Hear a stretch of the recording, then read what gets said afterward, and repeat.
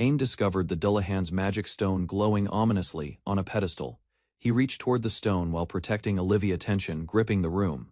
A mysterious figure appeared before Ain, floating silently in a bright ethereal light. The figure explained the cause of Ain's death, revealing a chance for reincarnation. Ain faced a life gacha machine, realizing his new life would begin by chance.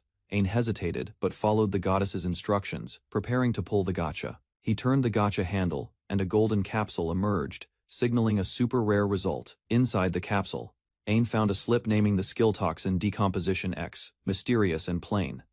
The goddess explained that the skill was extremely strong against poisons and bacteria. Ain was transported to a new fantasy world, ready to begin his reincarnated life. An sat alone at a table in a quiet room, pondering his new life. He noticed his hand twitch, sensing something unusual about his surroundings. An wondered if the memories of his reincarnation were just a dream. Pain throbbed through his head, reminding him that years had passed since then. He drank from a cup, testing his skill toxin Decomposition X, confirming its power. Ain tested his skill on outdoor mold, and the bacteria decomposed completely. He experienced a headache and fatigue, questioning whether the skill had side effects. Remembering his training appointment, Ain hurriedly ran to meet his father. Outside, he practiced sword swings under the supervision of other knights and guards. Logas, his father, and a famed general, praised Ain's improvement in swordsmanship with approval. An reflected on his birthplace, the Roundheart family territory near the capital's largest port. He realized his reincarnation placed him in a noble family because of his super rare gacha. Logas celebrated Grint's readiness, praising him for already looking like a proper knight. An continued practicing his sword swings as his father and family supervised. Grint received encouragement and guidance, while An watched silently, observing his younger brother's progress. An observed his younger brother Grint, recognizing his rare skill and potential. Grint possessed the precious skill Holy Knight, while Ain only had Toxin Decomposition. Ain practiced sword swings, acknowledging Grint's superior promise compared to his own plain skill. Frustration grew as Ain struggled with his training, determined to improve. He continued practicing while watching training equipment and armor. Focusing on refining his technique, Ain aimed for the iron target, determined to make his father acknowledge him. He struck the armor, but pain followed, and success felt out of reach. Ain reflected on differences with his brother, refusing to let them discourage him. He slammed his sword again, seeking to impress both his father and mother. Ain committed to working harder than anyone else, resolving to improve his skills. Ain continued studying late into the night, surrounded by towering stacks of books. A servant reminded him that dinner time was approaching, breaking his focus. Ain apologized, realizing he had become deeply immersed in his studies. The servant praised Ain's dedication, noting his remarkable effort in both study and training. He explained that Ain's diligence made even becoming a general a realistic goal. Ain thanked the servant and hoped his mother had completed her work. He realized with joy that his mother Olivia was finally present. Ain decided to see her before dinner, eager to reunite. He knocked on the door and entered, calling out to his mother. Olivia greeted Ain warmly, welcoming him home with a gentle smile. An thought of his mother as more like an older sister than a parent. Olivia embraced Ain warmly, giving him comfort and reassurance. She praised him for doing his best every day, making Ain blush. An noticed his mother's workload, realizing she managed many responsibilities alone. He concluded that his father was not involved in her work, admiring her dedication. Ain admired his mother, recognizing her skill in managing the house and documents. Olivia reminded Ain that she had something special for him, catching his attention. Ain opened the gift and looked at it with surprise and curiosity. It was a status card, displaying his stats, skills, and abilities. As a Roundheart heir, Ain expressed uncertainty about his stats, and Olivia reassured him, delighted by his reaction. Ain learned that most 5-year-old children have a stamina of 10, comparing himself. He noticed the gift of training skill on his status card, strengthening his body and reducing fatigue. Olivia praised Ain, explaining the card proved he had been working hard on his own. Ain looked at his mother with admiration, touched by her words. She suggested they go on a stroll after his errand for grandmother, inviting him to spend time together. Ain questioned why his mother was handling the task herself, believing a servant usually would. He blamed himself, thinking he was unbefitting as the eldest son, feeling guilty. Olivia held his hand, asking him to accompany her and calling him her wonderful knight. Ain eagerly agreed, delighted to spend time with his mother. He followed her to choose tea, showing respect and readiness to assist her. Ain and his mother sat with a merchant, examining the items presented carefully. Ain noticed a magic stone in the display, Curious about its purpose and power, the merchant explained magic stones come from monsters, crystallized with magical energy used for tools and rituals. Ain held the stone, reassured that it was safe to touch. He smelled it, and was surprised by its sweet, honey-like fragrance, amazed by the magic. Ain wondered if the magic stone could taste sweet, curiosity sparking in him. He hesitated, realizing no one had ever licked a magic stone before. Ain carefully licked it once, ensuring no one was watching. The stone tasted incredibly sweet, surprising him beyond expectation. Feeling guilty yet captivated, Ain asked if he could purchase the magic stone. The merchant gifted Ain the magic stone as thanks, and Ain gratefully accepted it. Olivia suggested they go for a stroll, and Ain happily agreed. An noticed the yellow magic stone had turned colorless, surprising him. The next day he practiced sword swings diligently, refining his skill and technique. An felt a surge of power as he trained with the practice dummy. Invigorated, An struck the practice dummy with full force, breaking through the armor. He smiled, realizing he successfully avoided deflection and gained confidence.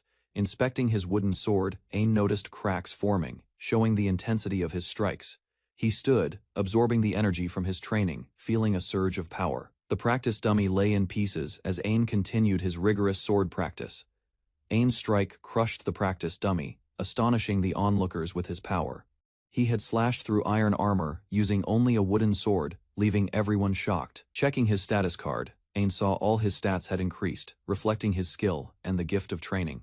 Ain traveled with his mother through the countryside, moving quietly in horse-drawn carriages toward the capital. His mother appeared tense, while Ain remained composed, trying to soothe her worries as they approached the city. Ain learned that his stepbrother Grint would be formally recognized by his father at a noble gathering. The announcement also included Grint's engagement to the young noble daughter Shannon, surprising everyone at the event. Ain comforted his mother, acknowledging the situation, but quietly felt frustrated over the favoritism shown to Grint. Ain noticed his mother's sad expression and felt frustrated that she seemed so troubled by recent events. He recalled the incident with the broken equipment and resolved to work harder to earn his father's acceptance. Arriving at the capital, Ain and his mother stepped from their carriage, preparing for the upcoming social event. They approached the Grand Palace, where nobles gathered for announcements and introductions. Ain admired the huge mansion, realizing the scale of the noble world he was about to face. Ain and his mother, Olivia, were instructed to greet Grint's fiancée and her family first, while his father and stepbrother remained ahead.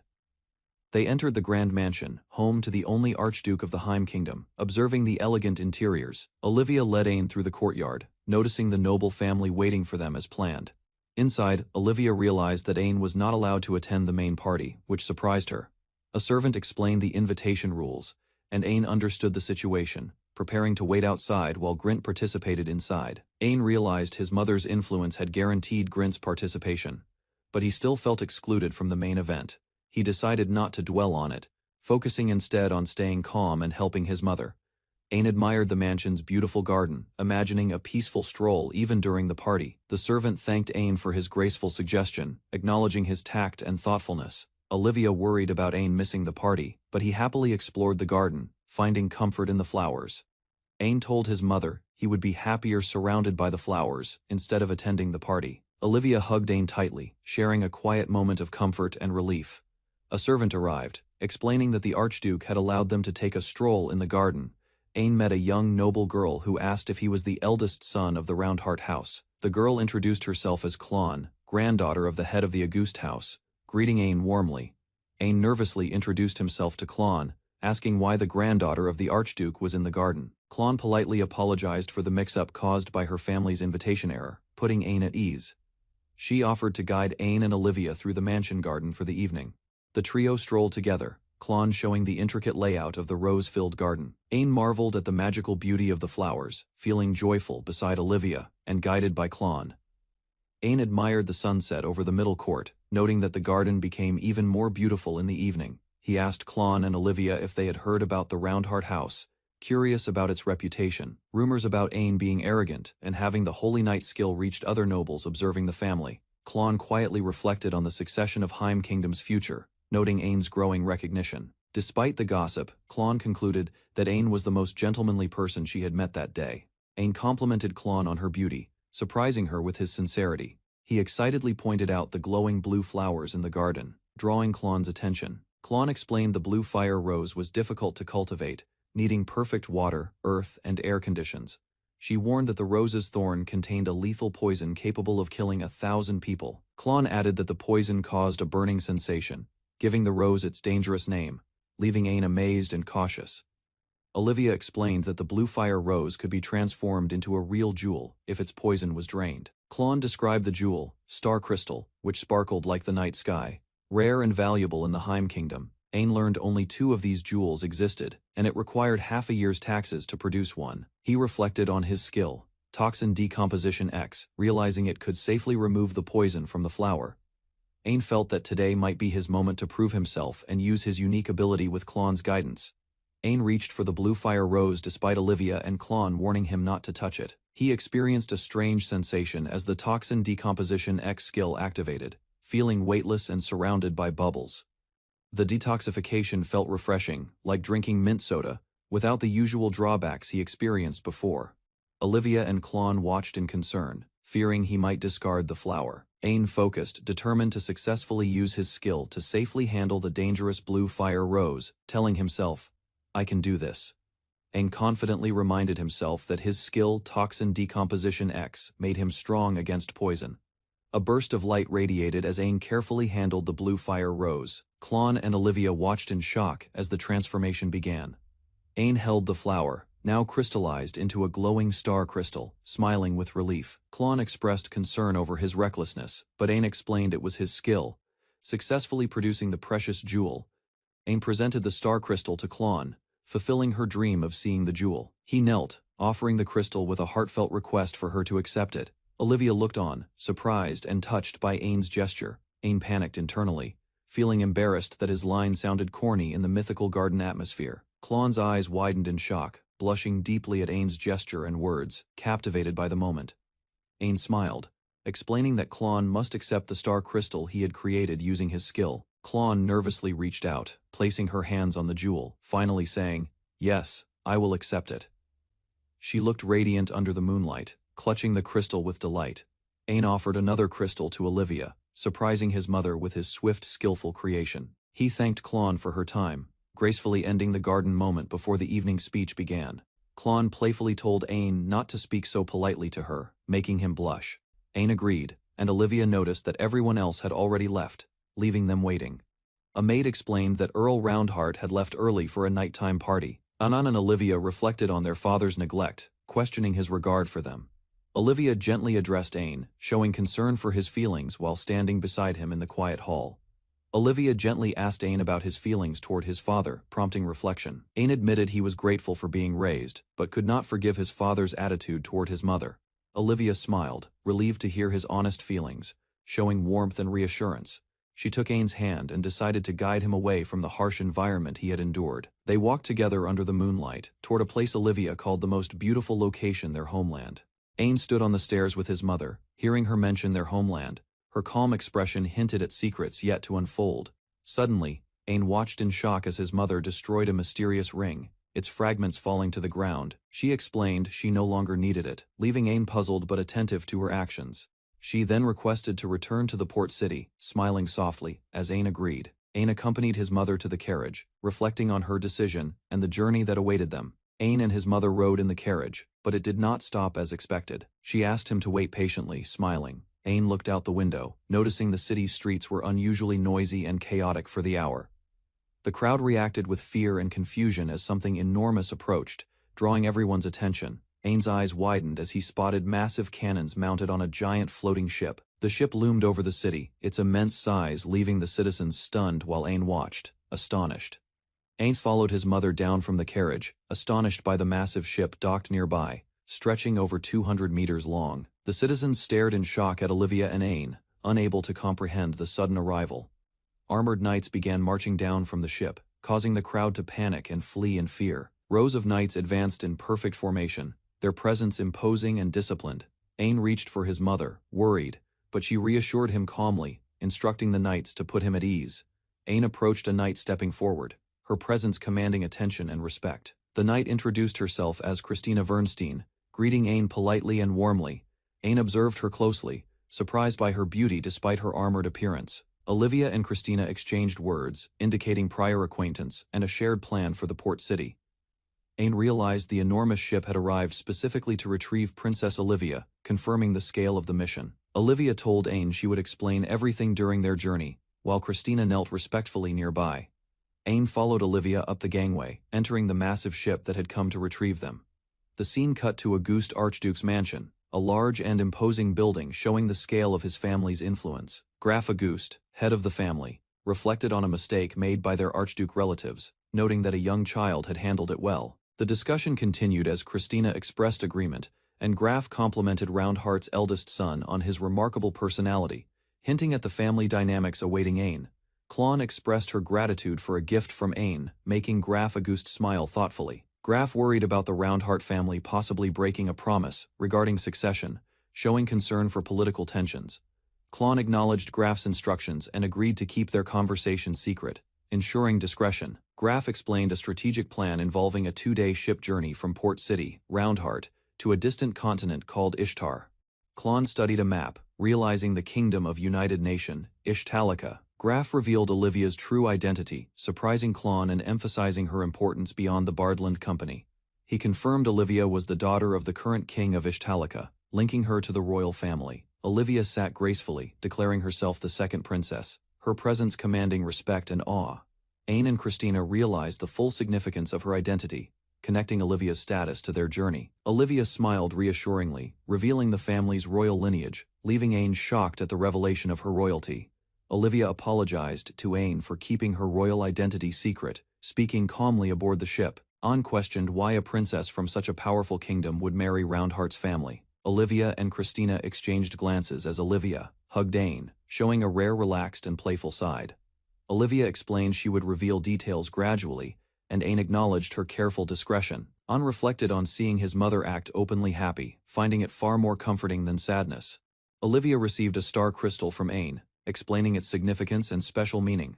Christina clarified the crystal's symbolism, which implied a proposal to the opposite gender. Ain was shocked and confused, staring at both Olivia and Christina in disbelief.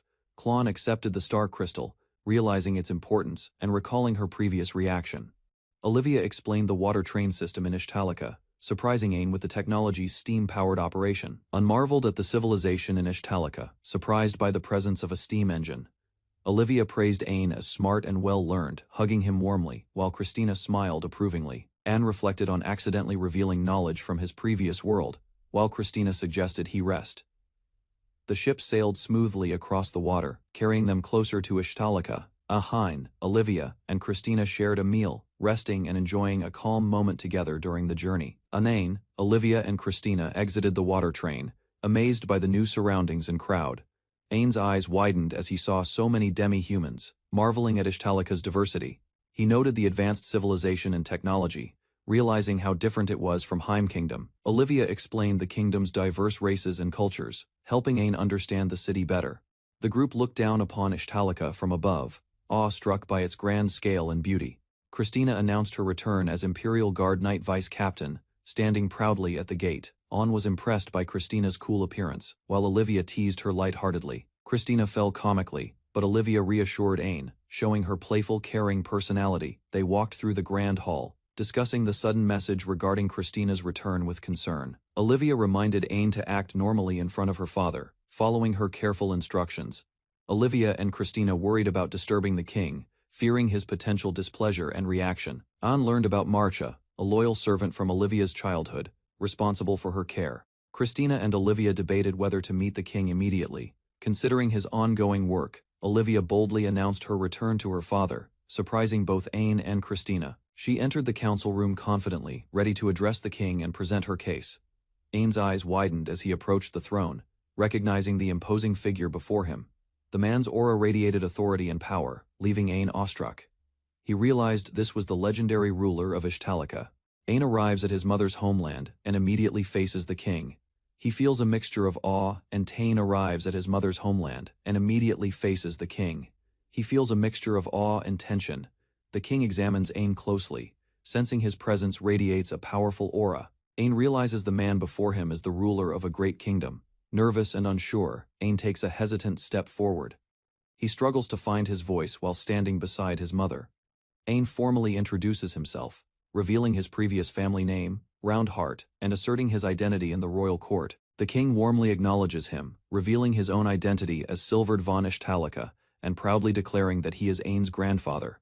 Ain meets the king, and a loyal knight, feeling both nervous and curious as they approach him. He shakes hands with Lloyd Galatia, the Grand Marshal, who vows to protect the kingdom and its people. Olivia announces that she has divorced and will no longer return to her former home, signaling a major change. Her decision shocks the king and Lloyd, prompting urgent questions about her reasoning. Olivia explains she acted for Ain's happiness, convincing everyone that her choice was necessary for his future. The king orders Chris to manage the court and ensure no one speaks about recent events, keeping the matter private. He commands that Olivia explain her decisions properly to all, and calls Warren and Kadima to the court. The court sits at a grand table as tension fills the room, everyone prepared for Olivia's explanation.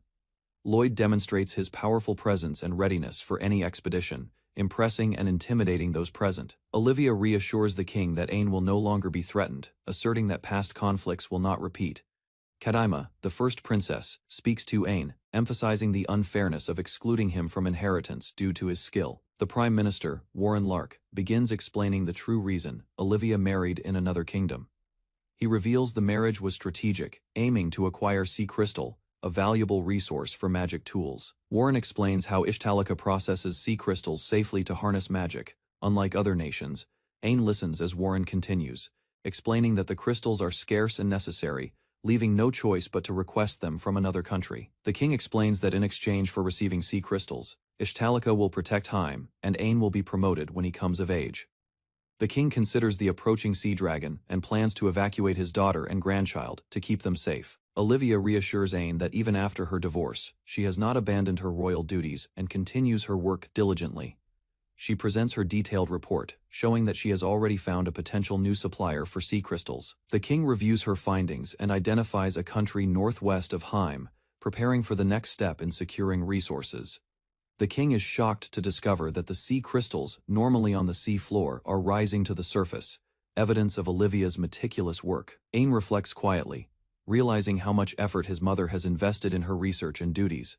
Olivia's past hardships are revealed. After giving birth to Grint, she endured unjust treatment, yet continued performing her duties with grace. Even when busy, Olivia never neglected Ain, spending precious time with him despite her responsibilities. Ain feels deep gratitude and guilt, realizing he can never fully repay Olivia for her sacrifices and dedication. The king and court members reaffirm that Ain is their priority, and everyone expresses willingness to endure hardships for his sake. Olivia hugs Ain, expressing her joy at finally meeting him and seeing him safe. Ain looks at Olivia with gratitude, overwhelmed by the reunion with his mother. The king and Lloyd acknowledge Olivia's growth, noting she has become both stronger and more capable. Warren presents a critical document with the queen's permission, advancing the kingdom's plans and showing Olivia's effective preparation. Olivia, the king, and Kadima prepare to sign a critical document with Ain and the court observing. All witnesses, including Warren and Lloyd, reaffirm the document, formalizing the agreement and showing royal approval. An reflects on the significance of the moment, realizing the trust and responsibility placed upon him. The king loudly declares that Ain is officially recognized as royalty of Ishtalika. Ain recalls his humble beginnings, acknowledging how much he was ignored and unacknowledged, making this recognition deeply meaningful. The court, including the king, Olivia, Kadima, and Lloyd, formally announces Ain's royal status, shouting his name with recognition. The king points at Ain, officially appointing him as the crown prince in front of the entire court. Ain, overwhelmed and emotional, realizes he has become the crown prince of a powerful and unrivaled kingdom, marking a pivotal moment in his life. The capital city of Ishtalika stood tall, its towers reaching toward the sky as preparations for royal matters stirred among its citizens. Rumors spread that Olivia Sama had returned and her son, Crown Prince Ain, was expected to arrive, sparking curiosity and whispers in the marketplace. Villagers and nobles alike speculated about Ain's character, eager for a glimpse of the young prince who had been absent for so long. Ain demonstrated his skill in swordsmanship, impressing onlookers with unexpected precision and agility, showing the results of rigorous training. Grand Marshal Lloyd Galatia acknowledged Ain's growth, praising his dedication while contemplating the potential power of a prince who had just begun mastering his abilities. Ain recalled his struggles. His father and others had never truly acknowledged his efforts. He wondered if everyone would accept him as a capable and rightful crown prince. Grand Marshal Lloyd observed Ain thoughtfully, wishing he possessed at least one promising skill. Lloyd approached, requesting Ain to stand still, preparing to assist the young prince carefully. Lloyd removed his cloak, offering it to Ain, silently signaling protection and acceptance immediately. Ain was surprised as Kadima-san suddenly appeared, energetically greeting him with feline excitement. Kadima-san quickly grabbed Ain, running past Lloyd. As the prince struggled to understand the situation, they entered a tall, cluttered library, filled with books and ancient artifacts, quiet and mysterious. Ain sat across Kadima-san, confused, wondering why he was being suddenly abducted by his companion. Kadima-san explained Olivia-sama's request, showing evidence and reasoning, leaving Ain amazed at her thoroughness.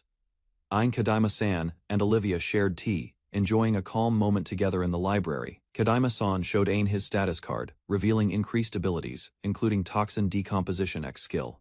Once realized his status confirmed he was Olivia-sama's son, part Dryad by birth.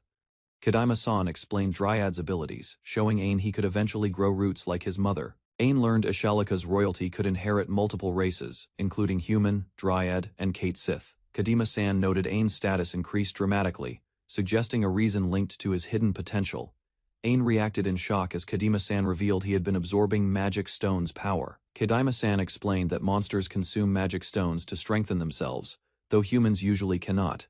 With Ain's unique Toxin Decomposition X, Kadima-san hypothesized he could replicate monster-like absorption abilities. Ain recalled tasting a merchant's magic stone, unaware it might have contributed to his growth.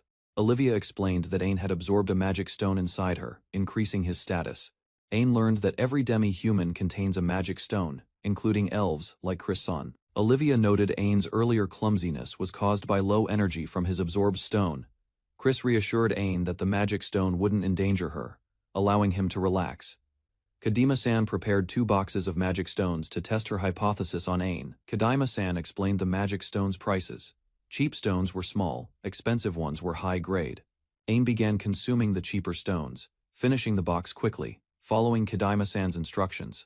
Next, Ain sampled the high-grade stones, noting their color and anticipating their magical effects. Suddenly, Ain staggered, swaying unexpectedly, prompting Kadima-san and Olivia to rush to his side.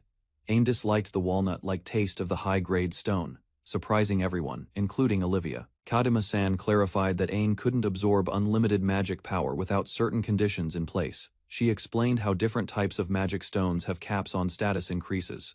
Shane realized he had acquired another skill from the high-grade magic stone's monster origin. Ain noted his body felt fine now, though he had headaches with previous attempts. Chris-san explained the gift of training skill enhanced Ain's immunity, confirming his body's safety. Ain finally met his mother Olivia, embracing her warmly as Kadima-san observed happily. Olivia guided Ain toward the castle, preparing him to meet his father respectfully. They approached the massive ornate doors, which hinted at the grandeur hidden inside. Grandfather Silvered opened the treasure room, revealing its vast collection of valuable artifacts inside. Ain questioned the purpose of visiting the treasure room, marveling at gold and treasures. Grandfather Silvered explained. Olivia requested Ain receive a reward and apology for past hardships. Ain was presented with Dullahan's magic stone, a legendary national treasure of Ishtalika. Olivia described the stone's history, linking it to their first ancestor who defeated a demon lord. Ain held the precious magic stone, feeling its power and historical significance intensely. Olivia reminded him it was a royal treasure, part of Ishtalika's legacy and heritage. Ain stood before the glowing national treasure, feeling the weight of its magical presence. Olivia and Silvered advised him to step back, wary of the stone's overwhelming power. Ain faced the magic stone directly, prepared to interact with its legendary abilities carefully. He touched the stone, sensing immense energy unlike any other magic stone he had seen. A message appeared, welcoming Ain's return, marking the start of a new chapter in his journey. Ain gripped Dullahan's magic stone as swirling energy erupted, his family bracing for danger. The stone's power surged toward Ain, seemingly moving independently, surprising him with immense force. Silvered shouted instructions, urging Ain to release the stone if he felt any discomfort. Ain embraced the magic stone, finding a strange harmony as energy flowed into him. Lightning and magical currents erupted around them, creating a spectacular display of raw magical power. A brilliant explosion of energy erupted from Dullahan's magic stone, enveloping the room entirely. Silvered, Olivia, and Ain braced themselves, watching as the magical energy swirled around fiercely. Sparks of magic surrounded Ain, highlighting his absorption and the stone's extraordinary, raw power. Silvered and Olivia gasped, concerned yet amazed, as Ain's power intensified beyond expectations. Ain realized he was overflowing with magical power. Finally sensing the full effect of the stone, Ain's status showed massive growth, reflecting stamina, magic power, attack, defense, and accumulated skills. The Archduke's residence in Hume Kingdom appeared under the moonlight, quiet and imposing. A young noble girl gazed at Ain, promising she would meet him again someday. Lady Klon sat alone at her desk, holding a magic crystal, feeling frustrated and unfairly burdened. A maid entered, checking on her progress, and Klon explained her completed work calmly. Klon revealed she had already finished all the assigned tasks, surprising the maid with her efficiency. She smiled, asking the maid to inform her father she was ready for a harder assignment next time. Determined, Klon resolved to improve further, preparing herself to be worthy to stand by Ain's side. Lady Klon received instructions from the Grandmaster to prepare a letter for Ain, feeling anxious and hurried. She searched frantically for paper and a pen. Realizing this task was more important than homework, Klon became flustered as she faced writing a letter to someone of the opposite gender for the first time. She rushed down the hallway, determined to deliver her message despite her nervousness. Outside, she gazed at the moon, wondering what Ain might be doing while she prepared the letter. Ain walked through the palace hall with Olivia and the Grandmaster, approaching a massive glowing crystal. Both Olivia and the Grandmaster praised Ain for his incredible growth and the power he had absorbed. The Grandmaster advised Ain to find a proper vessel to contain and control his immense magical power. Olivia's careful planning surprised Ain, showing her strategic influence behind the scenes. She revealed her foresight in orchestrating events, including Ain's ability to absorb the magic stone safely. Olivia reflected on her past, feeling uncertain after the death of the Roundheart family's head. She admitted she was not brave enough to commit to Logas, surprising both Ain and the Grandmaster. Olivia revealed she gave birth to Ain as a dryad, making his magical heritage clear. She apologized to the Grandmaster, explaining her plans had led to a necessary divorce. Olivia requested a private discussion with Ain, leaving him confused but obedient as she guided the conversation. Ain, Olivia, and the Grandmaster sat on a balcony, discussing royal and magical matters calmly. The Grandmaster and Katieman reflected on Olivia's marriage, realizing mistakes in arranging royal unions. Ain admitted he struggled to follow the explanation, feeling confused by the story's complexity. Katieman cheerfully explained the meaning of root, shocking the Grandmaster and causing laughter. Ain learned that dryads form lifelong bonds with only one person, and creating a child is serious. Ain questioned Warren about dryad characteristics, seeking clarification on his origin and family history. Katieman explained that dryads' complex traits allow them to bear a child alone, highlighting their unique biology. Ain learned that he was created entirely from Olivia, making him her direct offspring. The Grandmaster clarified Olivia's duties as royalty, her hesitation in the relationship, and her difficult choices.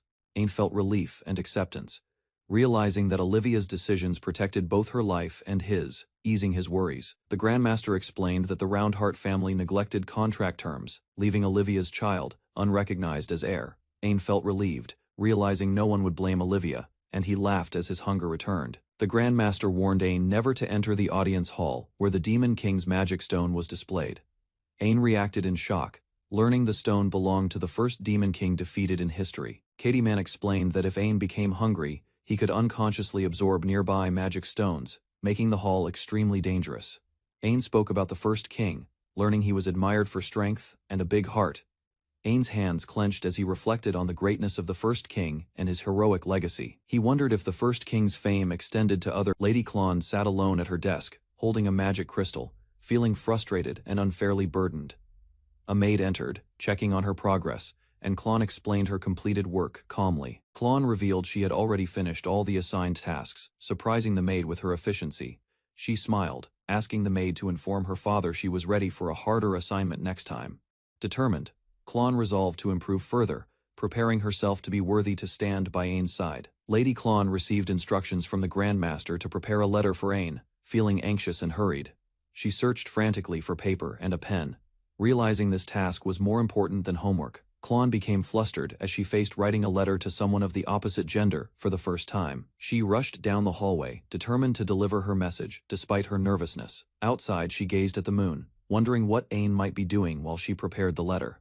Ain walked through the palace hall with Olivia and the Grandmaster, approaching a massive glowing crystal. Both Olivia and the Grandmaster praised Ain for his incredible growth and the power he had absorbed. The Grandmaster advised Ain to find a proper vessel to contain and control his immense magical power. Olivia's careful planning surprised Ain, showing her strategic influence behind the scenes. She revealed her foresight in orchestrating events, including Ain's ability to absorb the magic stone safely. Olivia reflected on her past, feeling uncertain after the death of the Roundheart family's head.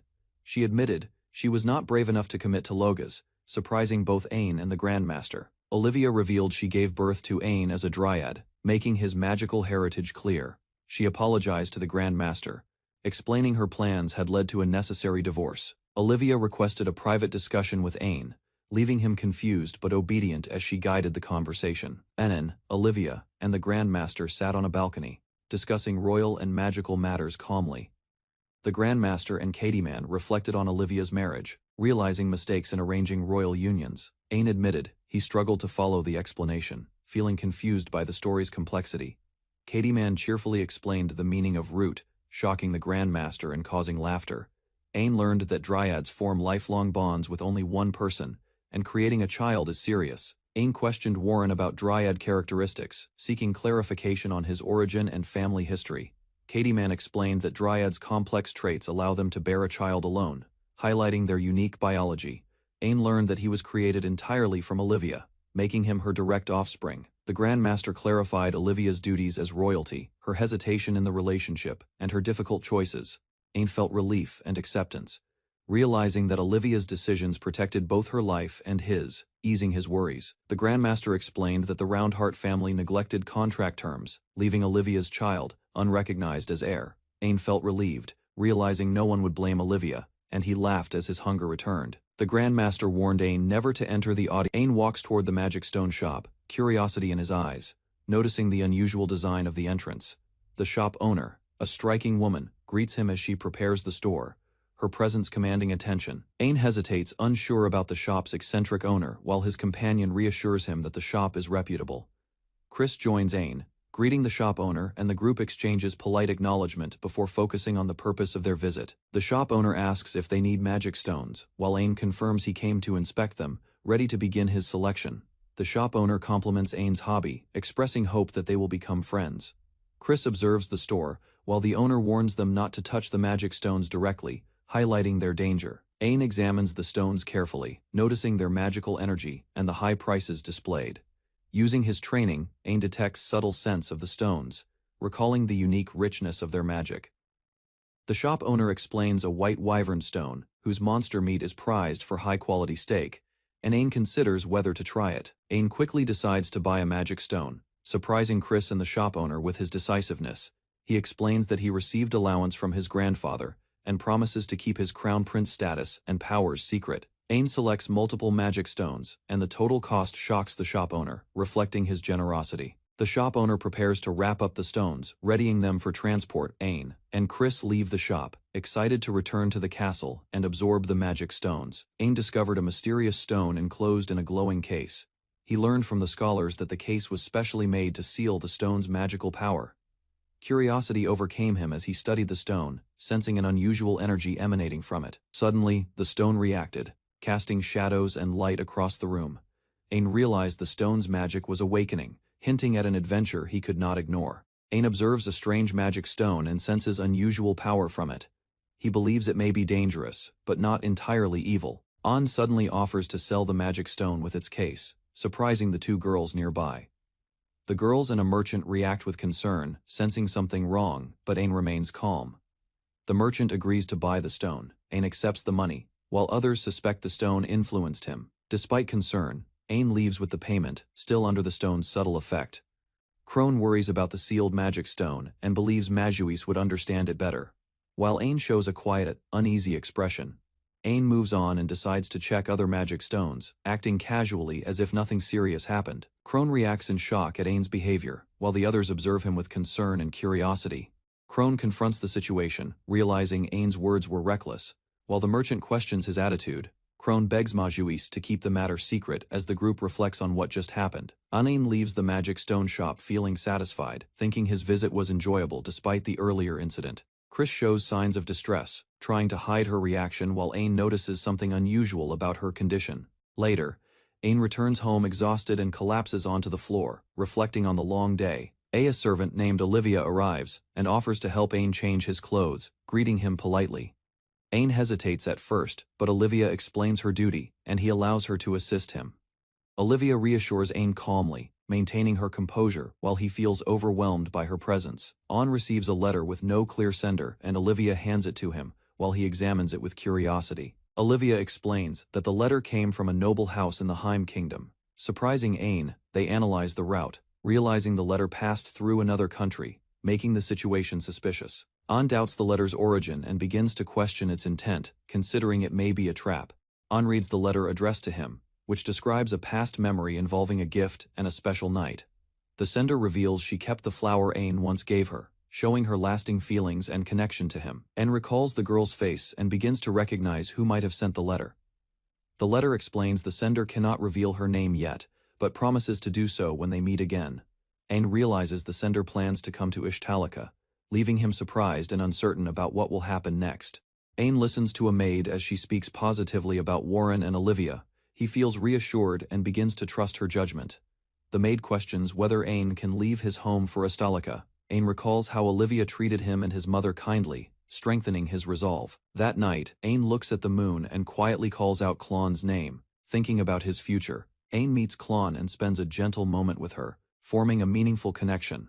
As they part, Ain hopes they will meet again, carrying that memory forward. Time passes into autumn as Ain walks near the academy with his companions, continuing his training and adjusting to his new life. During combat practice, Ain faces a heavily armored opponent in a formal duel observed from above. Crone and others watch anxiously as Ain is urged forward, showing concern for his performance. The opponent attacks with a powerful strike, aiming to overwhelm Ain and claim victory. Ain reacts quickly, sliding past the attack and evading with precise movement, turning the situation in his favor. Ain defeats the armored opponent with a decisive strike, forcing him to admit defeat in front of the watching crowd. After the match, Ain proudly reports his victory to his mother, who praises his effort and growth. Chris expresses her happiness as she reflects on watching Ain's progress, while others acknowledge how much he has matured. Lloyd continues training the soldiers, reminding them to protect Ain while pushing them to improve their strength. Lloyd explains that Ain's growth comes from both his skill and effort, recognizing his ability to handle his unique power. Lloyd invites Ain to spar, smiling as Ain agrees, despite some hesitation preparing himself for the sudden challenge. As they begin, a powerful shock spreads through the area, drawing attention from people in the city as the ground shakes. The clash causes massive destruction in the training ground, cracking the surface as the force overwhelms the surroundings. After the exchange, Lloyd praises Ain's growth, recognizing how much stronger he has become compared to before. An struggles to remain steady while Chris approaches, showing concern as he warns her to keep her distance. Chris becomes alarmed as An shows signs of exhaustion, worrying he might lose control and absorb a magic stone again. Olivia and Lloyd decide to end the training, confirming Ain's condition and ensuring he rests. Later, Olivia speaks with Ain about preparing for the future, guiding him toward the next step in his growth. Olivia reveals that Ain will attend the Royal Academy, smiling as she shares the decision. Ain accepts the plan and begins studying, preparing himself for life at the academy. Chris becomes alarmed as Ain shows signs of exhaustion, worrying he might lose control and absorb a magic stone again. Olivia and Lloyd decide to end the training, confirming Ain's condition and ensuring he rests. Later, Olivia speaks with Ain about preparing for the future, guiding him toward the next step in his growth. Olivia reveals that Ain will attend the Royal Academy, smiling as she shares the decision. Ain accepts the plan and begins studying, preparing himself for life at the academy. Ain reflects on attending the academy as a crown prince, feeling uneasy about the responsibility ahead. Chris visits Ain and invites him out, giving him a chance to relax before his next step. They walk along a quiet beach, where Ain discovers a peaceful place behind the castle. Chris encourages Ain about the upcoming entrance exam, reminding him of his strength and growth. Ain wonders about facing stronger opponents in the future, thinking seriously about the challenges ahead. Ain questions Chris during their time at the beach, unsure about what she intends to do next. Chris prepares to demonstrate her swordsmanship, asking Ain to pay close attention as she begins, with precise movement. Chris releases her sword in a controlled motion, surprising Ain with her technique. The sword lands at a distance, showing the result of her skill and control over her weapon. Chris suddenly appears beside Ain, revealing her speed, leaving him shocked as he realizes her true ability. Chris explains her movement to Ain, clarifying her skill while mentioning Lloyd's strength and the level Ain must reach. Thanks, Chris reflects on his goal, realizing he must grow stronger to stand alongside Lloyd and Chris. Chris admits she secretly helped Ain before the test, while he reacts to the sudden wind around them. As the wind blows, Chris pauses, her expression shifting as she notices something unusual. Chris becomes flustered after realizing her ribbon is gone, leaving Ain confused as she hurries to retrieve it. Ain witnesses a girl being violently thrown aside during the entrance exam, shocking him as he steps forward. He approaches her with concern, realizing the harsh examiner is pushing candidates both physically and mentally. The examiner intimidates the applicants, questioning their abilities while maintaining strict rules to prevent bias. He demonstrates overwhelming strength, defeating examinees easily and declaring their efforts insufficient. As the test continues, the examiner calls for the next participant, placing pressure on those remaining, including Ain steadies himself, and decides to rely only on his sword, preparing to prove his strength in the exam. He faces the examiner directly, showing determination as the test officially begins. The examiner provokes Ain, challenging him to earn his approval through combat. Ain charges forward with speed, launching a precise attack that catches the examiner's attention. Their swords clash repeatedly, as Ain pushes forward against the examiner's overwhelming strength. Ain continues his attack, trying to confuse the examiner with movement and timing to create an opening. He is suddenly struck and pushed back.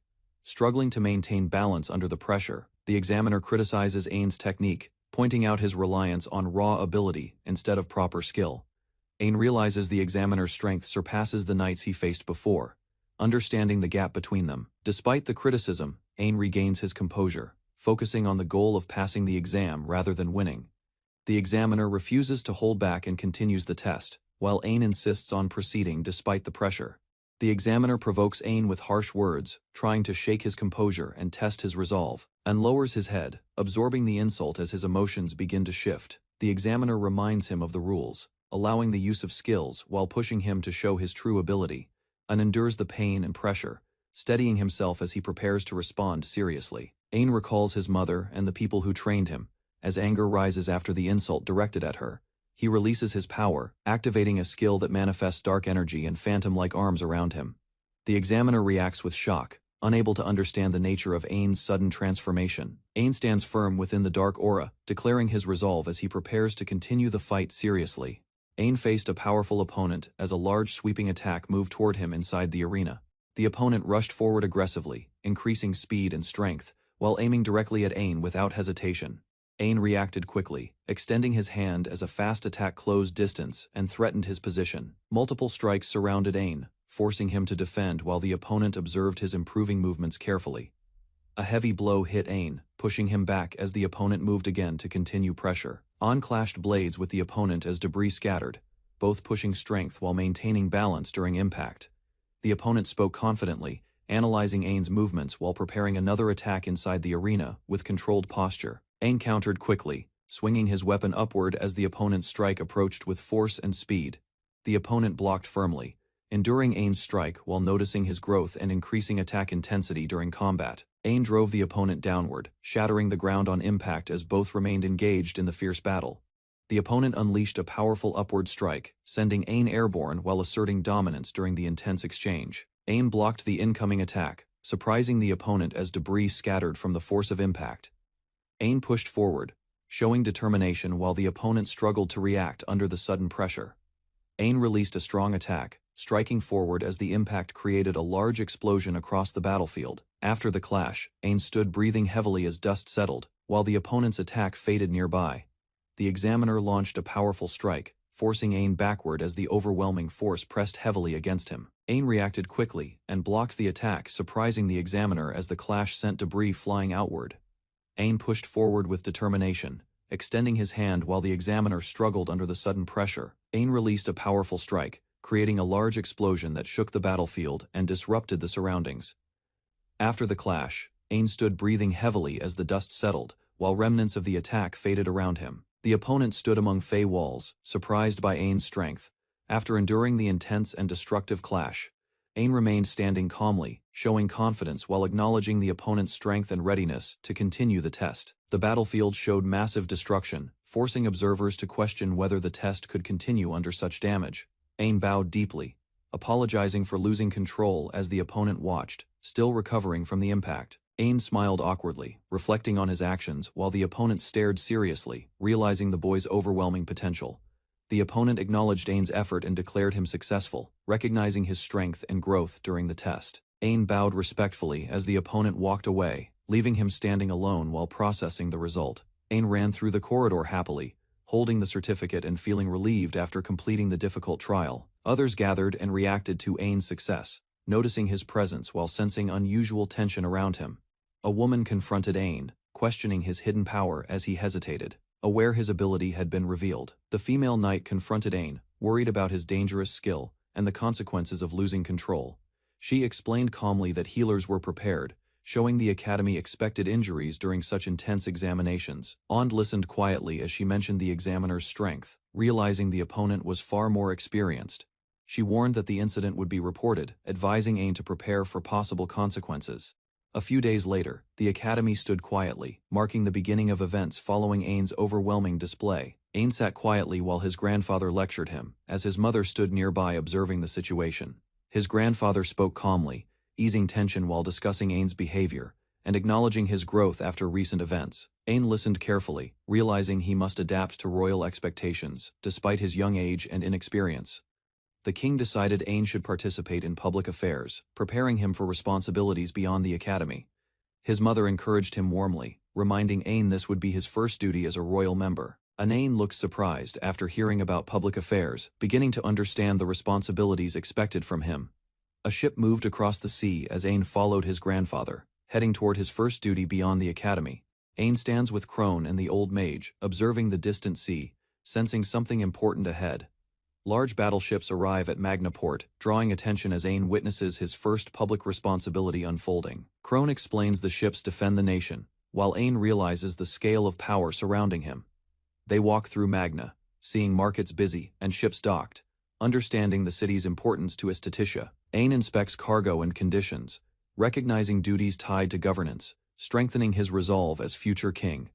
Ain arrives with Crone and Chris, preparing to inspect the sea crystals delivered from Euro Kingdom. Crone swiftly cuts open the crate, demonstrating precision and strength, while Ain watches her actions carefully. The crate opens instantly, surprising Ain as Chris observes calmly, confirming Crone's efficiency during inspection work. Ain examines the sea crystals closely, recognizing their salt-like appearance and understanding their role in trade.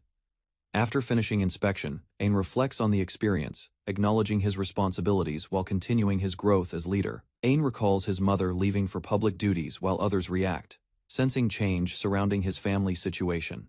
A noble woman reads a letter, smiling slightly, as Ain wonders about its meaning and effect. Ain declines rest and chooses to visit the pier, continuing his responsibilities, despite suggestions from others. Chris presents an item while Crone reacts strongly, recognizing its danger even within the secured Navy base. The Great Earth Ruby is revealed, a powerful magic tool capable of protecting its wearer's life. Ain receives permission to move freely, while Crone warns him to stay close, within safe distance, and walks alone to the pier, observing the sea and sky, enjoying a rare quiet moment. He relaxes while watching birds and waves, thinking about rest despite his responsibilities as Crown Prince. A sudden sound from the harbor interrupts him, drawing his attention toward ships and unusual activity nearby. Ain becomes alert, sensing something suspicious, shifting from calm thoughts to awareness of possible incoming trouble. Ain agrees to wait, while Crone and Chris continue their tasks, remaining within the designated safe area. Ain walks to the pier, observing the calm sea and clear sky, appreciating a brief moment alone. He watches birds and waves, thinking about resting, momentarily easing his mind from royal responsibilities. A sudden harbor signal echoes, drawing Ain's attention toward the ships and ongoing movements nearby. Ain grows alert, sensing something unusual, shifting from relaxation to cautious awareness of possible disturbance. Ain lies between crates, finding a quiet spot, thinking about duties and enjoying a brief moment of rest. A seagull perches nearby as Ain relaxes, the surroundings calm while he remains hidden beside crates. Listening to the waves, Ain feels comfort, his thoughts slowing. As the peaceful atmosphere lulls him, Ain falls asleep, drifting into memories, recalling familiar places and feelings connected to port towns. In his dream, Ain remembers his mother, feeling warmth and nostalgia as he peacefully rests among flowers. An plays with his mother in a field of flowers, enjoying a peaceful moment filled with warmth. An senses her presence again, feeling comfort as she gently touches him while he rests. His vision blurs as he wakes, confused, questioning whether the moment was only a dream. An sees his mother clearly, realizing she is truly there. returning after a long absence. His mother holds him gently, watching over him as Ain rests, feeling calm and reassured. Klon explains her grandfather's situation, while Ain listens, learning about the responsibilities passed within her family. A map reveals Klon's journey, showing the route and the incident that caused her disappearance midway. Ain and Klon sit together, discussing the past, as she expresses concern about matters not easily resolved. Crone returns and greets Klon, while Ain prepares to introduce her, bringing everyone together at the pier. Crone notices something unusual, watching closely as the situation develops around Ain's unexpected reunion. Crone invites Klon to join them to Magna, and Ain agrees, while the group prepares to leave together. Klon formally asks to accompany Ain, showing respect, and he accepts, acknowledging her presence beside him. Later, Klon and her mother sit together at night, beginning a quiet conversation inside the residence. Klon expresses gratitude to her mother for support and arrangements made during this important visit.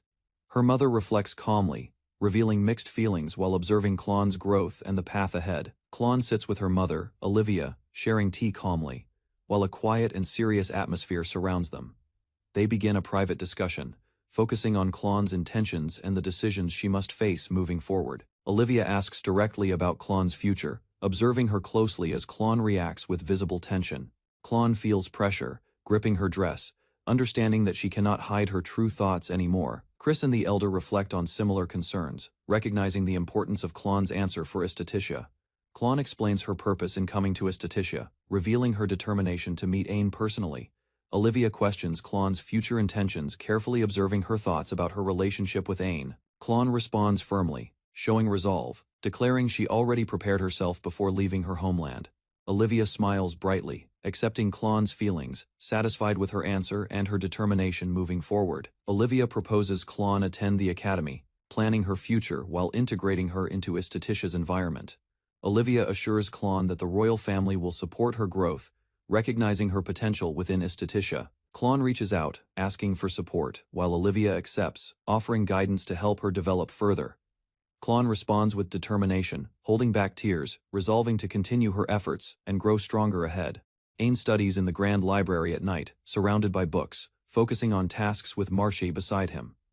Ain continues working through heavy assignments, eating while reading, determined to finish everything, despite growing exhaustion and concern. Later, Ain studies alone at his desk reviewing notes, maintaining discipline as the quiet night deepens around him. Klon appears behind Ain, startling him during his work. While he struggles to stay focused and finish lessons, Klon observes Ain interest, noticing effort, while Marche smiles nearby as Ain reacts awkwardly to her unexpected visit. Klon smiles warmly, expressing renewed determination, while Ain watches her reaction, surprised by her sudden confidence and cheerful attitude. Klon informs Ain about Warren's invitation, explaining she will attend the celebration with her grandfather as honored guests. Ain reflects on the situation, realizing his position remains unclear. While Klon listens calmly and observes his thoughtful expression, Klon encourages Ain to rest, mentioning the bath, while Ain admits exhaustion and prepares to end his studies for night. Klon leans closer, inviting Ain to go together, causing him to react with surprise, while she maintains a gentle smile. Ain arrives at the grand banquet hall, observing nobles and guests gathering around tables, while maintaining a calm and composed presence. Klon appears in an elegant dress, approaching Ain after changing, drawing his attention as he notices her refined appearance. Klon explains her delay due to accompanying her grandfather, while Ain admires her formal look and regains his composure. Ain and Klon sit together at the party, quietly observing the surroundings as nobles converse and enjoy the grand celebration. They look over the illuminated city, reflecting on the experience, as Ain considers the beauty and uniqueness of Ishitalica at night. Ain observes magic stones displayed at the banquet, realizing their common use in the kingdom, while Klon watches quietly. Ain explains his situation at the party, noting his uncertain position, while Klon listens and reflects on Heim differences. Ain considers his future role, thinking about becoming king, while Klon advises him to improve his speech and preparation. Nearby nobles question Ain's presence, expressing doubt and suspicion, while Ain and Klon remain calm despite growing attention. The crowd begins whispering about Ain and Klon, spreading curiosity and tension throughout the banquet hall as they stand together. Klon reassures Ain and encourages him to enjoy the party, gently pulling him forward as he regains composure. Klon leaves to get food, asking Ain to wait, while he watches her go and remains standing alone. Elder approaches Ain, informing him about a prepared gift, drawing his attention and causing slight confusion. The king speaks about Ain's situation, expressing concern and reflecting on past matters related to Haim and the party. The elder continues explaining the plan, while Ain listens carefully, realizing something important is about to be revealed. A glass suddenly shatters on the floor, drawing attention as Ain notices the sharp sound and looks ahead. A noble confronts Klon, stepping forward with hostility, while surrounding guests turn to watch the tense situation unfold. The noble insults Ain, questioning his presence, as Klon grows uneasy, and the atmosphere becomes increasingly uncomfortable. The noble reaches toward Klon, attempting to assert dominance, causing her to react with shock and hesitation. On steps in firmly, blocking the noble's action, protecting Klon while confronting the situation with calm authority. The noble continues confronting Ain and Klon, questioning her status while drawing attention from surrounding guests in the hall. The noble harshly criticizes Ain and Haim, warning him about crossing boundaries while expressing clear hostility and arrogance. Klon worries and tries to stop Ain, but he remains calm, standing firm as the situation grows more intense. An recalls past experiences of rejection, remembering how he and his mother were treated without belonging anywhere. An reflects on his weakness and past, while Klon looks concerned, realizing the burden he still carries within himself. Ain steadies himself, gripping his hand tightly, resolving to face the situation with his own strength and determination. Ain steps forward and declares himself, directing any resentment toward him instead of Haim, while Klon watches anxiously. The nobles react with surprise, their expressions shifting as Ain's words disrupt the tense atmosphere inside the hall. Ain calmly questions the noble's dissatisfaction, addressing the issue directly as the surrounding crowd listens in silence. The noble panics under pressure, denying accusations, while Ain maintains composure, controlling the situation with firm authority.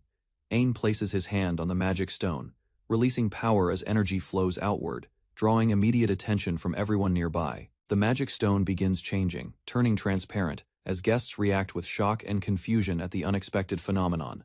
The crowd murmurs loudly, unable to understand the transformation, while tension rises across the banquet hall. An presents the transformed stone, calmly explaining its significance as proof, while maintaining a firm and composed expression. An declares the platinum result as evidence of his strength, demonstrating his ability and silencing doubts among the nobles. Ain stands before the nobles, holding the crystal and boldly questioning their doubts about Ishitalika's strength and pride. The elder and king react with shock, recognizing Ain's resolve as the atmosphere shifts across the banquet hall. Ain steps forward confidently, declaring his name and identity, drawing full attention from the gathered nobles and guests. Ain addresses the crowd directly, inviting any complaints toward him while maintaining calm authority despite the tension. Ain raises the crystal high, declaring his promise to become a king who will lead Ishitalika forward. The nobles react in shock, realizing Ain's true identity, as the atmosphere shifts dramatically across the entire banquet hall. An calmly asks acceptance for himself and Klon, standing beside her while maintaining a composed and sincere expression. An reflects on his words, realizing he spoke honestly, while the surrounding guests remain silent and focused on him. The nobles begin bowing toward Ain, acknowledging his status as Klon stands beside him. Surprised by the sudden change, important figures observe calmly, recognizing the moment as the decision spreads across the hall and tension settles. An realizes his new position, understanding he has officially become the crown prince of Ishitalika. Ain von Ishtalika observed the glass container carefully while the cat-eared girl examined it with a magnifying glass. Suddenly, a distant fortress erupted in explosions, shaking the surroundings and scattering debris across the landscape. Citizens gathered in front of the castle, cheering as the royal gates opened, signaling an important event. Ain stepped forward, announcing himself as the crown prince, capturing the attention of everyone in the crowd. The crowd whispered admiringly about his courage and strength, praising Ain for protecting others and facing powerful magic. Ain sat comfortably as Klon offered him a drink, while the king observed the event with relief. The king reflected that Ain's announcement went smoothly, noting that the nobles highly evaluated his actions. Ain's speech at the party impressed everyone, mirroring the first king's style and promising loyalty to the people. The advisors recalled Ain's careful attention to detail, and how he had likely studied the previous king's actions. The king decided to support Klon's education, allowing her to choose her preferred path and enroll in the female academy. The king explained the 3 paths for a noble girl: to be a civil official, highly educated, or a princess influencing others.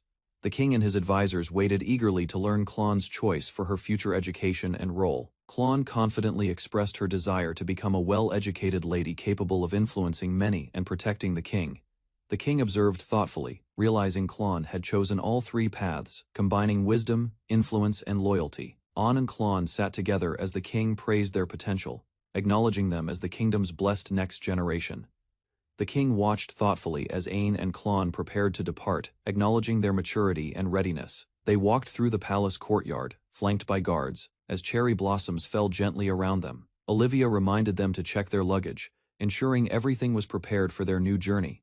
Ain and Klon confirmed they were ready, standing confidently in their formal attire. Olivia offered a playful hug, sending them off to their respective academies, with encouragement and hope for the future. Klon reminded everyone about Ain's safety, while Olivia assured her she would personally escort him. Ain prepared to depart, receiving guidance and encouragement from his mother and Klon. Olivia wished Ain a happy school life, and he responded enthusiastically, ready for the challenges ahead. The group arrived at the academy, observing the busy, bustling environment and preparing for their studies. Amid the crowded streets, Klon and Olivia promised to ensure Ain's safety, guiding him with care through the academy district. Ain worried about navigating the crowded road to the academy, while Klon reassured him he would be fine. From above, the academy's entrance looked grand, with wide streets and gates bustling with students and visitors. The fountain and surrounding buildings impressed Ain as he approached the school, feeling both excitement and nervousness. Klon explained that another escort would serve as Ain's bodyguard while he attended the academy. Dill appeared to take his place as Ain's new bodyguard, ready to guide and protect him through his academy life. Ain met a new student, bowing respectfully as Klon introduced him formally. Klon explained that the boy was Dill Galatia, son of Lloyd Sama and Marche San, who would act as Ain's bodyguard. Ain reacted in shock at the unexpected height difference and maturity of Dill, surprised by the dynamic, leaving the story on a cliffhanger. Ain noticed Lloyd and Marche outside the castle. He paused, unsure why they were meeting here, sensing something unusual. Crone explained that Dill, though an apprentice knight, had exceptional skill. Ain realized Dill would serve as his protector during academy training. Ain learned that Lloyd and Marche were married. He was shocked, having never known about their private lives due to castle duties. Dill formally introduced himself as Ain's bodyguard, presenting a message from the king. Ain felt honored by the recognition. Crone instructed Ain to act confidently while respecting Dill. Ain absorbed the guidance, preparing for his new responsibilities with determination. Ain extended his hand to Dill, greeting him politely. Dill bowed slightly, acknowledging the prince with respect. Dill stood formally, keeping his composure. Ain smiled at the courteous gesture, appreciating the knight's disciplined presence. Dill expressed honor at serving Ain as his bodyguard. Ain felt reassured knowing someone capable would protect him. Dill clarified that he was only a bodyguard. Ain noticed his stiffness, but respected his dedication to duty. Crone reminded Ain to stay attentive while Dill accompanied him. Ain nodded, prepared to follow her instructions carefully. Ain walked with Dill, reflecting on whether he had been unreliable. Dill stayed composed, showing no concern over Ain's doubts. Ain confirmed that no welcoming ceremony existed in the academy. Dill offered to guide him through the day, ensuring proper introduction. Dill led Ain into the classroom, pointing out it was the second class. Ain admired the grandeur and size of the Royal Academy room. Ain noticed the class was far different from others. Dill explained that only top students could enter, highlighting its prestige. Dill described the Academy's purpose, to develop ability above all. Ain understood the focus on skill for the kingdom, whether noble or commoner. An prepared himself mentally for the Academy, aware that ability was valued above all. Dill promised to visit him later. An examined the massive classroom door, noticing there was no knob. He wondered how to open it. The door revealed an automatic mechanism. An was surprised that even classrooms had such advanced technology. Inside, Ain observed the students seated in the grand classroom. Each appeared skilled and attentive, reflecting the Academy's prestige. Ain noticed the small class size and realized everyone had to get along. He felt nervous yet eager to meet all classmates. Rook, the magic engineering teacher, entered the classroom. He noted that no students were absent and emphasized the importance of the first day. Rook explained that this class was special. Ain listened carefully as Rook mentioned that one teacher had retired, and he would take over. Rook concluded by instructing the students to leave a result and then dismissed them. Ain and the others watched silently, attentive. The students were surprised by the brevity of the session. Each student processed the teacher's instructions in their own way. Rook added that students could use academy facilities, but must take the half-yearly test. Ain felt the weight of responsibility, preparing for his training ahead. Ain met Roland, a demi-human student. Roland cheerfully introduced himself, noting he had taken the magic engineering test. Roland explained he also took the swordsmanship test. Ain observed the young wolf-like student with curiosity, intrigued by his enthusiasm. Roland's excitement grew when he realized Ain was the rumored kid. His eyes sparkled with admiration and surprise.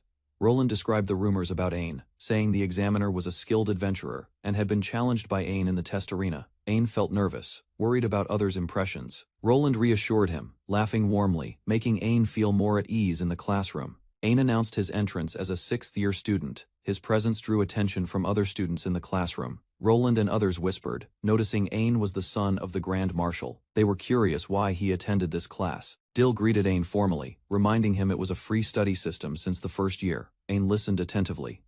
Dill offered to guide Ain around the academy. Roland and other students were surprised but intrigued by the proposition. Ain introduced himself to Roland and invited him to join the tour. Roland happily accepted, beginning their friendship and exploration.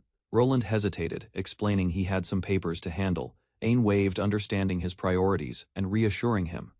Roland was dumbfounded when he realized Ain had introduced himself simply by name. He discovered Ain was the Crown Prince. Ain and DL walked through the academy, exploring its vast halls and magnificent architecture. The size of the library and facilities amazed Ain. DL guided Ain through the academy, showing him the main facilities. Ain thanked him, impressed by how extensive the campus was. An asked DL if he could remain by his side. DL explained he would try to minimize time apart but must respect his own schedule, showing dedication and discipline. An noticed 3 girls sitting on the grass. Curious, he turned to DL and asked about his preferences for women. An tried to use the topic as a way to get closer to DL. He encouraged conversation despite Dill's normally stiff demeanor. Dill considered Ain's question seriously. Ain explained he asked to identify someone who could protect him better, thinking of safety first. Dill revealed he preferred a lady stronger than himself. Ain immediately thought of Chris, recalling her impressive abilities. An encouraged Dill, acknowledging it might be difficult to find someone fitting his standards. Dill appreciated the support quietly, nodding in understanding. Dill admitted that friends often teased him, making Ain's encouragement feel special. He expressed gratitude, appreciating the sincerity of the Crown Prince, and felt that the distance between him and Dill had grown closer. Both recognized the progress in their relationship, small yet meaningful, and suggested having lunch together. Dill agreed, understanding it was an opportunity to continue building trust and communication. During the meal, Ain imagined a closer bond with Dill. Dill stayed vigilant, ensuring Ain's safety while allowing him to enjoy his meal. The scene shifted to Lee B Female Academy. Ain's new journey expanded to include new environments, promising further growth and interactions. Chris smiled warmly, greeting the students. Her calm demeanor brought ease to the tense academy atmosphere. The girls encouraged the main character to meet Chris's older brother. Ain was curious, but cautious. Mindful of social hierarchy, Ain politely explained. He was just a commoner, and not in a position to pursue a relationship with a noble. He felt conflicted yet respectful. Chris expressed gratitude, reassuring Ain that she appreciated his consideration. Both parties apologized for any rushed interactions, resolving tension. Chris ended with a sincere smile, expressing hope that they could get along. The students responded positively, signaling acceptance and potential friendship. Ain reflected on his limited time at the academy. He determined to learn as much as possible, inspired by Olivia Sama's experiences. He vowed not to waste a single moment, focusing on what he could do immediately. Ain moved forward with determination. The scene shifted to the Ishtalika capital night station. The castle loomed under the moonlight, signaling the start of a new adventure. Guards noticed a prison break. Alarmed, they demanded explanations from one of the knights, their surprise evident in their expressions. The prison door had been opened using a special magic tool. Knights were baffled, unable to determine who had executed the escape. Knights received orders to contact the castle immediately. They were to gather a list of stationed knights urgently after a prison break. The escapee's profile was revealed, a dangerous ex-adventurer known as the Sloth freed. He was a demi-human vampire who killed for money. The knights prepared to capture him as soon as possible. The Ishtalika capital was on high alert under the moonlit night. The vampire soared across the city, flapping his wings, evading capture. He moved swiftly and silently, keeping out of reach. A close-up of the vampire's intense eyes highlighted his cunning and threat. The city's defenders faced a formidable and elusive criminal. Ain arrived at the academy gates, waving goodbye to Roland, ready to begin his new life among the students. He walked through the halls with Dill, discussing the recent change in the first class's teacher, curious about the unusual announcement. Ein learned that the previous teacher had been dismissed for failing to meet the academy's standards, surprising him with the sudden news. Dill explained that the teacher, Wolf Magnus, was knowledgeable about monster poisons and came from a prestigious family. Further investigation revealed that Wolf Magnus had been fired due to past misconduct against commoners, ensuring the academy maintained strict policies. Ein walked beside Dill through the academy halls, listening as Dill explained that the dismissed teacher came from a noble lineage. Dill shared his view that the man had no noble dignity, believing he deserved stricter consequences for his misconduct. Ein reflected on his own status as royalty, realizing he would never misuse it to harm commoners or assert superiority. Dill admired Ein's thoughtful approach, acknowledging that his perspective on equality was admirable and rare among nobles. As they exited the hall, Dill reminded Ein of his duties as bodyguard, ensuring that their alliance remained both formal and protective. Ian walked with a female knight who excused herself to relay instructions to the patrolling guards, leaving him momentarily. She instructed Ein to stay put, emphasizing caution, while he agreed nervously, unsure of what awaited him. Ein navigated the crowded streets, feeling overwhelmed by the bustling city and struggling to maintain his composure. He noticed a group of students from Libi Female Academy interacting with local guards, their presence sparking curiosity and concern. A group of mercenaries offered their protection to the students, but Ein remained firm in his duty, refusing additional assistance. Ein stepped forward, asking the group of students and mercenaries to stop, noticing their behavior troubled them. The mercenaries questioned him aggressively, but Ein remained calm, allowing the students to retreat safely.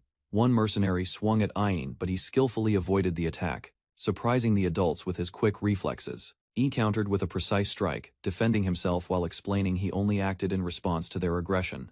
The mercenaries realized his skill and status as a student of the Royal Academy, pausing in shock and reconsidering their approach. Ian raised his hands in apology, trying to calm the mercenaries and avoid escalation after the confrontation. The mercenaries laughed at his timid stance, underestimating him because he faced 3 opponents alone. Suddenly, Ein struck precisely, taking down all 3 adults at once, demonstrating his skill and control. The female knight appeared behind him, impressed by his restraint and decisive action, affirming his authority in the situation. Ian reflected on the events, deciding to report the incident to the king, while the knight teased him for always getting into trouble. Ian entered the treasury with Laurel and the female knight, observing the collection of swords and artifacts with curiosity. Laurel and the knight praised Ein for his actions earlier, asking him to reflect on his choices and responsibilities. The Queen of Ishtalica. Laurel complimented Ein, noting that his courage and calmness matched the expectations of a crown prince. They presented Ein with a black dagger, emphasizing that it symbolized the strength he gained from absorbing Dullahan's magic stone. Ein lifted the dagger carefully, aware of his role as crown prince and the responsibility to wield it wisely in the future. Ein gripped the dagger, amazed at how natural it felt, as if it were an extension of his own arm. He thanked his grandmother for the gift, beaming with joy and pride at receiving such a prestigious weapon. Laurel and the female knight praised Ein warmly, remarking on how much he had matured and grown stronger. Ein proudly showed that the dagger was a gift from his grandmother, fitting his status and abilities perfectly. A new visitor, a cat girl, interrupted politely, capturing Ein's attention and hinting at more events to come in the royal court. Ein examined a cursed magic stone purchased from Majolica's store, puzzled by its strange energy and effects. The group discussed how to research the stone, but even the cat girl admitted she could not analyze it. The cat girl teased Ein, tugging on his ears, causing him to squirm and protest, showing his short temper. Ein apologized, explaining that his reactions were natural, while the female knight reminded him that violence wasn't always the solution. They concluded that only one approach remained, acknowledging the situation had gotten out of hand but preparing to move forward carefully. The cat girl instructed Etienne to try sucking the cursed magic stone, surprising him with the unusual method. They discussed precautions, agreeing to seal the room and destroy the stone if anything went wrong, ensuring safety. Klon stepped back as Ein prepared to interact with the stone, guided by the female knight's careful instructions. The stone began to react subtly as Ein focused, its mysterious energy drawing his full attention. Ein concentrated on holding the stone, observing subtle changes while the group monitored carefully, aware that the cursed magic might awaken.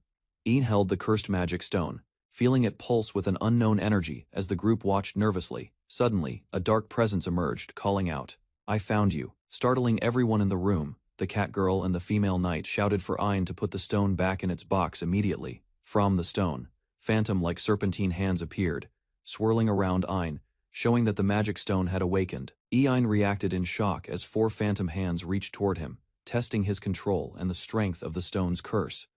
Ein struggled as the phantom hands from the cursed magic stone swirled violently, while the cat girl and the female knight shouted in alarm. He gripped the stone tightly, realizing that his body was reacting involuntarily to the stone's energy. The magic stone began absorbing into him, trembling in his hands, testing his control over its powerful curse. The cat girl leaped forward, urging Ein to stop and return the stone to the box immediately. Despite the chaos, Ein fought to maintain balance, resisting the phantom hand's pull as the room shook from the stone's power. Ein looked down at his arm, shocked as it had transformed into a massive armored appendage, the power of the magic stone surging through him. He stepped back, trying to comprehend what was happening as the group watched in astonishment, the cursed stone reacting violently. The cat girl and the female knight exchanged worried glances, unable to predict the stone's full effects, as Ein's arm continued to grow and pulse with dark energy. Ein suddenly finds mysterious armor forming on his arm, surprising Crone and the others inside the quiet library room. Ein realizes his body moved on its own after touching the magic stone, alarming Crone and revealing unusual resonance effects. Ein listens as the merchant explains the connection between Dullahan and Demon Lord stones, suggesting a strange bond forming. The merchant warns Ein that magic stones may possess will, urging caution as their resonance could lead to dangerous outcomes. The merchant reveals the cursed stone Ein bought reacted intentionally, implying his encounter was not coincidence, but planned from beginning. Ein observes the cursed magic stone inside the case, sensing danger, while Chris reacts outside after hearing sudden noise. Ein loses control as objects scatter across the room, while Klon tries delaying Chris from entering and seeing chaos. The armor disappears, leaving Ein exhausted on the floor as Crone, Chris, and Klon stare at the messy room. Ein explains the situation briefly, while Chris celebrates the armor vanishing, though Crone watches him carefully with suspicion remaining. Chris opens the delivered parcel excitedly, while Crone receives it calmly, unaware it may connect to earlier mysterious events. Chris opens the long-awaited book with excitement, while Ian and Crone quietly observe the detailed cover from nearby. Chris eagerly asks Ian for help sending something, while Crone listens calmly, watching her energetic behavior inside the room. Chris reveals she spent a large allowance on the book, surprising Ian and amusing Crone as curiosity grows about it. The group learns the book was written by a famous elf and focuses on the history and story of Demon Lord. Chris happily begins reading the book aloud, while Ein and Crone watch closely, sensing the content may reveal important truths.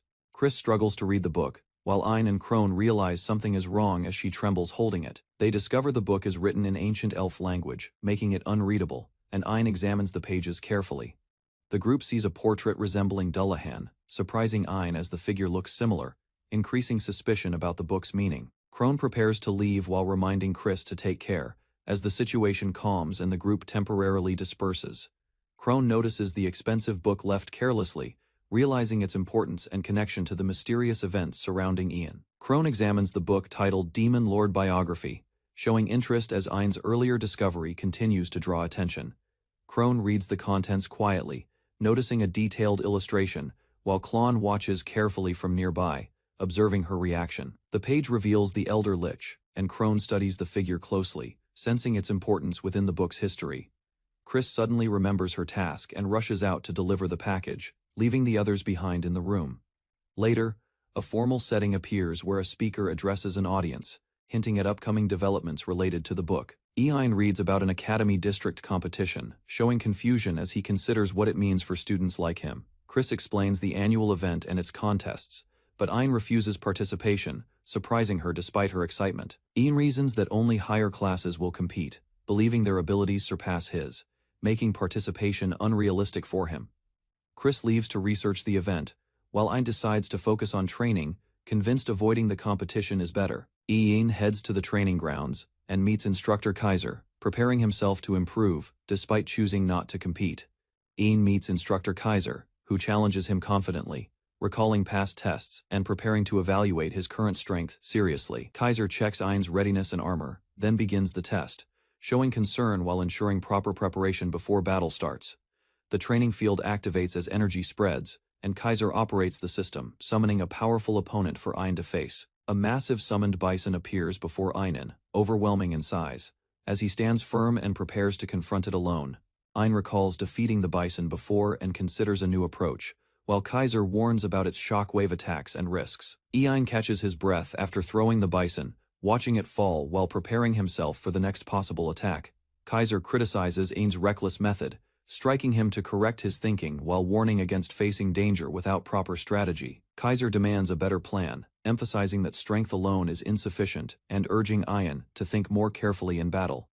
Later the scene shifts to a calm setting, showing a quiet cafe as the intense training session comes to an end. Ein rests with Krone, reflecting on training, while realizing he might still participate in the Academy District competition.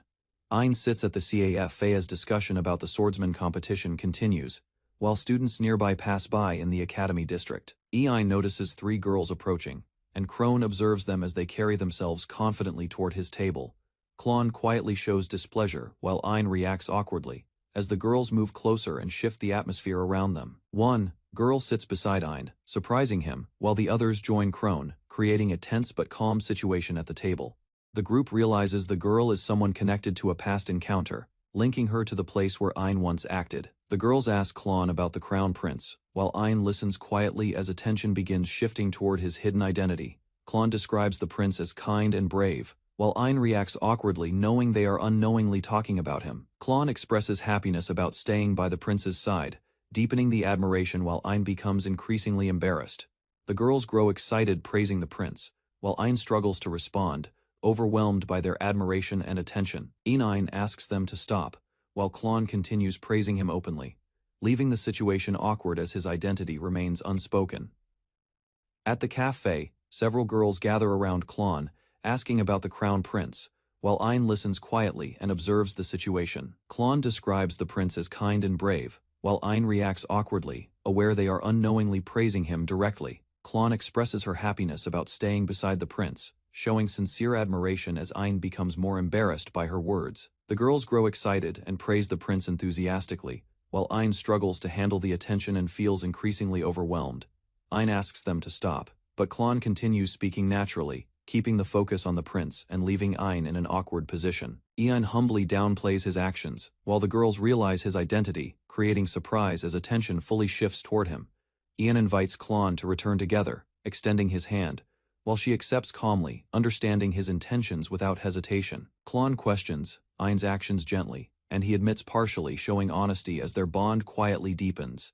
Ein excuses himself and leaves the group, while the girls remain surprised, watching his calm departure from the cafe. Ein walks through the academy grounds alone, but suddenly notices someone ahead, signaling a new encounter about to begin. A suspicious man watches from the shadows near the academy, while another student notices unusual people gathering nearby. The student moves cautiously through the path, sensing danger ahead, while gripping his weapon and preparing for confrontation. Figures appear above, observing from a distance. As the student looks up, realizing he is being watched and surrounded. A Arena hosts the academy competition as Ein arrives, sensing powerful rivals and the scale of upcoming battles. Ein observes the Colosseum with DL, recognizing the vast field where skills and strategies will determine future standings. Before the match, DL shows respect toward Ein, preparing mentally while acknowledging the importance of the swordsman exhibition. Ein notices DL's uneasiness and reflects on their situation, understanding hidden pressure and expectations surrounding the upcoming confrontation. Ein remains and confident, analyzing DL while asserting quiet dominance, shifting the balance between the prince and bodyguard. Ein reflects on DL's unusual reaction, noticing his hesitation and maintaining composure while firmly rejecting any attempts to change. Chris approaches Ein warmly, pleased by improved relations, while Ein quietly considers the distance that still remains between him. Ein and Chris walk through the academy grounds, discussing small matters as time remains before Dill's match begins. Ein wanders alone briefly, sensing the academy's vastness, his thoughts shifting as a subtle unease begins growing inside him. Ein pauses near the garden, observing the quiet surroundings carefully as his instincts sharpen and something hidden draws his attention. Ein senses a strange mixed scent near the academy garden, his instincts alert as he carefully searches the quiet area. A cloaked man suddenly appears, overpowering a student and stepping forward with confidence, ignoring the academy's supposed holiday atmosphere. The intruder casually restrains the student, dismissing resistance while revealing intentions, treating the situation as part of a planned mission. The cloaked man decides to take the student as loot, gripping him tightly while showing a dangerous shift in attitude. The captured student struggles in fear, his body trembling as the intruder's overwhelming presence leaves him unable to escape. The vampire reveals his nature, gripping the wolf student, while explaining his hunger and growing desire after days without blood. The vampire exposes his madness, threatening to drain the student completely as his restraint weakens and violent intent surfaces. Laughing coldly, the vampire drags the bound student away, confident no one will interfere with his actions inside the academy. As the situation escalates, Ein appears, identifying the source of disturbance and confronting the intruder without hesitation or fear. Ein steps forward firmly, his presence stopping the movement as the conflict shifts, signaling the beginning of direct confrontation. Ein steps forward, glaring sharply as he confronts the intruder, his focus fixed on protecting the captured student.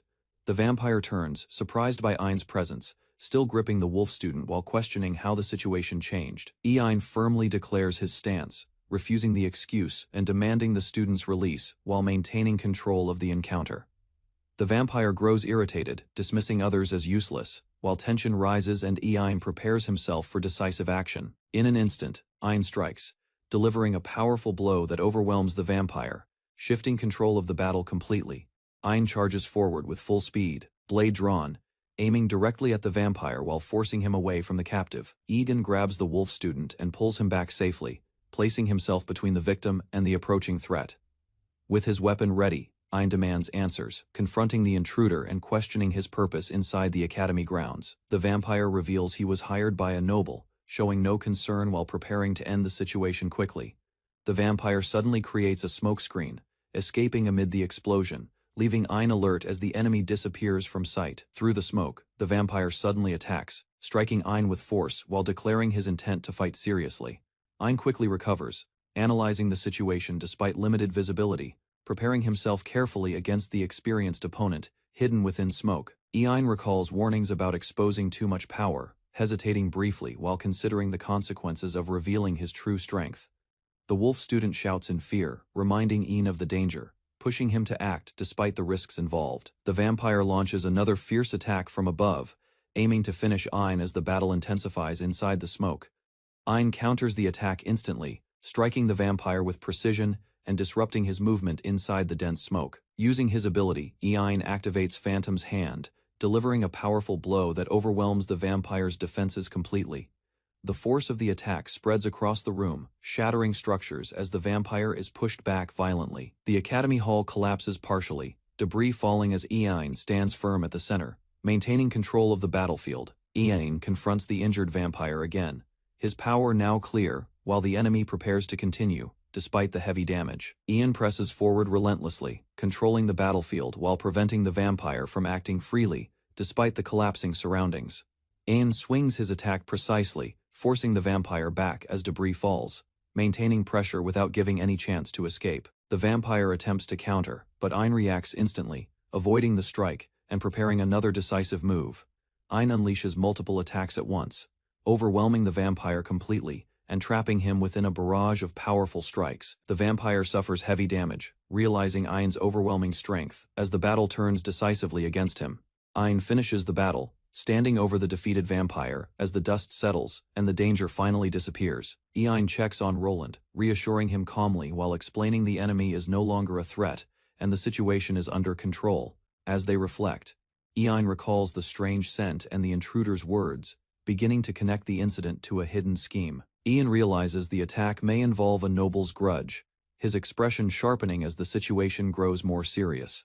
Ein gives clear instructions, sending Roland to safety and ordering others to gather, preparing for the next phase carefully. The scene shifts to a quiet lakeside terrace, where the atmosphere contrasts sharply with the earlier battle inside the academy. Ein confronts Wolf Magnus, recognizing him as a former teacher, calmly questioning his presence, despite his suspicious position. Magnus acknowledges Ein's insight, while Ein suspects that no other noble besides him holds such resentment toward the academy. Ein confirms his suspicion through scent, realizing Magnus's involvement, while Magnus subtly probes Ein's intentions and awareness. Ein points toward the lake, deducing the hidden plan involving magic stones beneath the water, exposing Magnus's true objective. Ein uncovers the hidden device beneath the lake, realizing it uses magic stones to trigger destructive explosions across the academy. Magnus reveals a calm, confident smile, showing no hesitation as his plan begins to unfold exactly as intended. Magnus acknowledges Ein's insight, while Ein remains composed, unfazed by the threat, and already familiar with dangerous situations. Magnus questions the Academy's purpose, revealing dissatisfaction and deeper resentment toward the system that supports nobles. Magnus explains his motive, believing the system will collapse, as he prepares to act and reshape the future through destruction. Magnus reveals his hatred, blaming Ein's family and declaring his intent to punish the Academy through destruction. Ein stands firm, declaring his resolve to protect Ishtalika and the Academy, rejecting Magnus's ideology completely. Magnus explains the bomb's power, stating the explosions will scale with magic stones, making the destruction unavoidable. A massive explosion erupts, shaking the Academy, as Ein realizes the device has already been activated. Magnus declares his goal to destroy everything and rebuild a new Ishtalika based on his twisted beliefs. With madness in his eyes, Magnus proclaims the moment as a revolution fully committed to his destructive plan. Ein faces Ishtalika's enemy, declaring resolve to stop the explosion and protect citizens as tension rises across the city. The enemy activates hidden magic tools, revealing confidence while Ein charges forward, realizing the danger behind the enemy's plan. Explosions erupt around Ein, but he withstands the shockwaves, analyzing the magic and preparing to counter the attack. Ein stands firm despite danger, warning the enemy of the incoming explosion while showing determination to survive and protect others. The enemy calmly reveals his protection against explosions, intending to witness Ishtalika's destruction while relying on his magic tools. Ein closes distance and strikes, surprising the enemy whose guarded body reacts as hidden tools begin activating under pressure. An attacks relentlessly, urging surrender, while explosions surround them, testing the enemy's defenses and limiting his movement across battlefield. The enemy counters with swift movement, refusing defeat, attempting to regain control while Ein continues pressing forward without hesitation. Ein lands a decisive blow, damaging the enemy's body, forcing visible strain as the magic tools struggle to maintain protection. Ein pierces through the enemy's defense, delivering a powerful strike, overwhelming him, and pushing the battle toward its conclusion. Ein overpowers the enemy, declaring his resolve, while the enemy trembles, unable to understand the overwhelming strength before him. The enemy collapses to the ground, defeated, as Ein stands nearby, confirming the battle's end and securing the immediate danger. Ein realizes the bomb remains active, quickly moving away, deciding to handle the explosion before it threatens the entire city. Ein discovers the massive magic device underwater, recognizing its scale and danger, preparing himself to neutralize its destructive power. An uses his skill on the magic stones, attempting to absorb their energy, focusing on stopping the explosion despite the risk. An channels his power into the device, forcing energy inward as the unstable magic begins reacting violently under control. Ein absorbs the magic stone's energy, enduring intense strain as their power fades, overwhelming his body with unbearable sensation. After succeeding, Ein collapses from exhaustion, barely conscious, as allies rush in, confirming he managed to stop the explosion. An reassures them despite weakness, explaining the strain from absorbing magic stones, while others check his condition with concern. The captured enemy acknowledges Ein's success, recognizing him as the crown prince, while the crisis ends and order returns. Ein listens as details emerge about the bomb placed beneath the lake, realizing the situation may be more complex. The enemy is taken away, but Ein remains thoughtful, sensing something unusual, despite the apparent resolution of the incident. Ein analyzes the plan, concluding the attack aimed at gathered nobles, but suspects the true objective was different entirely. Ein maintains composure among allies, preparing for the event. Though his thoughts remain focused on the unresolved threat, An realizes the truth, understanding another bomb exists, signaling the danger is not over, and action is still needed. An reacts as the captured enemy shows a faint smile, hinting at a hidden plan that has not ended yet. The enemy reveals another bomb exists, warning Ein he cannot reach it in time, creating urgency across the situation. Klon insists on going to defuse the bomb, but Ein stops her, realizing the target is likely the arena. Ein declares he cannot run away, choosing to act, understanding others would be in danger if he hesitates. Klon decides to follow Ein, accepting the risk, as both rush toward the arena to stop the second bomb. Ein fights fiercely in the arena, clashing blades with his opponent, maintaining focus despite the urgent situation beyond. The match reaches a tied point, drawing attention from the crowd, while tension builds as Ein remains absent from view. The nobles observe closely, questioning the situation, unaware that Ein is dealing with a greater threat elsewhere. The arena continues without Ein, as spectators grow uneasy. Noticing the crown prince has not appeared as expected, Ayan's absence becomes clear, yet trust remains as others believe he will return after completing his unseen duty. The arena match continues as the third round begins, while concern rises over Ain's absence during the important event. The duel intensifies, with both fighters clashing fiercely, as attention shifts between the match and the missing crown prince. Ain and Klon rush through the crowd, moving quickly across the area, determined to reach the hidden bomb location. Klon explains the back gate route, guiding Ain through the crowded area, choosing a faster path to reach the target. Ain recalls the bronze statue landmark, realizing the bomb's location, as both accelerate toward the final destination. Ain locates the second bomb beneath the statue, sensing its power as the device activates and begins gathering unstable energy. The magic stones intensify, glowing violently, as the bomb reaches a critical state, threatening to detonate at any moment. Ain rushes forward, realizing the danger is immediate, attempting to reach the device before the explosion fully triggers. Klon recognizes they are too late, as the bomb begins exploding, its energy expanding beyond their control.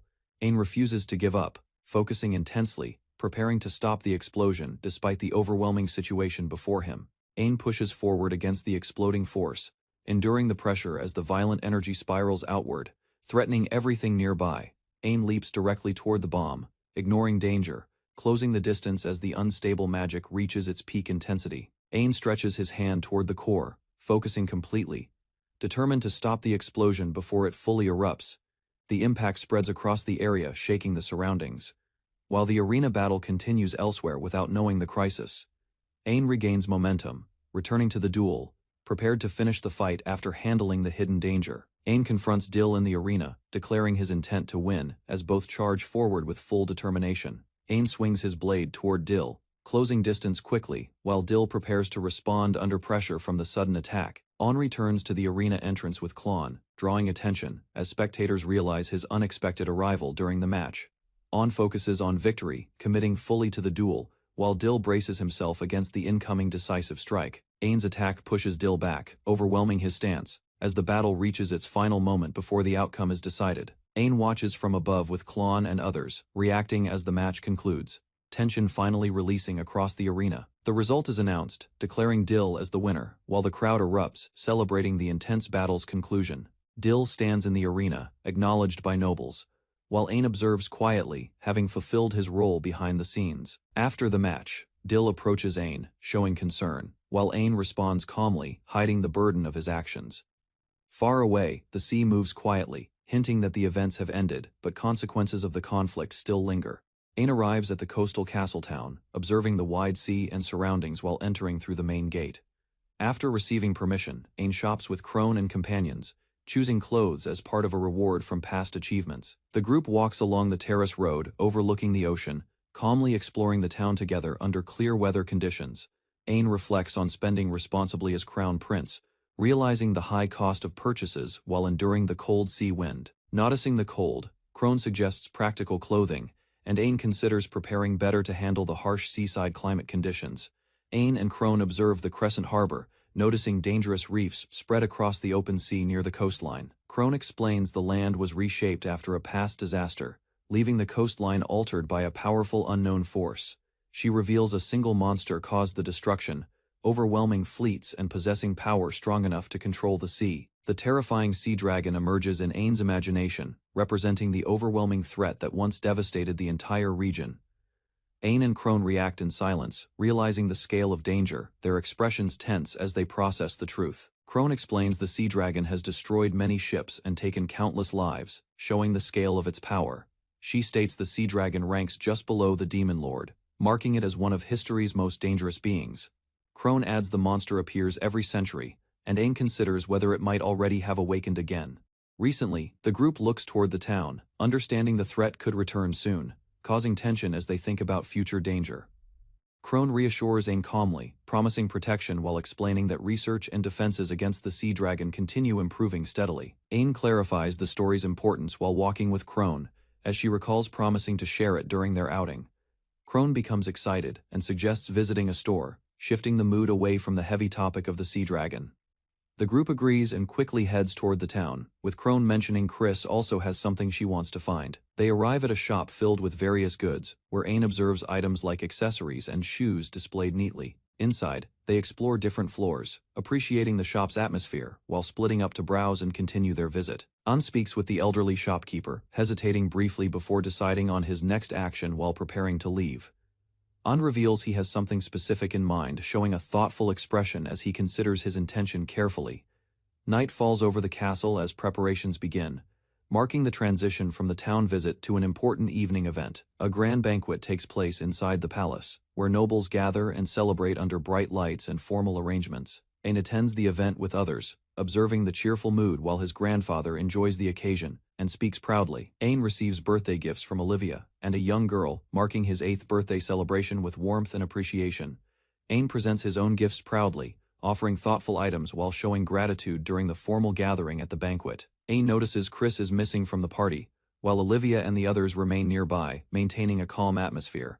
Olivia explains Chris's shy nature, giving Ain a reason for her absence while observing the situation quietly. Olivia suggests Ain step onto the balcony alone, hinting at something planned, leaving him slightly confused but curious. Chris nervously waits on the balcony while Ain arrives, snow beginning to fall as the quiet atmosphere surrounds them. Chris tries to explain her presence, giving unclear reasons, while Ain listens and notices her awkward and hesitant behavior. Ain realizes Chris is struggling to lie, understanding her true feelings, despite her attempt to hide them. Chris gathers her courage, becoming emotional as she prepares to act, her nervousness visible while facing Ain directly. Chris gently places a scarf on Ain, expressing her care through actions as snow continues falling around them. Chris blushes while quietly wishing Ain a happy birthday, her emotions showing as she struggles to express herself clearly. Ain reacts with surprise, realizing the scarf is a gift, while Chris becomes more embarrassed standing close to him. Chris panics and explains she intended to give it earlier, recalling their shopping day while trying to clarify her feelings. She admits her nervousness and lack of experience with giving gifts, fidgeting as she honestly explains her situation to Ain. Ain responds kindly by offering his own gift, easing the tension as Chris reacts with surprise and visible emotional relief.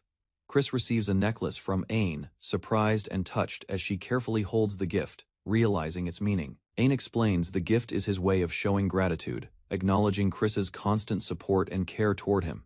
Chris initially refuses out of modesty, feeling unworthy, while reacting strongly to receiving something so meaningful from Ain. After thinking, Chris accepts the gift sincerely, while Ain expresses his appreciation and promises to cherish her scarf. Chris looks at the necklace in her hands, quietly reflecting on the moment and the emotions behind the exchange. Chris smiles warmly, her feelings clear, as she treasures the gift while watching Ain leave in the cold night. Ain and Academy students arrive on a remote island for field training, preparing to face monsters and test abilities together. During exploration, Ain notices danger approaching as bats attack from above, quickly moving through trees to intercept and protect others. Ain strikes the ground powerfully, defeating the bats with precise force, demonstrating his growing strength and control over acquired abilities. After the fight, students react differently as Crone stays calm, while others argue about Ain's role and contribution during battle. Ain stands among his companions as they continue deeper into the forest, united by the Academy mission and shared experience.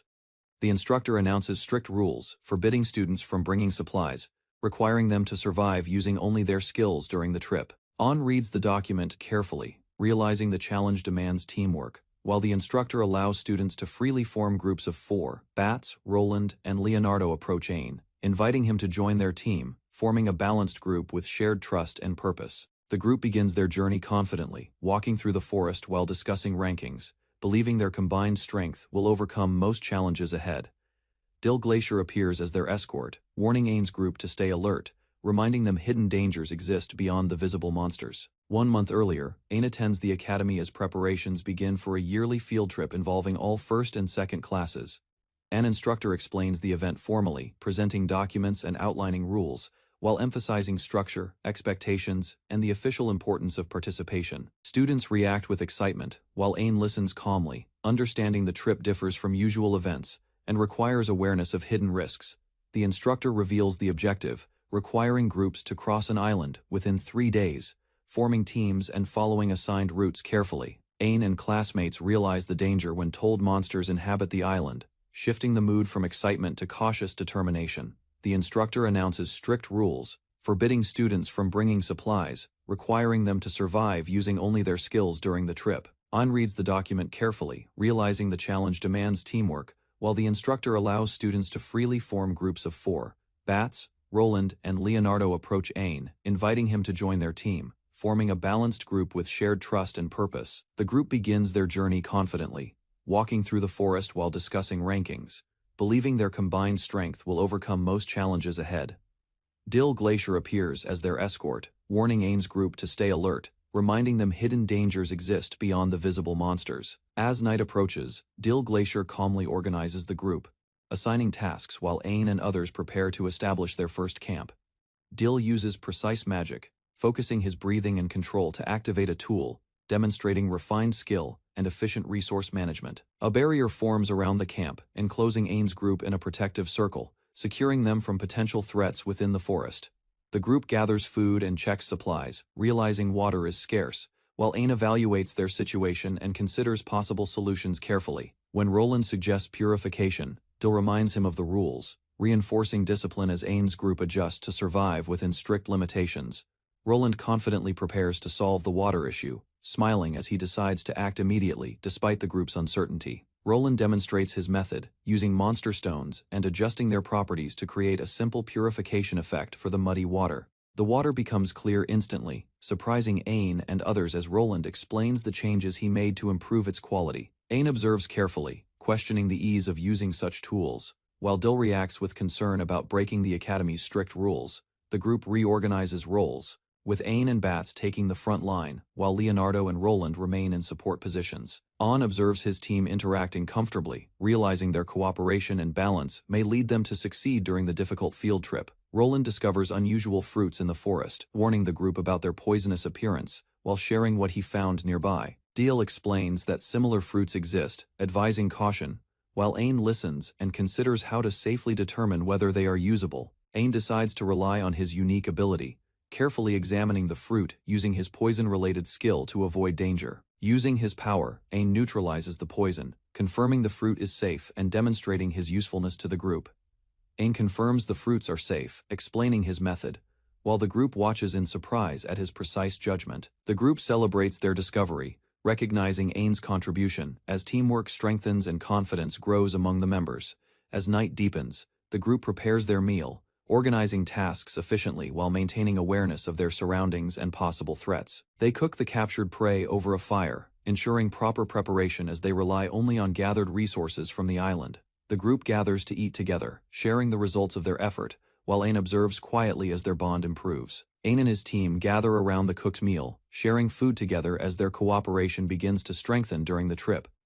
Dill Glacier accepts Owen's invitation and joins them, showing trust in Owen's leadership, while maintaining his composed and disciplined attitude. Owen prepares tea using gathered leaves, adding comfort to the meal and improving the group's overall condition after a long day. Dill acknowledges that such actions are often tolerated, explaining that minor flexibility exists within the Academy's strict field trip rules. The group relaxes together, enjoying the moment, while Owen ensures their unity remains strong as they continue following the rules. Owen and his team gather around the cooked meal, sharing food together as their cooperation begins to strengthen during the trip. Dill Glacier accepts Owen's invitation and joins them, showing trust in Owen's leadership while maintaining his composed and disciplined attitude.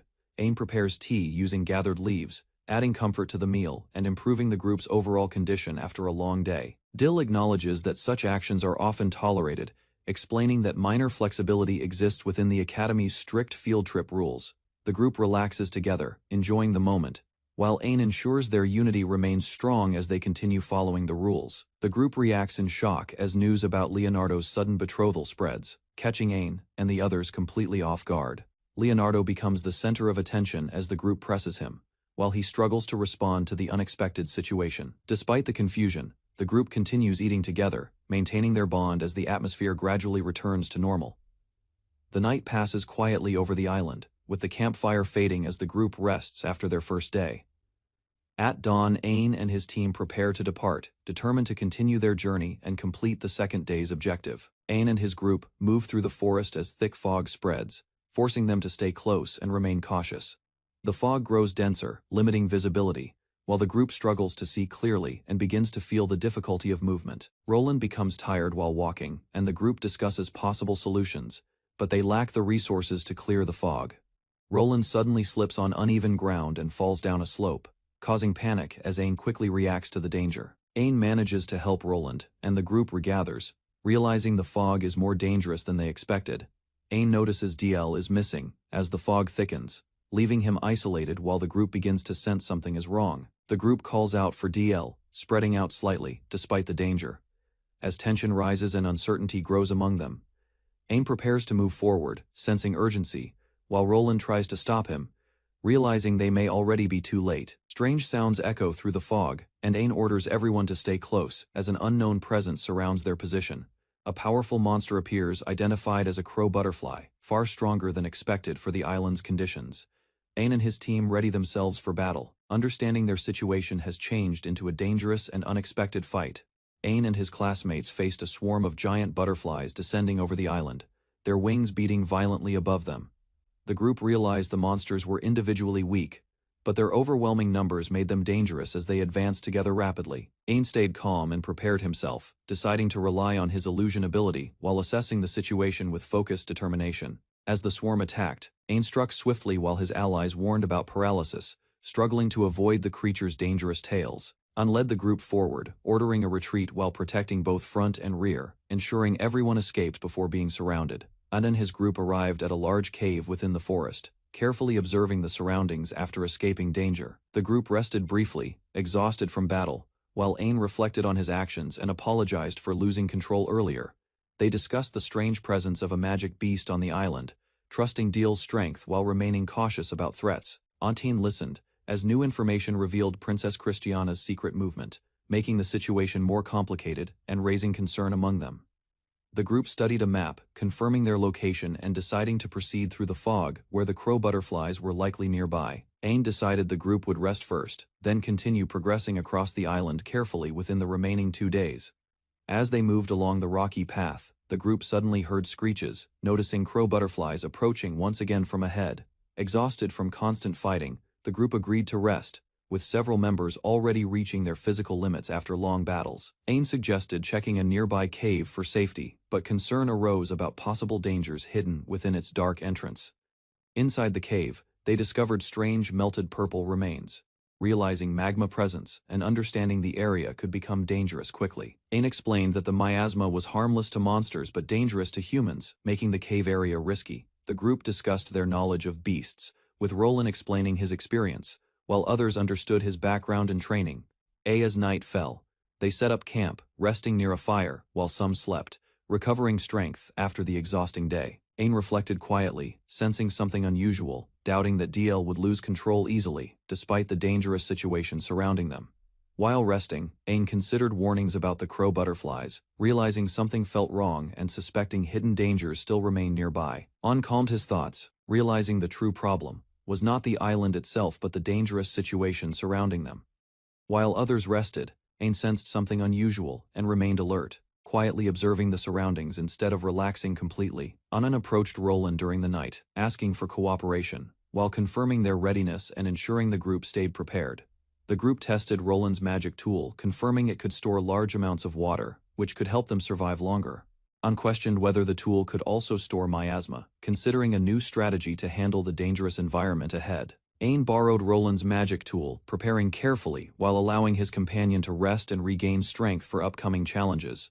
Suddenly, crow butterflies reappeared, surrounding the group and forcing them to flee as the swarm closed in rapidly again. The group fought back while retreating, struggling against relentless attacks as the creatures launched continuous assaults without stopping. Ain quickly asked Leonardo about protection against poison, realizing the butterflies' attacks carried dangerous effects that threatened everyone. With confirmation, Ain moved decisively as the group advanced together, pushing forward despite danger. While trusting their combined strength, Ain stepped forward and called for Leonardo to create a barrier, positioning himself as the butterflies approached aggressively. While Leonardo prepared the barrier, the others fought to hold the swarm back, struggling to defend against continuous attacks. Ain revealed he had formed a plan based on earlier information, deciding to act despite the dangerous and uncertain situation. Before the plan could unfold, one of the butterflies captured Roland, lifting him into the air and putting him in danger. Ain moved immediately to save Roland, striking the monster as the group regrouped. Determined to overcome the relentless swarm, Leonardo successfully deployed a barrier, enclosing the group as crow butterflies surrounded them, preventing immediate danger from reaching everyone inside. The swarm gathered densely outside the barrier, screeching loudly, waiting for an opening, while the group remained trapped within. Exhausted, the group rested briefly inside the barrier, relieved to survive the attack, though their energy remained severely depleted. Owen revealed his plan, reassuring the group before stepping forward, determined to reduce the swarm while others recovered. Owen charged out alone, drawing the butterflies' attention away from the barrier, leading them to chase him as his allies watched. Owen leaped forward and smashed a magic stone, activating his ability, while preparing to unleash a powerful attack. A massive explosion spread outward, engulfing the swarm as Owen stood at the center, drawing all enemies into the blast. The butterflies were overwhelmed, their movements collapsing as the attack struck them repeatedly, forcing the entire swarm to fall. From a distance, the group watched in shock, unable to fully comprehend the scale of Owen's sudden overwhelming power.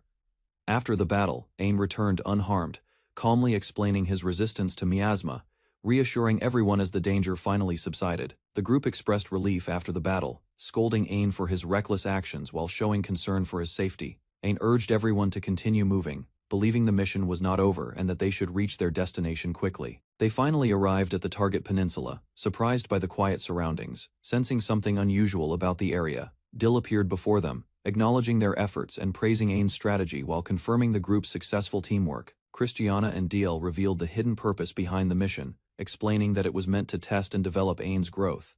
Owen confronted Dill seriously, expressing how much worry his reckless actions caused, while the others watched the tense moment unfold. Dill struggled with his feelings, admitting his immaturity and inability to properly act as both leader and protector. Owen listened and firmly demanded that Dill promise not to act carelessly again, emphasizing responsibility and concern for others. The tension eased slightly as Owen clarified his intentions, showing understanding while still maintaining his firm stance. Dill accepted the criticism, reflecting quietly, while Owen reassured him, showing trust in his ability to improve moving forward. Owen stopped Dill from apologizing, formally, stating that such behavior was unnecessary and instead made a simple request. Dill accepted and respectfully addressed Owen, expressing his willingness to move forward together and support him from that moment on. The group reacted warmly, laughing and easing the tension as they watched the exchange between Owen and Dill. Owen and Dill shook hands, confirming mutual understanding, while Owen lightened the mood with a more casual attitude. Together with Christiana, the group stood united at the coast, their bond strengthened as they prepared to move forward. Christiana announced the end of the field trip, and the group prepared to leave the island after completing their mission. They boarded a large ship, setting course for the capital, leaving the dangerous island behind as the journey continued. Owen questioned Christiana, realizing she had secretly observed them during the mission while hiding her presence nearby. Christiana explained her magic concealment, while also noticing a strange scent connected to the crow butterfly's magic stones. Suddenly, the ship shook violently as a magic beast appeared in the sea, forcing the group to prepare for another battle. Owen and Christiana spotted a massive kraken emerging from the sea, realizing something was unusual about its sudden appearance. Christiana immediately took command, ordering the crew to prepare cannons, while Owen remained alert beside her on deck. The kraken attacked violently, crashing into the ship with immense force, causing destruction and panic among everyone on board. Despite the chaos, the kraken suffered a massive wound, revealing it had already been injured before attacking the ship. As they observed closely, they realized the creature possessed overwhelming strength, with jaws and fins capable of destroying ships easily. Christiana watched in shock as a massive vortex formed, pulling the kraken into its center without any chance of escape. From within the sea, a powerful sea dragon emerged, revealing itself as the true cause behind the disturbance. The dragon rose violently, unleashing overwhelming power while the group realized they were facing a far greater threat. Owen quickly understood the danger, urging everyone to act fast as the sea dragon began devouring the kraken. The ship retreated while the sea dragon continued its attack, leaving the group stunned by the terrifying power they witnessed. Owen realized the sea dragon was the ruler of the ocean, reacting with shock as he understood its overwhelming presence. After returning safely, the incident was reported, but the sea dragon did not appear again, leaving the mystery unresolved. In Astalia Kingdom, no major incidents occurred as Owen continued studies, training, and duties, while rumors of a sea dragon appeared nearby. At the academy, Owen was seen off by classmates cheerfully, while he maintained composure, preparing himself for responsibilities awaiting him afterward. Owen calmly reflected on his progress, having turned 9 years old, and advanced smoothly, continuing his disciplined routine without causing concern. Chris informed Ain about scheduled sword practice and lessons, preventing distractions, while Ain accepted guidance and remained focused on improving his abilities. Crone gently adjusted Ain's uniform before departure, showing quiet support. As Ain stood still, slightly surprised, yet continuing his steady path forward, Crone adjusted Ain's necktie carefully, and he expressed gratitude, while she smiled calmly, satisfied after ensuring his appearance was proper. As Ain and Crone prepared to leave, armored soldiers suddenly approached urgently, drawing attention and interrupting their calm departure from the area. Crone reacted with sharp focus, sensing urgency, while a soldier leaned closer, speaking quietly about a serious matter requiring immediate attention. The soldiers respectfully informed Crone about urgent orders, assigning them to escort Ain to the castle, and she accepted without hesitation. Crone decided on a quick detour before heading to the castle, maintaining composure while guiding Ain forward under the changing situation. Ain questioned the soldiers firmly as they hesitated. Then one began explaining urgently while another restrained someone, showing clear distress. Ain learned a monster-class national crisis had appeared, and Christina had already been dispatched, causing him to realize the situation's seriousness. Upon arriving at the castle, Ain was welcomed back, and quickly informed the king was waiting in the large conference room. Inside, tension filled the halls as knights were few, and everyone appeared uneasy, leading Ain to understand the crisis was severe. Ain entered the conference room where leaders had gathered, stepping forward to report his return, and faced the unfolding national emergency. Ain rushed into the room and saw his mother weak, supported by the king, causing him to panic and lose composure. The king ordered everyone to continue the meeting, maintaining authority, while the tense atmosphere remained as officials focused on the crisis. An elder explained that a sea dragon had appeared in Magnaport town recently, shocking Ain as he listened carefully. The elder revealed the situation was worse than expected, dismissing earlier assumptions, while Ain struggled to understand the sudden escalation. It was finally revealed that there were actually 2 sea dragons, leaving Ain stunned as the crisis grew far beyond expectations. Ain imagined the destructive power of 2 sea dragons, becoming dizzy as his mother supported him while he struggled to process the crisis. An elder explained Christina was sent due to her command ability, warning that Magna would be destroyed quickly without immediate action.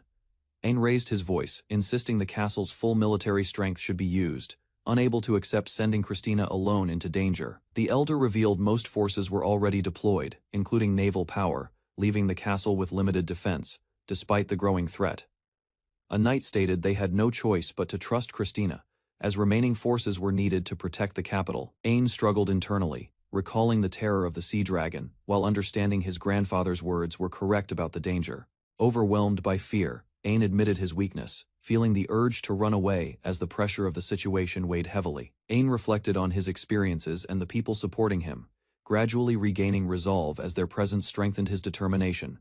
Remembering Crone's unwavering support, Ain found courage within himself, realizing there was something more frightening than running from responsibility. Ain declared his decision to go to Magna and fight the sea dragon, standing firm despite fear as he chose to act. The king angrily rejected Ain's decision, while others were shocked, reminding him he was the crown prince with responsibilities. An refused to remain idle, declaring that even the first king would fight, showing his determination, despite opposition from everyone. Olivia tried to stop Ain, worried for his safety, but he remained focused, unwilling to abandon Christina in danger. The room grew tense as everyone watched Ain and Olivia, questioning his resolve, while realizing he would not change his decision. Ain firmly requested permission to join Christina, standing resolute, as he chose to face the sea dragon himself. The king acknowledged Ain's resolve, while the room watched, and Ain felt hopeful, hearing his grandfather's calm response. A sudden impact struck Ain from behind, stopping him instantly as he lost balance, unable to react to the unexpected force. A knight intervened, blocking Ain firmly, declaring his duty, preventing him from moving forward despite Ain's strong determination. Olivia rushed forward and embraced Ain protectively, shielding him, while the knight stepped back after carrying out his role. Olivia protested strongly against the use of force, expressing anger as she defended Ain from being treated harshly. The king ordered Lloyd to take Ain away and send Olivia to rest, while servants obeyed and carried out instructions immediately. The king declared strict authority, forbidding anyone from interfering, as Olivia cried out desperately while being restrained and separated from Ain. Ain lost consciousness as he was held back, while the decision was made that the crown prince could not be sent to Magna. Ain repeatedly struck the sealed door, but it remained unmoved. Inside the castle, tension grew as something urgent unfolded nearby. Ein tried forcing the door open, realizing his abilities would not activate. He grew frustrated as the situation worsened. Ein clenched his fist and tried to stay calm. He worried about Chris and others facing danger beyond the barrier. Crone explained a powerful seal blocked all magic in the room. She urged patience while the group remained trapped inside. Ein admitted his weakness and lowered his head. Despite frustration, he remained still, thinking carefully about what he should do next. Ein prayed quietly, asking for strength to save Chris and others. A faint presence guided him to observe the room. Ein heard a mysterious voice and turned toward the bed. He noticed something unusual hidden nearby and became alert. Ein discovered a strange black magic stone displayed in the room. Its presence felt heavy and unnatural to him. Crone reacted in shock, recognizing the cursed magic stone. The object suddenly moved, releasing force that startled Ein completely. Ein grabbed the cursed stone despite the danger. Ignoring warnings, he prepared himself, determined to use its power carefully. Ein unleashed power. After grabbing the cursed stone, dark phantom hands spread around him, filling the sealed room violently. Crone panicked. As Ein's phantom hands activated despite the seal, the overwhelming energy made her fear losing control completely. Ein's consciousness faded as a gentle presence appeared behind him. The figure embraced him, calming his unstable power slowly. The cursed stone began to drain as Ein absorbed its energy. A warm feeling spread, reminding him of his mother. Ein regained awareness with a calmer expression. The dangerous power settled within him, leaving him stronger and more composed. Ein gently held the drained magic stone and closed his eyes. His expression softened as the dangerous power stabilized inside. Crone reacted with shock, realizing Ein absorbed the stone completely. She worried his power might lose control again like before. Ein calmly pointed forward, showing confidence. He reassured himself internally, maintaining control over the power he had just gained. The seal suddenly shattered, sending fragments across the room. The barrier blocking the door disappeared as the magic collapsed. Ein extended his hand, releasing controlled power. Crone braced herself as the room changed, realizing Ein had overcome the seal. Crone stared at Ein in shock, realizing he broke the seal. She questioned how much power he had gained. Ein calmly introduced himself as the Crown Prince. He stepped outside and quietly closed the door behind him. Claudia appeared in the hallway and approached Ian. She questioned his decision, but he continued forward with determination. Ian looked back and assured Claudia he would return. He showed resolve as he prepared to face what awaited him. Claudia moved closer and embraced Ian gently. The moment remained brief, strengthening his resolve before he continued forward alone. Ein reacted with surprise as Claudia suddenly moved closer. He lost balance slightly, unprepared for her unexpected action. Claudia smiled gently and encouraged Ein. She expressed her support, hoping he would return safely from the coming challenge. Ein regained composure and smiled back. He accepted her encouragement, showing quiet confidence before continuing on his path. Ein ran down the corridor, leaving Claudia behind. She watched silently, holding her feelings as he moved farther away. Claudia remained alone in the hallway, wishing for Ein's safe return. The quiet space reflected her lingering concern. Ein ran forward and suddenly stopped. He sensed a powerful presence ahead, realizing someone dangerous was waiting for him.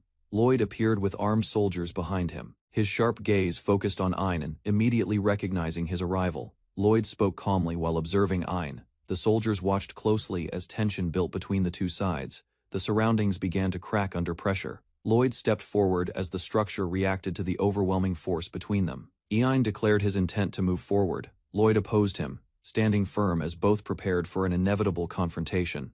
Lloyd stepped forward with his sword ready, his sharp gaze locked onto Ein, showing clear intent to stop him. Lloyd attacked swiftly, testing Ein's strength. Soldiers watched as Ein resisted, though the pressure limited his movement briefly. Ein released his power, causing energy to overflow around him. His strength increased suddenly, surprising everyone watching the clash. Lloyd paused and acknowledged Ein's resolve. He stepped aside, reminding him of responsibility while allowing him to continue forward. Ein ran toward the exit without hesitation. Lloyd remained behind, watching silently as Ein moved ahead with determination. Lloyd breathed heavily after the clash. He endured the strain silently, maintaining composure, despite the pressure from Ein's overwhelming power. Lloyd released a burst of energy, steadying himself. His strength surged briefly as he pushed back against the lingering force. Lloyd regained control and stood upright. He acknowledged Ein's movement and informed the soldiers they would recover once distance increased. Ein continued running forward at full speed. Lloyd watched him leave, recognizing his potential and accepting his decision without interference. Ein exited the castle and paused briefly. He looked around, unsure of his next move, as urgency pushed him forward again. Ein encountered Dill, who brought a horse and offered assistance. He insisted on accompanying Ein on his urgent journey.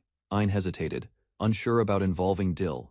He questioned his decision but realized he needed help to move faster. Dill declared his loyalty, choosing to serve Ein directly. His determination showed he was ready to follow without hesitation. Ein accepted Dill's help and mounted the horse together. They began moving quickly toward their destination with urgency. As they traveled, Dill explained the route ahead. He guided Ein, planning the fastest way despite limitations they might face. Dill explained that the king had ordered Ein not to go to Magna. This restriction made their journey difficult. Ein grew concerned and pressed for a solution.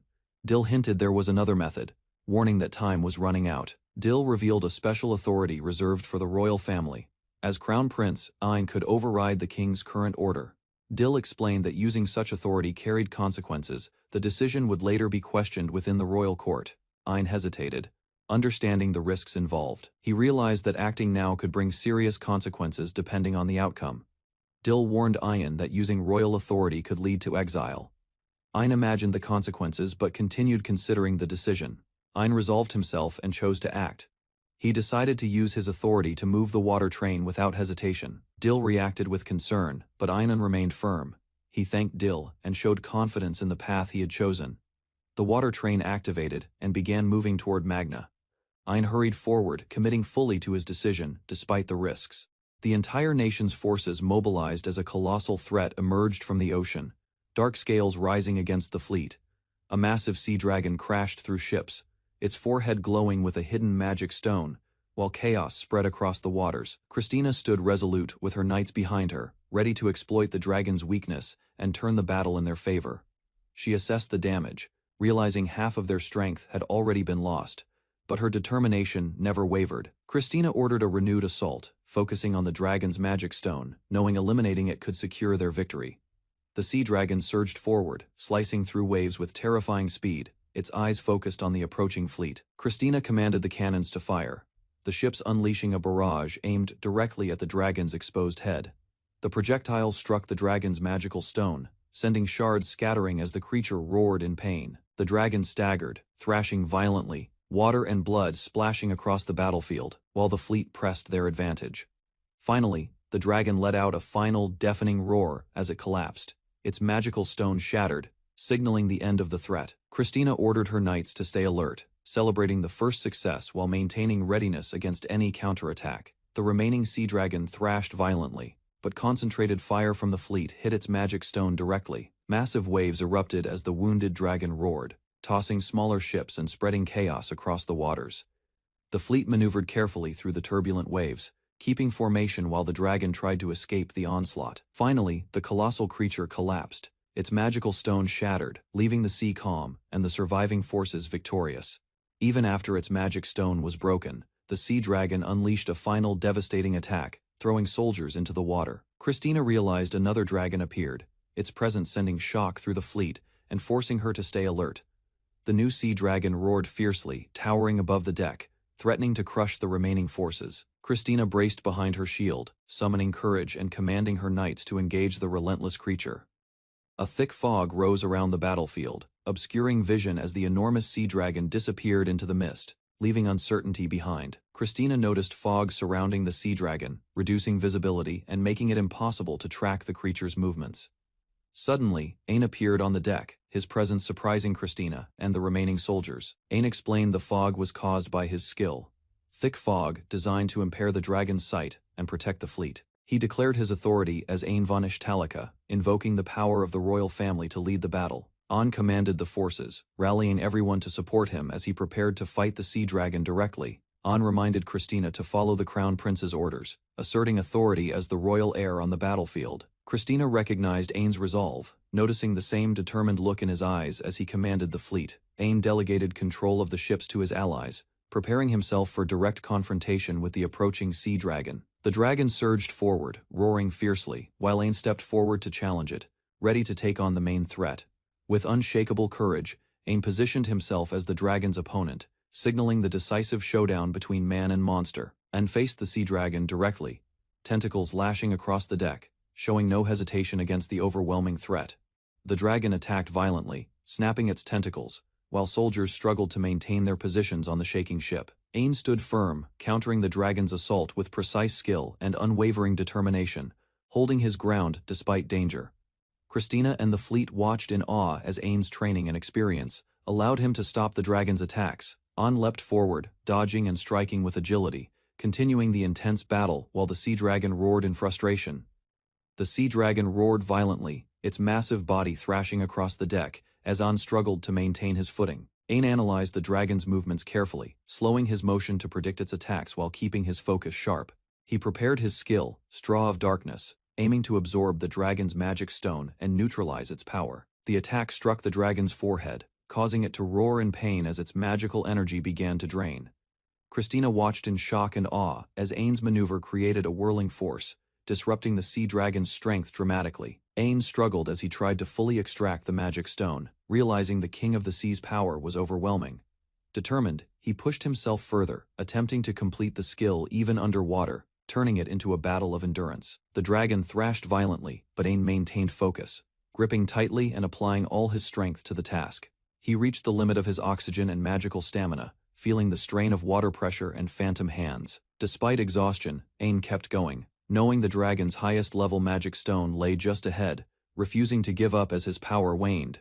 Ain focused intensely, declaring he would convert the magic he absorbed back into power, determined to overcome the dragon. He drew more energy from the sea dragon, carefully siphoning its remaining magic through his skill, building momentum for the final strike. Ain's power surged as he continued absorbing magic, pushing his strength to the limit and preparing to unleash it all. The sea dragon roared in agony as Ain drew the last remnants of its magic, weakening the creature drastically.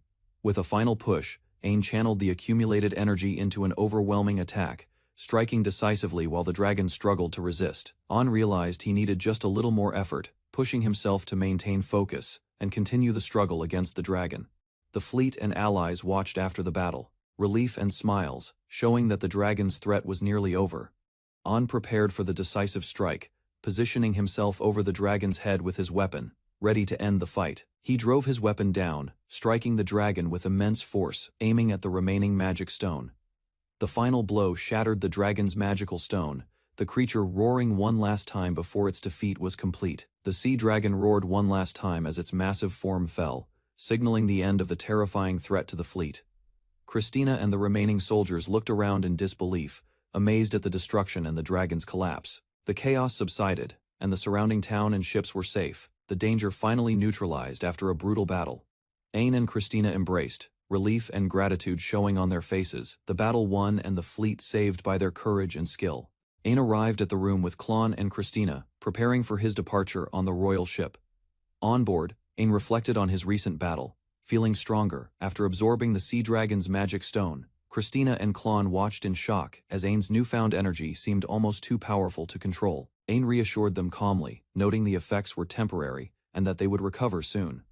He examined the ruby of the earth, realizing it had shattered, yet he survived, proving his skill's strength. Ain realized the ruby of the earth had shattered, understanding the stone's power activated only in life-threatening situations. Christina sobbed, recalling how close Ain had come to dying, while Klon and others watched helplessly. Ain comforted Christina, gently holding her hands, telling her she must not overexert herself like that again. He laughed lightly, explaining the sea dragon's magic stone had been intensely flavorful, a rare delight beyond ordinary experience. Christina and Klon were left dumbfounded by Ain's calm reaction, realizing his resilience and composure were extraordinary. Ain, Klon, and Christina shared a quiet laugh, easing the tension after recent dangerous events. Christina checked on Ain, asking if he could walk as the ship approached the capital, confirming his recovery. Ain acknowledged the risks, noting he might have been sentenced for disobedience, but he had no regrets for following the king's orders. He stepped forward confidently, appreciating the chance to assist and support his companions, however small his role. From the balcony, Ain, Klon, and Christina observed the massive crowd below. Feeling the pride and admiration of the people, Ain returned home, and was greeted by a loyal attendant, guiding him to the castle where the king awaited. He entered the grand hall and bowed respectfully, signaling his return to the king and his court. The king addressed Ain directly, acknowledging his service but noting important matters weighed on his mind. The king praised Ain and his companions for their bravery in exterminating the sea dragons, honoring their efforts. The court and advisors congratulated Ain, celebrating his achievement, leaving him surprised at the recognition he received. Christina explained how Ain's actions minimized predicted damage, while ensuring the extermination squad returned safely. The king praised Ain, calling his bravery the work of a true hero, acknowledging the impact of his deeds. Ain explained the damage caused by the royal water train and glacier family's ship during the battle, taking responsibility. Dill accepted accountability for his actions, confirming he was prepared to face any consequences from his father. Ain rushed to the king's side, asking him to wait, showing his respect and readiness for discussion. An declared that he used the royal family's authority to make Dill cooperate, taking full responsibility for the outcome. He insisted that if anyone should be punished, it should be him, demonstrating his selflessness to the king and companions. Dill bowed deeply, admitting he could not stop Ain despite being a marshal, claiming he deserved any punishment. The king laughed heartily, easing the tension, while Ain and Dill showed respect, acknowledging the moment's gravity. The king reassured everyone, stating that there was no way he could punish Dill, rewarding loyalty and understanding. The king announced that Ain would receive 2 months of house arrest as punishment, sparing Dill entirely. As a reward, Chris was promoted to marshal, while Lloyd was discharged to become the king's exclusive escort. Ain expressed fatigue, while the king advised him to view the situation from a judge's perspective. The royal court and advisors laughed at the king's approach, surprising Ain with the light-hearted handling of the situation. Outside, Ain approached Klon, noticing her distant, emotional state, realizing she might have been crying during the events. An reassured Klon that he was not crying and promised he would keep his commitments, easing her worries.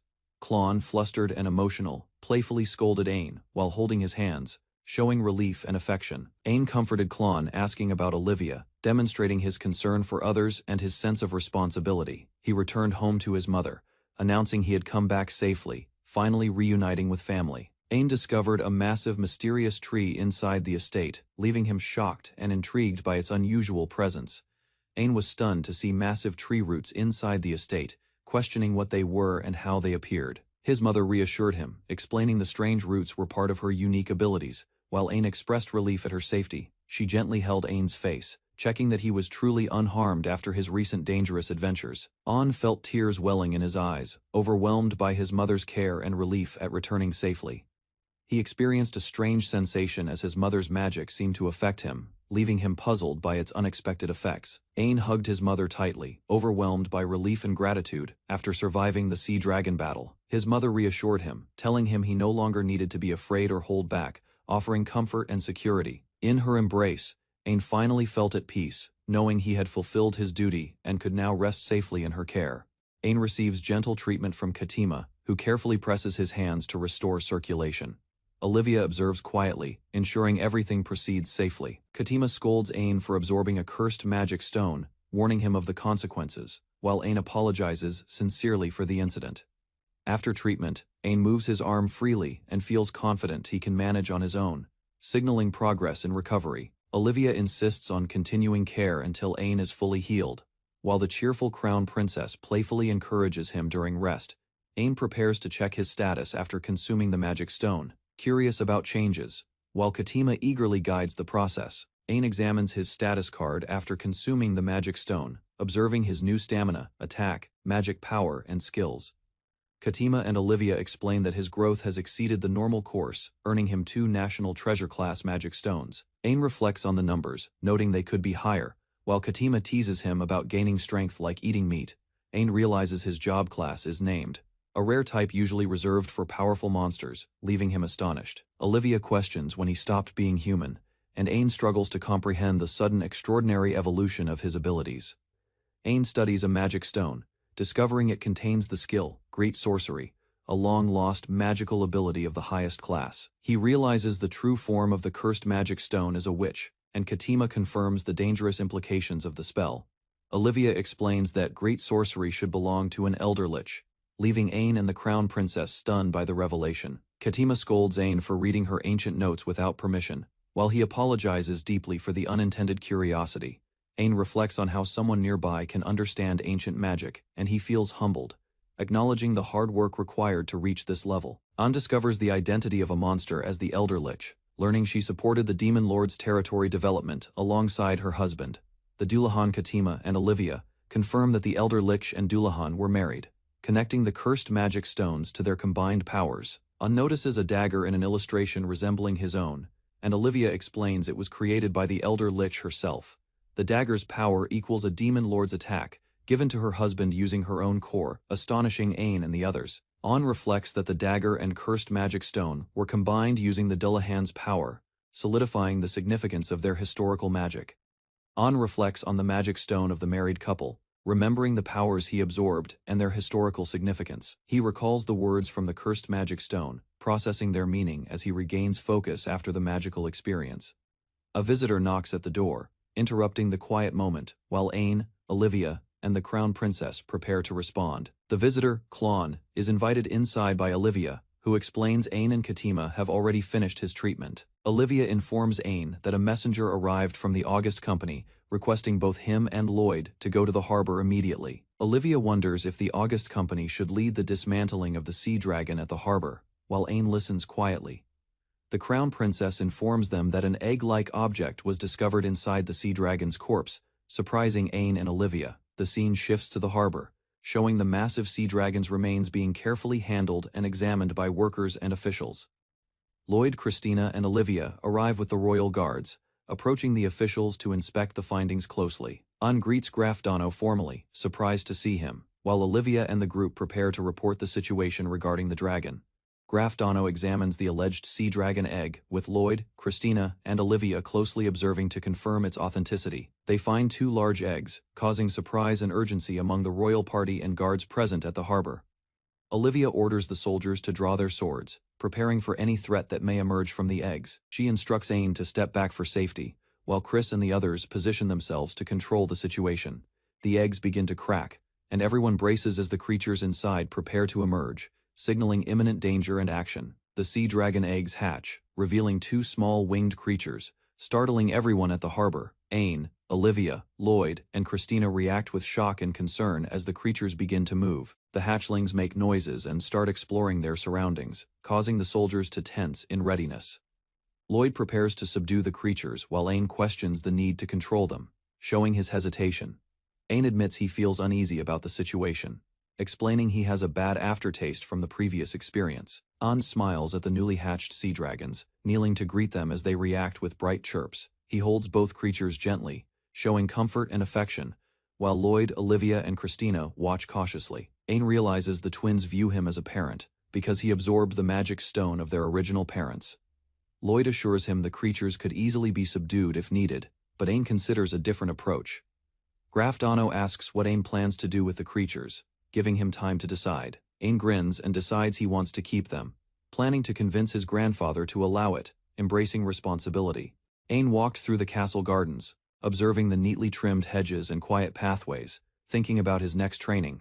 He released the sea dragons he had raised, watching them eagerly devour food, their power growing with every bite. Owen brought the creatures to the royal hall, where his grandfather reluctantly allowed him to keep them after careful consideration. He named the dragons, the older sister Elle and the younger brother Al, bonding with them as they grew stronger. Owen continued feeding them, noting their loyalty and charm, feeling a quiet satisfaction in nurturing his magical companions. Elle played with the sea dragons, feeding them while their tails and wings splashed gently around the courtyard. Owen watched her, feeling a sudden warmth and noticing a change in his own heart as he observed her.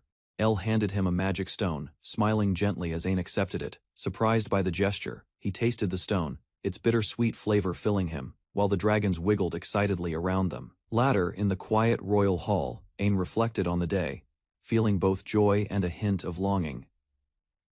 Owen reported to his family, reassuring them that his arm had healed, and he could resume sword practice without problems. He explained he could manage small tasks himself, like combing his hair, though it was still somewhat difficult. Olivia insisted on doing it for him, stating she wanted to, showing her care and attentiveness. Even his grandfather noted that Olivia's abilities surpassed many, comparing her favorably to heroes of past adventures. Finally, the grandfather assigned Owen a special official task, lifting his house arrest, and entrusting him with responsibility. Owen's grandfather appointed him as his representative to Euro, entrusting him with an important official mission abroad. He learned the mission involved overseeing the sea crystal trade, a crucial resource for the kingdom's magic tools.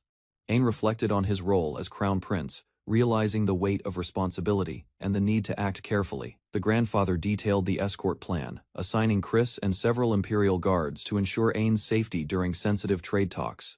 Though nervous about the duty, Ain clenched his fist, determined to perform well and honor his grandfather's trust. Ain felt excitement as Olivia embraced him, looking forward to seeing new places on their upcoming journey. Meanwhile, in the library, the young cat girl, Katima, struggled to keep up with her studies, dozing on piles of books. She focused on the pages, her attention caught by illustrations that revealed mysterious and important information.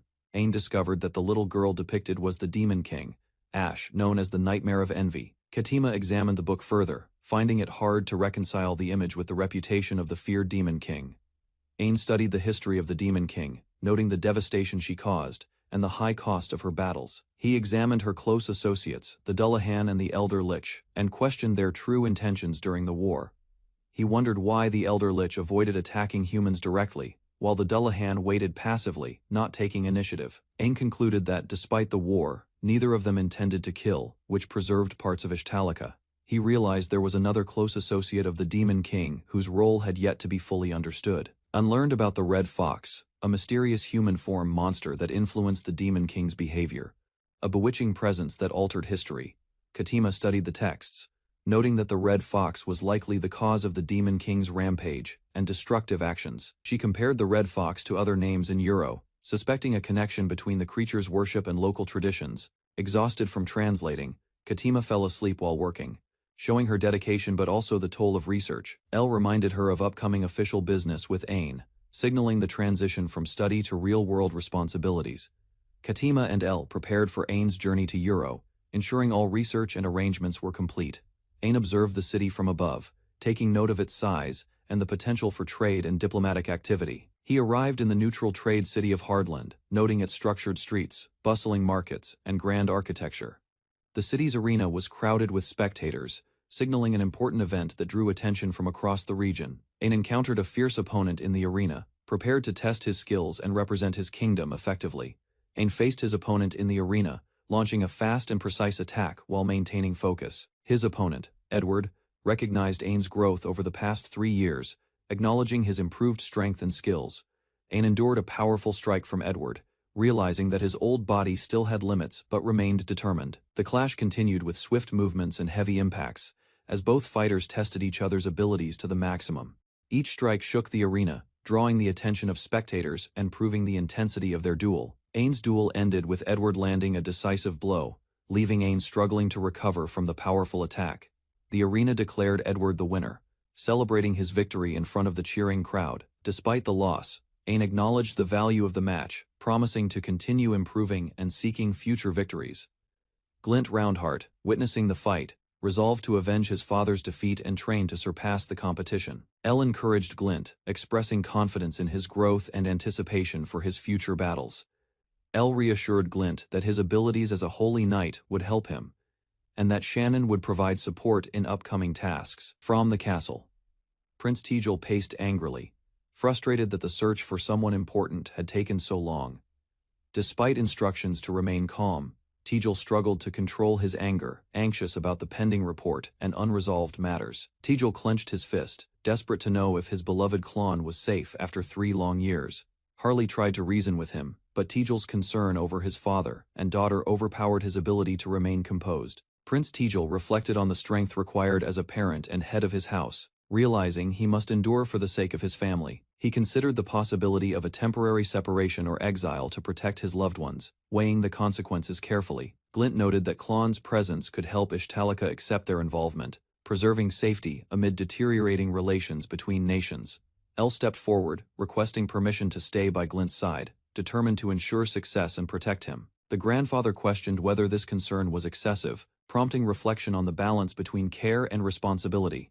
Prince Tejal received an apology for his distress, acknowledging his deep concern for Klon and his emotions. He and his allies learned that the last known carriage and inn had been identified, signaling a potential lead. Instructions were given to continue the search, prompting immediate action from Tejal and his team. Glint encouraged Tejal, emphasizing the approaching reunion with his father and daughter as a motivating milestone. Tejal expressed gratitude and determination to ensure both his father and Klon were safe once the search concluded. Prince Tijul declared his intention to make Klon his wife, expressing joy and confidence in his decision. Harley assured him that Klon's heart would respond positively to Tijul's care and commitment. Tijul relaxed. While plans continued to increase the search party and prepare for the Euro journey, he called for Glint, instructing him to accompany the mission as part of the escort team. Tijul clenched his fist, determined to find Klon and reunite with her safely. Ain and the others agreed to head to Euro, joining the mission and preparing for the next adventure. Ain von Ishtalika arrived at the Duchy of Euro, observing the fortified city and its alert guards, preparing for his arrival. The White King, the personal warship of Ishtalika's monarch, appeared at the dock, astonishing the duchy's officials with its immense size and firepower. Duke Amiel and his advisors discussed Ain's appearance, unsure if it would intimidate the troops. While Ain prepared to assert his authority, rows of armored soldiers lined the pathway, forming a grand corridor leading to the ship's interior, ready to receive the prince. Ain descended gracefully, his presence commanding respect, leaving Duke Amiel and the officials both impressed and slightly uneasy. Ain von Ishtalika arrived in Euro with his retinue, presenting himself as the representative of the Ishtalika king. He met Duke Amiel and the ruler of Euro, shaking hands and beginning their formal journey toward the castle. The officials and guards observed Ain closely, intrigued by his calm presence, sensing an unusual strength within him. Ain's innate magical power radiated subtly, creating an overwhelming aura that seemed far beyond his youthful appearance. The dukes discussed in hushed tones, acknowledging that Ain might surpass even the strongest warriors in one-on-one combat. Ain reflected silently, wondering what hidden power might reside within him as he prepared for the upcoming meeting. Duke Amiel arrived at the formal meeting room, and the officials took their seats around the long table. Prince Tijul appeared unexpectedly, surprising the dukes and interrupting the formal proceedings, causing a tense atmosphere in the room. The duke confronted Prince Tijul, questioning his sudden appearance, while Ain observed calmly from his position at the table. Prince Tijul presented a formal letter from King Haim, officially recognizing the visit, and the meeting began with authority. Glint noticed Ain and froze, recognizing him with disbelief, feeling an immediate connection to the figure before him. He urgently warned his companions, revealing his shock at seeing Ain, while others tried to understand the situation.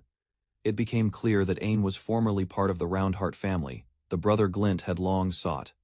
Ain calmly greeted Glint, acknowledging their past, and the room fell into a tense silence as recognition spread. Chris San restrained Glint from acting rashly, while Ain asserted his authority as Crown Prince, forbidding any attack against the guests.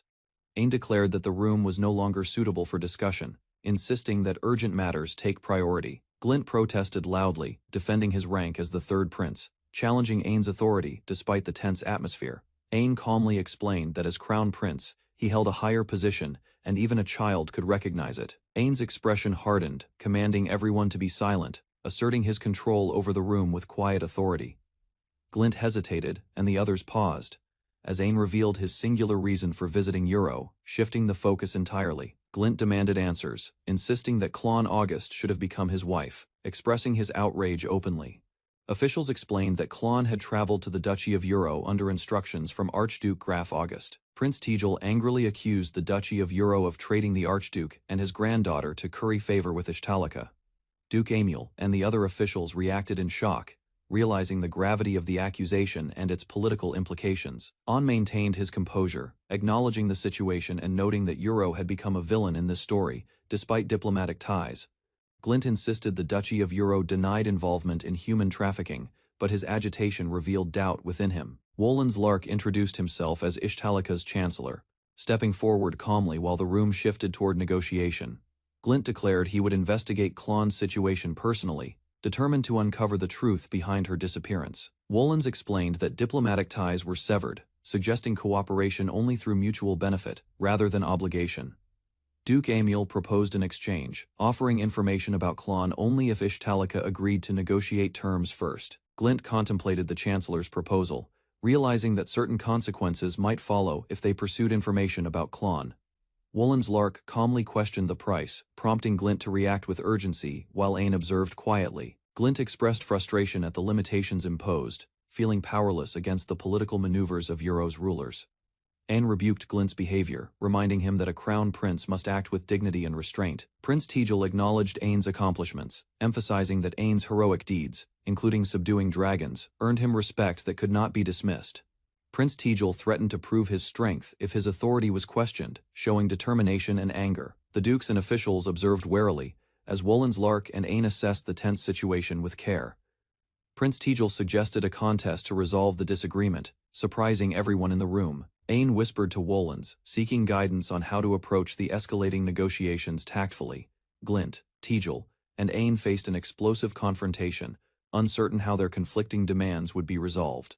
Ain von Ishtalika approached the castle gates, its towers towering above the training grounds. The kingdom's stronghold stood firm. He arrived with Christina and Chancellor Warren, all panting from the climb. The training field stretched before them. Ain observed the knights, his eyes steady. Christina and Warren watched closely, impressed by the unexpected differences in skill. Dill drew his sword, testing his strength. The air crackled as he readied himself for rigorous combat. Ain noted Dill's progress, realizing he had grown stronger. Christina and Warren nodded, acknowledging his remarkable improvement. Clint struggled to maintain his stance. Gripping his sword tightly, Ain watched. Relieved, he restrained his full strength.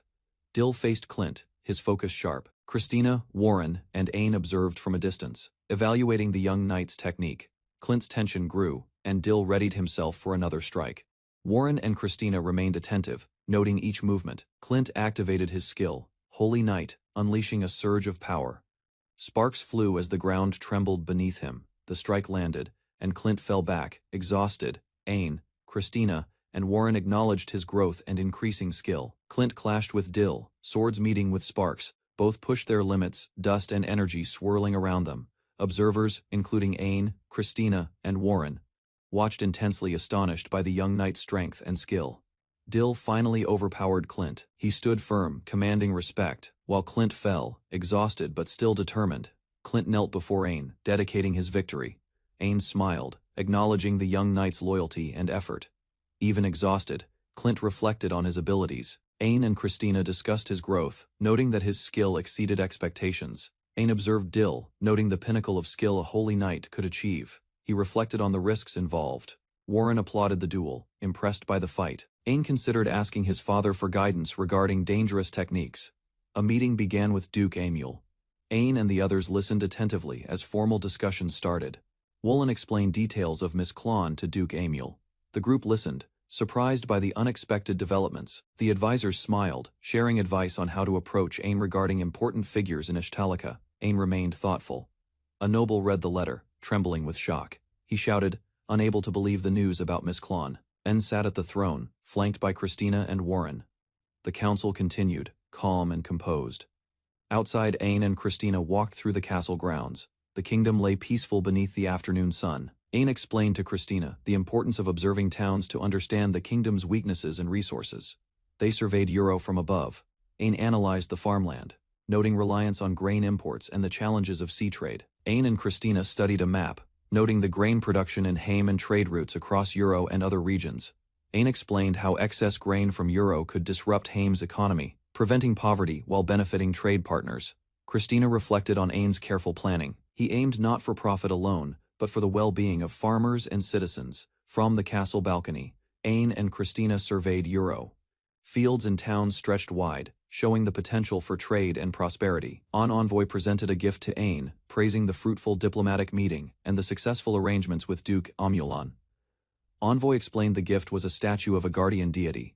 He affirmed the kingdom's faith in its protection. The ship carrying the gift sailed across the harbor.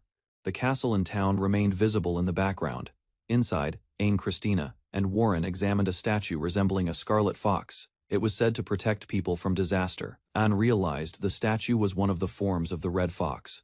The significance of the guardian became clear. Wolin confirmed the deity's purpose. Ain acknowledged the explanation, understanding its importance for the people and the kingdom's spiritual security. Christina questioned the origin of the guardian deity. She referenced Kataima's research, linking it to the Demon Lord's associates. Ain, Christina, and Warren reflected. Wolin explained the red fox played with people, hinting at its mysterious behavior. Ain recalled past errors in trusting the entity. He felt regret, and realized his judgment had been flawed. Christina and Wolin reacted with concern, noticing Ain's sudden agitation. His focus shifted as he struggled with internal conflict. Christina's body stiffened, restrained by magic. She realized the presence of a binding spell, unable to move or act. Christina felt the overwhelming presence of fear around Ain. His intense emotions radiated, shaking the room. Ain's focus sharpened as dark energy gathered. Shadows twisted around him, signaling the magnitude of the danger. He seized the great sword connected to the guardian statue. Sparks flew as he wielded its immense power. Ain swung the sword with precision.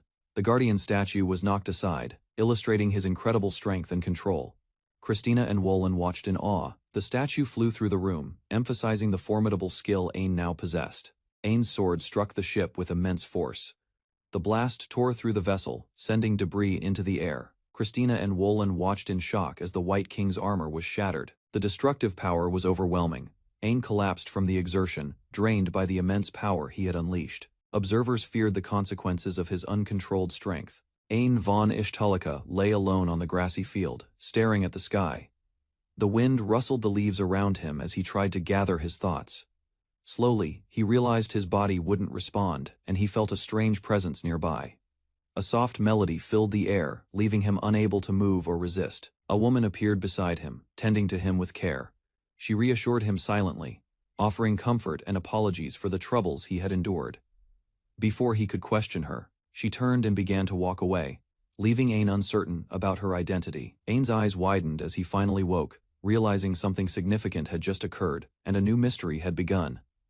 Ain awoke in a grand castle room, sunlight filtering through tall windows. He stared at the unfamiliar ceiling, wondering how he had arrived there. Flipping through fragmented memories, he recalled parts of his recent travels, but found gaps in his recollection, leaving him puzzled about the events that brought him here. He noticed strange bandages covering his right arm, etched with mystical symbols, and examined them closely, trying to understand their purpose. Calmly, Ain decided to summon someone for guidance, testing the room and his surroundings while remaining composed. Suddenly, two women rushed into the room, their expressions a mix of surprise and concern, signaling that his arrival had drawn urgent attention. Ain explained that he had no memory of returning to the castle, still confused about recent events. Christina and his mother rushed to his side, embracing him tightly, relief and concern written on their faces. Ain struggled to understand why they were crying, sensing the depth of their emotions without fully knowing the reason. His grandparents appeared, quietly listening, as Ain requested an explanation, seeking clarity on the strange circumstances surrounding him. Finally, they revealed that Ain had fallen into a coma for nearly half a year after returning from Euro, explaining the lost memories and prolonged absence. Ain's mother explained he had just woken up, advising him to rest and promising a detailed discussion the next day. Despite his protests, Ain was led by his parents, both emotional, as they guided him through the castle corridors alone. Ain recalled that he had no memories after seeing a mysterious present, trying to piece together the missing time. Looking out over the city at night, he clenched his hand, feeling the weight of everything he had missed. Soon Ain was brought before the royal family, seated in a wheelchair, and prepared to confront the consequences of his prolonged absence.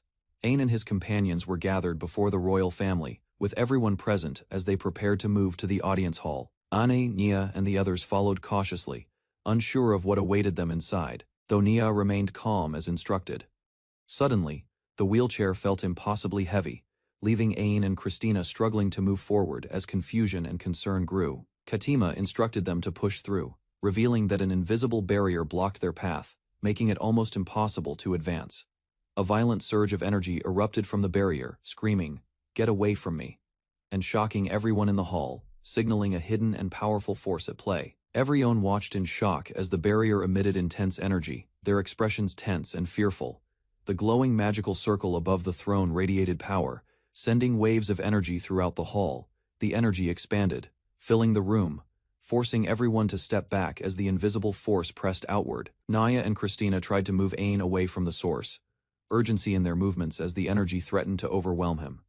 Christina lifted Ain, pushing him away just as the force surged, narrowly avoiding catastrophe while the royal family looked on, stunned. After the barrier subsided, Ain recovered, though still shaken.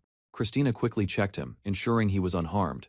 Katima explained that the force came from the demon lord Ash, confirming the terrifying presence that had caused the barrier to appear. The magic stone of the demon lord actively rejected Ain and Naya, explaining why the invisible wall had prevented their progress in the audience hall.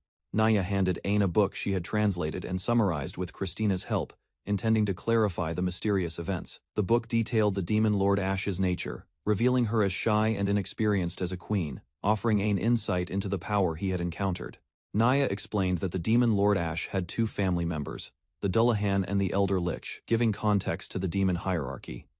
The demon lord's realm had begun as a small settlement created by Ash and her companions, gradually reaching out to demons and inhuman races. Over time, the settlement grew into a large city and eventually became a fully recognized country under Ash's rule.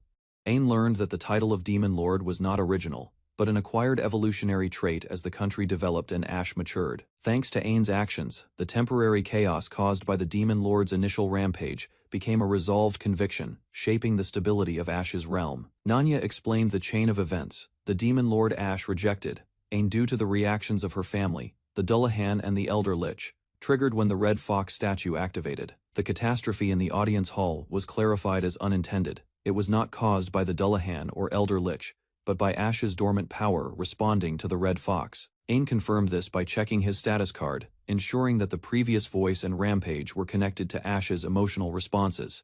Nenya summarized the situation. Ain's current circumstances were tied to Ash, but he was not directly responsible for her rampage. Ain realized that his presence placed him in a delicate position, one where he could neither fully interfere nor remain unaffected by the Demon Lord Ash's actions.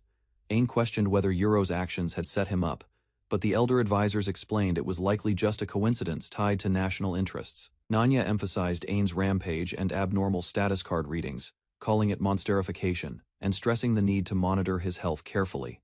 Ain agreed to cooperate, allowing Nanya to directly investigate and consult him, while the elders arranged support from the academy and adventurers. The royal family and companions expressed concern for Ain, reassuring him that their worries came from care and not blame. 1 month later, Ain was transported in a carriage, beginning the next phase of investigation and preparation for what lay ahead. Ain sighed in exhaustion, overwhelmed by the demands of catching up after his half-year absence. Christina explained the extensive tasks ahead: physical rehab, keeping up with advancement tests, and coordinating with the Adventurers Guild. Ain and Nea planned to visit Majorica's shop, with precautions against public exposure, using perception-obstructing magic tools. Entering the shop, they found it empty, silent, and devoid of any customers, adding to the tension of their mission. Suddenly, the shopkeeper revealed herself, explaining that the real deals began only in the evening, startling Ain with the unexpected timing. Ain appeared nervous as Majorica playfully hid in a strange pose, prompting Christina to intervene and insist she reveal herself. Majorica closed the shop temporarily, acknowledging the unusual situation and preparing to discuss matters with Ain seriously. She questioned Ain's identity after his long absence, pondering whether he had become human or a monster due to his body changes. Ain reassured her that, despite the transformations, he was mostly human, addressing her concerns while maintaining composure. From her perspective, however, Ain resembled a monster who had evolved after consuming a magic stone, emphasizing the extraordinary nature of his transformation. Antain suggested telling Majorica about his skills and the events in Euro, though Christina hesitated, warning him of the potential risks. Majorica explained her role, comparing herself to a deity and the world tree, protecting nearby life and absorbing evil monsters. She advised Ain that if he wanted to research his body and the Red Fox incident, he would need to travel to specialized cities. The first city, Isto, was a holy land dedicated to magic tool research, gathering most of the relevant information. The second, Balto, was near Old Demon Lord territory, containing the castle and the corpse of a giant monster from the first Emperor's conquest. Ain excitedly decided to travel to Balto, though Christina expressed concern for his safety in the Old Demon Lord territory. She recalled her own experiences investigating the Demon Lord's castle, noting the presence of mysterious monsters and the danger involved. Ain planned to visit Isto first, with Majorica offering to write an introduction letter to a knowledgeable acquaintance there. They discussed needing a magic tool to obstruct perception for safe investigations, and Majorica offered to create special robes for them. The cost of the magical robes was confirmed, emphasizing the seriousness and preparation required for their upcoming research and missions. Ain noticed the high cost of the magic tools and questioned the reasoning, while Majorica explained they were specially ordered and fairly priced. He learned that the story's content was complicated and difficult to explain fully, leaving him curious yet cautious. Majorica revealed that her older sister had been in the same adventuring party with herself and Kaiser Dano, surprising Ain. Ain reacted with shock, realizing that Chris San's sister was reportedly stronger than Lloyd San, which seemed incredible to him. Ain comforted Christina, who seemed uneasy discussing her sister, acknowledging that she had been tamed and encouraging her to relax. Ain reflected on their decision to travel to Isto, understanding the necessity of gathering information for his research and investigations. Klon pouted quietly, feeling overlooked as Ain focused on preparations and investigations. Ain noticed Klon's mood and asked if she was upset, Realizing that their time together had been limited due to his rehabilitation and busy schedule, he expressed gratitude to Klon and the others for caring for him during his unconscious state, emphasizing his appreciation and relief. Klon playfully teased him, lightening the mood with a wink and joke, bringing smiles to both, and ending the conversation warmly. Ain asked about El and Al, showing concern for their progress and safety, as he prepared for Isto. Christina explained that the creatures had grown stronger and more difficult to navigate in the castle waterways, but they could still aid Ain if needed. Ain inquired about his time in Isto, and Christina mentioned that he would stay until enough information was gathered for their investigation. She handed Ain a small, valuable tool, a message bird, a device for long-distance communication. Christina described the new model, capable of multiple messages, allowing Ain to stay connected with others despite the distances involved. Ain asked Klon what she would do if he were to change into a monster, pondering the implications of his evolving state. He looked concerned, unsure of how such a transformation might affect their relationship or his identity. Klon responded simply, suggesting that nothing in particular would change, showing her calm and trusting nature. Ain panicked slightly, worrying he might become another living being, questioning if he would still be himself. Klon proposed a promise to ease his mind, highlighting her gentle approach and support in his ongoing self-discovery. Ain asked Klon about her feelings if he were to transform into a monster, seeking reassurance about his identity and their bond. Klon calmly reassured him that nothing would fundamentally change, showing trust in Ain regardless of his form. Ain promised to be careful and considerate, physically touching Klon's hand to emphasize his vow. He vowed to give Klon a star crystal again, and with that promise, they looked toward the future as Ain prepared to leave the capital for Isto. Ain stood on the platform, luggage in hand, preparing to board the water train to Ishtalika. He observed the busy travelers and focused on his journey ahead. Katima, disguised with feline features, quietly adjusted her magical tools, preparing herself for the journey. Her playful demeanor hid careful planning. Ain noticed Katima appearing unexpectedly, curling happily on his luggage. He frowned slightly but accepted her presence, realizing she had found a way to accompany him. Olivia considered the trouble of concealing Katima's identity, while Ain and his companions adapted, allowing Katima to travel hidden in the luggage. Katima revealed her own magic device that disguised her identity completely. Ain nodded, satisfied, as the train departed toward new adventures. Ain and his companions, including Katima, traveled on the water train toward Isht, preparing for the research trip. Katima, lively as ever, remained excited and energetic, despite the long journey. Anan observed her antics, noting her playful behavior and determination. The group passed through scenic landscapes as the train moved swiftly toward their destination. Upon arrival, the party stepped into the magic city of Isht. The city's towering spires and intricate streets impressed everyone, marking the start of their adventure. They approached the Tower of Wisdom, the center of magic tool research. The structure stood apart from the capital, emphasizing Isht's unique magical technology. Pipes extended from the tower throughout the city, distributing magical energy from stones. Ain and the others marveled at its design, realizing the immense scale of the research and the tasks ahead. Katima explained the Tower of Wisdom's purpose as a research facility. Ain listened, learning about the strict screening and limited access. The party approached the tower. Olivia noted that the city used the most sea crystals, powering the advanced magical research. Ain reflected on his mother's sacrifices to obtain the sea crystals. He felt conflicted about their use in Isht. The companions silently observed the tower, understanding its importance and the weight of magical development on their journey. Lloyd suggested checking into the inn first. Ain agreed and decided to contact Klain, preparing for the next steps in Isht. Ain contacted Klain upon arriving in Isht, noting the colder climate and the massive Tower of Wisdom. He felt a mix of excitement and anticipation. The group moved carefully through the city streets. Lloyd reminded Ain to keep his hood on to maintain identity concealment while walking. Following Majorica's referral letter, the party searched for the correct address. Ain led, attentive to the city's layout and landmarks. Olivia examined the letter closely, realizing they had reached an academy affiliated with the institute. Katima confirmed the location. Guards at the entrance stopped them. The party was questioned about their intentions, readying themselves for the next stage of their magical research mission. Ain noticed the guards' caution, aware that Katima's feline appearance made them uneasy. He whispered reassurance to her. Olivia presented the referral letter. The guards examined it carefully, wary of counterfeit documents, maintaining strict protocol. Lone Guard hurriedly called for Chief Professor Oz after reviewing the letter, showing the urgency and respect for the referral. The party waited calmly at the gate. The guard apologized politely, requesting they remain for a moment while procedures were completed. Suddenly, the guard's demeanor completely changed. Ain and the others realized Majorca-san's influence was significant, and the gate procedures became smoother. Ain finally met Chief Professor Oz, who introduced himself warmly. The professor's friendly demeanor eased the party's tension. Oz expressed pleasure at their visit, acknowledging Majorica's recommendation and the importance of their inquiry. Ain and Olivia felt reassured. Oz gestured them inside, explaining Majorica Dono's status as a revered professor. Katima noted the respect others had for him. The party entered Oz's office, surrounded by countless books and magical artifacts. The space reflected the tower's research depth and prestige. Oz addressed Ain directly, recognizing him as the Crown Prince. The party realized the significance of their visit and the Academy's trust. Professor Oz apologized for his earlier formality. Ain shook his hand, appreciating the professor's thoughtfulness and the warm welcome.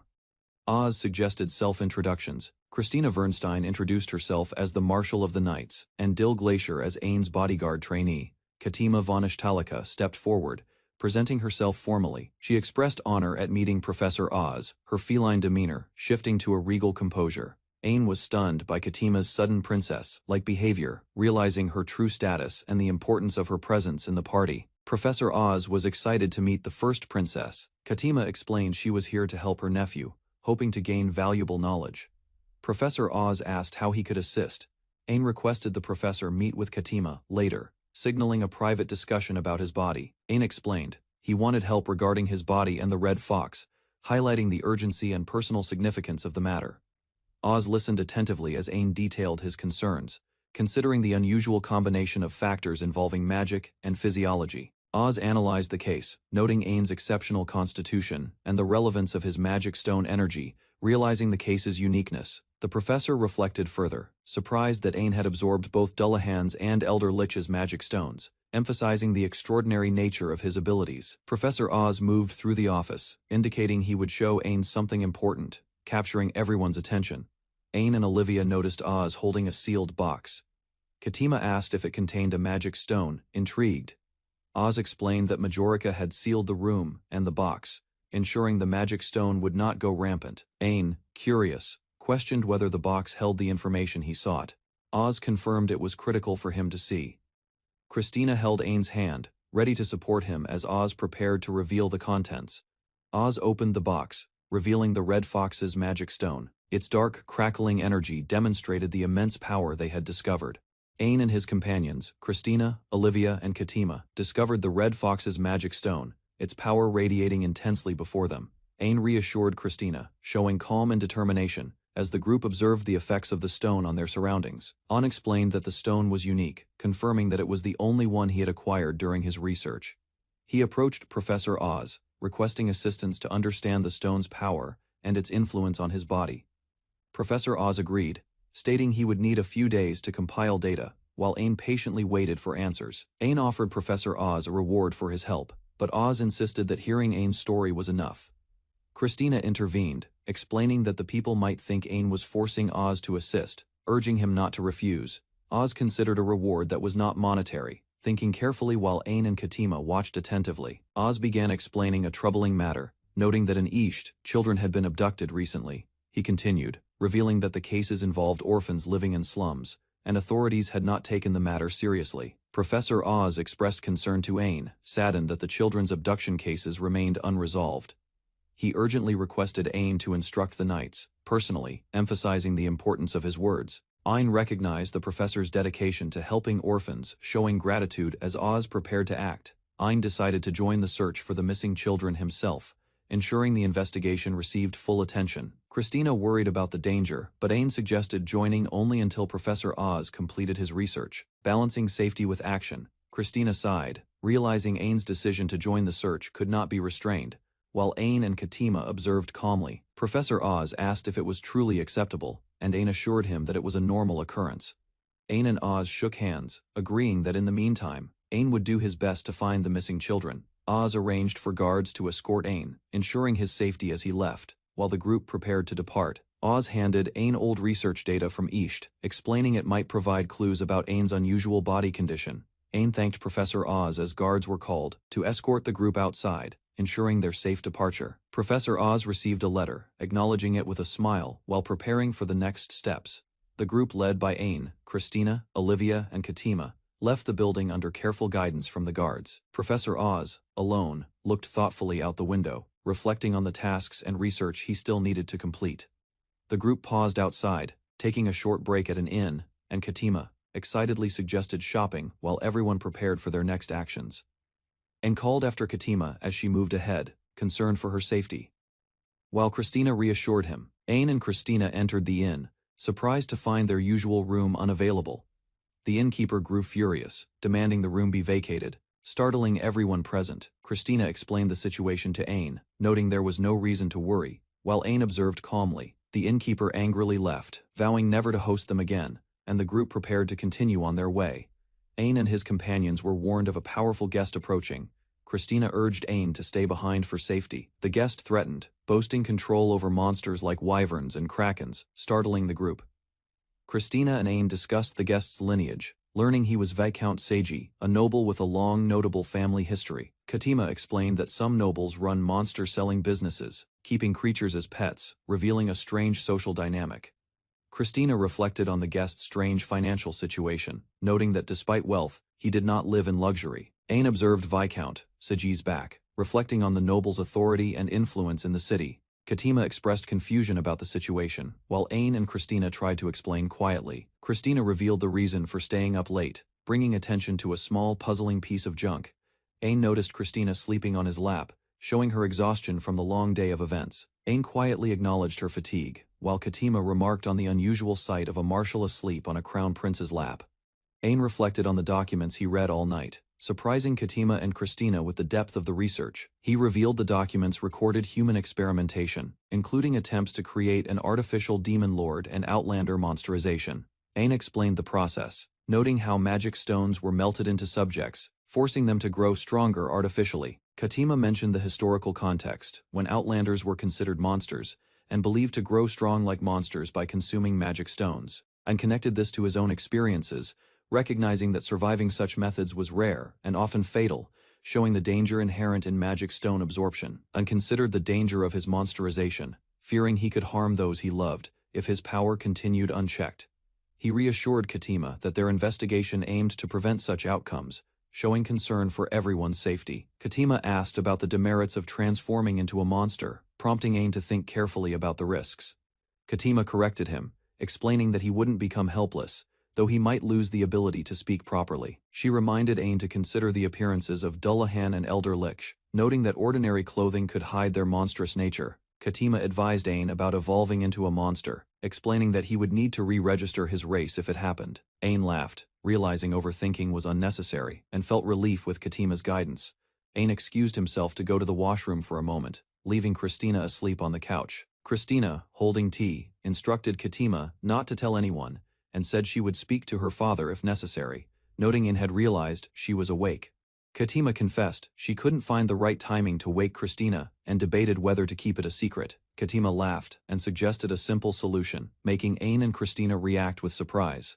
Katima formally declared a royal decree addressing Christina and asserting her authority as the first princess of Ishtalika. She forbade anyone from revealing information about Ain's monsterization, emphasizing secrecy for safety and discretion. Katima clarified that the decree covered all matters concerning Ain's condition, including royalty and sensitive information. Anne and Christina acknowledged her command, following her instructions with respect, showing obedience and understanding of her authority.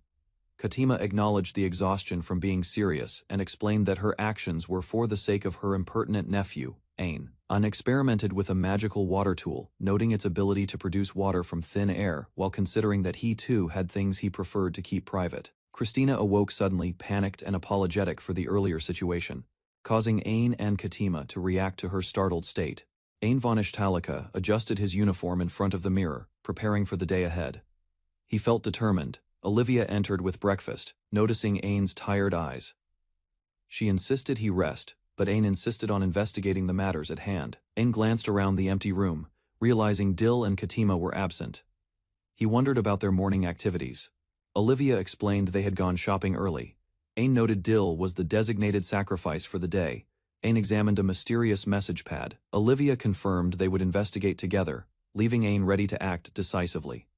Ain held a small magical device in his hands, relieved that it had arrived safely.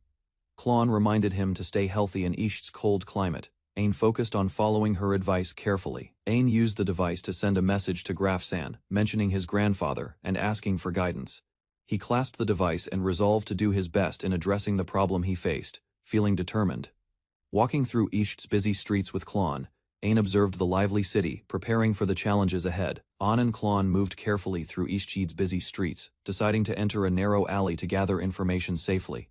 They realized they were completely lost among the twisting alleys, surrounded by tall walls and confusing paths. Ain suggested finding the Tower of Wisdom, while Klon admitted the alleys were hard to navigate and laughed at their predicament. Suddenly, a group of men appeared, chasing a young girl. Ain noticed the danger and prepared to act. The men caught the girl holding her tightly as she screamed, leaving Ain and Klon facing the threat in alarm. Ain and Klon confronted the men holding the girl. The men decided not to harm her, prioritizing her value. Klon swiftly incapacitated the attackers, her sword precise and efficient, while the girl watched in fear. Ain checked on the girl, ensuring she was unharmed, noticing her exhaustion and vulnerability. Klon carefully lifted the fainted girl, and Ain followed, supporting her as they prepared to move her to safety. Examining her clothing, Ain realized she was an orphan from the slums. They decided to take her back to the inn. The girl lay asleep under warm blankets, recovering from the events in the alley. The room was quiet and safe. Ain and Klon noticed she had awakened. Ain gently greeted her, making sure she felt comfortable and calm. The trio sat together in the inn's dining area, allowing the girl to regain her strength while observing her surroundings. Olivia encouraged her to eat first, offering a meal to replenish her energy. The girl hesitated, feeling unsure. An reassured her with a kind smile, explaining the food was prepared specifically for her and meant to help her recover.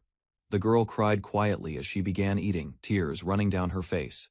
The simple meal gave her comfort. She expressed heartfelt gratitude, amazed that she had been given such delicious food after enduring hardship. Ain encouraged her to relax and sit comfortably, showing gentle concern and patience as he listened. He asked why the men had been chasing her, hoping to understand the danger she faced. The girl explained that her sister had already been taken, and she was running desperately, trying to escape the attackers. The girl knelt before Ain, tears streaming down her face, begging him to save her sister from danger. Ain reassured her, promising firmly that he would rescue her sister, holding her hands to show sincerity. Olivia and Ain encouraged the girl to rest and feel comfortable in their home after the emotional plea. Ain noted that she had good manners and wondered how she ended up in the slums, reflecting on her past. Just then, Pill returned, and Ain greeted her, asking about the progress of the interrogation while preparing for the next steps. An and Olivia learned that the men chasing the girl were hired adventurers, unaware of the mastermind behind the operation. After questioning locals near the alley, they discovered that the carriage had been stopped at the Tower of Wisdom. An and Olivia realized that the tower officials might be involved in the kidnapping, causing alarm and concern. The city skyline and distant towers suggested the situation was becoming dangerous, and Ain knew they had to investigate carefully. Ain reflected on the long night of interrogations and the lack of new information, feeling both tired and frustrated. Ain and Klon decided to hand over the captured men to Warren for further handling. Though Ain still worried about his promise to the girl, Klon suggested a brief distraction at the monster arena to change the pace, giving them a moment of respite. Ain and Klon considered sightseeing around Isht, taking advantage of the opportunity to relax while observing local attractions. The duo explored the city, marveling at the architecture and planning their route to the popular arena. At the arena, they observed chained monsters, preparing for demonstrations, and discussed how the attraction worked for visitors. Ain and Klon looked down at the arena from above. Observing the variety of chained monsters in separate sections, they noticed a green wyvern and several unusual creatures, some of which Ain had never seen before. Ain commented on the size of the monsters, noting that they varied individually but were mostly manageable compared to normal standards. Klon and Ain watched as a massive monster appeared, its size impressing and frightening them simultaneously. The green wyvern was dwarfed by an even larger creature, nearly twice its size, leaving Ain and Klon in awe. Ain and Klon observed the massive wyvern up close, noticing the sheer size and muscles that intimidated other monsters in the arena. They decided to approach and look at the wyvern more closely. Despite its terrifying presence, the wyvern suddenly roared and slammed the ground, causing smaller creatures and spectators to tremble in fear. Ain noted how powerful the creature appeared, realizing the wyvern might be reacting to the sea dragon's power inside him. Meanwhile, a noble visitor, Viscount Seti, arrived and was formally greeted, signaling the beginning of an important event at the arena. Viscount Seti scolded the spectators for causing a disgraceful scene, demanding order and attention from his subordinates. He noticed Ain behaving unusually, and his companions wondered if someone had drugged him due to his strange reactions. Seti confronted Ain and Klon, asking if they had been observing the wyvern earlier, though they insisted they were only looking. On was ordered to remove his hood, while Klon and he stood silently under scrutiny. Klon stepped forward, raising her hand to prevent Seti from taking any action against Ain, asserting her authority. An and Klon stood firmly, facing the noble visitors who questioned their intentions, maintaining calm but determined expressions. Klon threatened to stop the interrogators if they attempted any rough actions, asserting her authority. Ain declared that the girl was very important to him, warning that he would not allow her to be touched. He reiterated that they had only been observing the wyvern, insisting on the truth of their actions. The nobles reluctantly acknowledged Ain's courage and spared him, though they instructed the wyvern to be returned to its cage. Ain and Klon decided to end their sightseeing for the day, reflecting on the unusual encounters they had experienced. Klon grabbed Ain's hand, holding it tightly, signaling comfort and reassurance. As they walked together, Ain looked down, contemplating the events, while Klon stayed close, their bond evident in silence. Klon smiled gently at Ain, showing her support and conveying warmth without words. They continued walking through the city, side by side, their hands still joined, moving forward together after the day's events. Klon pouted at Ain and turned away, while Ain reached out, signaling a moment of playful tension between them. Ain considered the financial strain of maintaining the wyvern and kraken, questioning how the Viscount's family could support them. He calculated that feeding one creature could cost millions per month, realizing that prize money from the arena would not cover it. Ain and Klon looked up at the Tower of Wisdom, awestruck by its towering height and magical design. Klon explained that the tower could create auroras under certain conditions, leaving them amazed by the magical infrastructure. Ain and Klon walked through the rainy streets, discussing whether Viscount Saji had access to the Tower of Wisdom. Klon explained that the previous owner had a laboratory, suggesting that Saji likely inherited access, prompting Ain to consider the kidnapper's motives. They realized that the carriage heading to the Tower of Wisdom implied an aristocrat with unknown wealth might be involved in the kidnapping. Ain and Klon looked up at the Tower of Wisdom, sensing that it could be central to the mystery they were uncovering. They observed prisoners confined in a distant facility, hinting at the darker side of the city, and the stakes of their investigation. An and Klon observed the room where several children sat, looking frightened and vulnerable, hugging themselves tightly. One of the children, crying and clutching her knees, called out for her sister, revealing the emotional toll of their captivity. Ain watched Crone quietly as she mentioned the Tower of Wisdom, sensing danger around the suspicious structure nearby. Crone warned Ain that using royal authority recklessly could bring trouble. While he considered forcing entry into Tower, Ain hesitated, realizing the Tower of Wisdom security was difficult, as Crone suggested a stealthier infiltration approach instead. Crone showed Ain detailed plans, explaining they needed to disable the tower security systems before proceeding further inside. Ain understood the plan, realizing the giant magic stone furnace underground powered the tower, giving them a target. Ain suggested destroying the tower, but Crone strongly objected, warning massive casualties would result from such reckless action. Crone leaned closer and whispered advice, guiding Ain toward a better plan while he struggled to decide what action. Verla reacted in shock after hearing her sister might be inside the Tower of Wisdom, while Ain confirmed uncertainty. Crone gently asked for details, and Verla, emotional, hoped any clue about her missing sister could help find her. Verla introduced herself and revealed her sister Macy was only 6 years old, making the situation far more urgent. An calmly introduced himself, while Katima loudly denied being a cat, insisting on her identity despite obvious appearance. An prepared to leave, assigning Dull to guard Katima, while Verla remained confused about his true background and identity. Verla earnestly asked Katima about Ain, calling him her savior, while Katima casually told her to close the door. Katima introduced herself as Katima von Istalika, revealing Ain's full name, deciding it was pointless hiding such information anymore. Verla froze in shock after hearing the Istalika name, realizing Ain's true status and importance far exceeded expectations. Ain moved with determination, revealing his status as Crown Prince, while Katima and Crone followed closely behind him. Katima quickly took charge, declaring it was time to act, while preparing to begin their plan inside the room. Katima criticized Ain for acting without planning, while the knight understood the urgency of saving the kidnapped victim. The knight outlined preparations, including contacting authorities, bringing a healer, and gathering supplies, while Katima continued directing actions. The knight requested to join the mission, determined to assist, while Katima listened and considered his resolve seriously. Katima organized preparations, asking for letters to maintain secrecy, while Ain's presence remained hidden from others in the kingdom.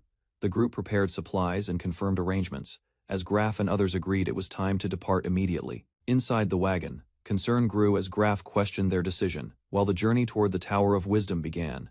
Ain reassured everyone calmly, comparing the danger to past battles, while Crone showed visible unease about the mission. They met Graf and discussed support, as Ain appreciated his help, recognizing the importance of cooperation for success.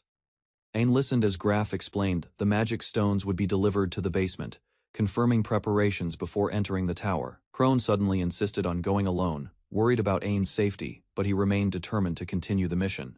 Crone expressed her anger toward the kidnappers, unable to forgive them, while Ain calmly acknowledged her strong feelings. Ain imagined the suffering children, realizing the cruelty of those separating them from families, strengthening his resolve further. Ain clenched his fist tightly, anger building, as he decided to stop those responsible and end their actions. Ain declared his responsibility as Crown Prince, realizing he must face the existence of criminals harming innocent people. Graf listened silently, acknowledging Ain's resolve, while tension filled the space as the seriousness of their mission grew. Crone accepted Ain's decision and promised full support, while he calmly prepared himself for the operation ahead. At night, the group arrived near the Tower of Wisdom, beginning their infiltration as planned under darkness and secrecy. The scene shifted between August Mansion and the city, showing the scale of the kingdom tied to Ain's actions. Chris reflected on Ain's departure to Isht, understanding his duties would delay his return, leaving her with growing thoughts. She remembered moments with Ain, recalling his kindness and presence, which quietly strengthened her emotional attachment toward him. Chris struggled with her feelings, admitting jealousy while wishing to stand beside Ain, yet hesitating to accept those emotions fully. She tried to distract herself with daily life, recalling simple activities, while thinking about how she should respond to him. Chris lowered her gaze, deep in thought, as her feelings settled into quiet determination about her connection with Ain. Chris lay in bed, overwhelmed by her feelings, realizing she could no longer suppress her growing emotions for Ain. She reflected on herself, surprised she endured so long while acknowledging how deeply Ain's presence affected her thoughts. Holding memories of Ain, Chris recalled their shared moments, recognizing how important he had become in her life.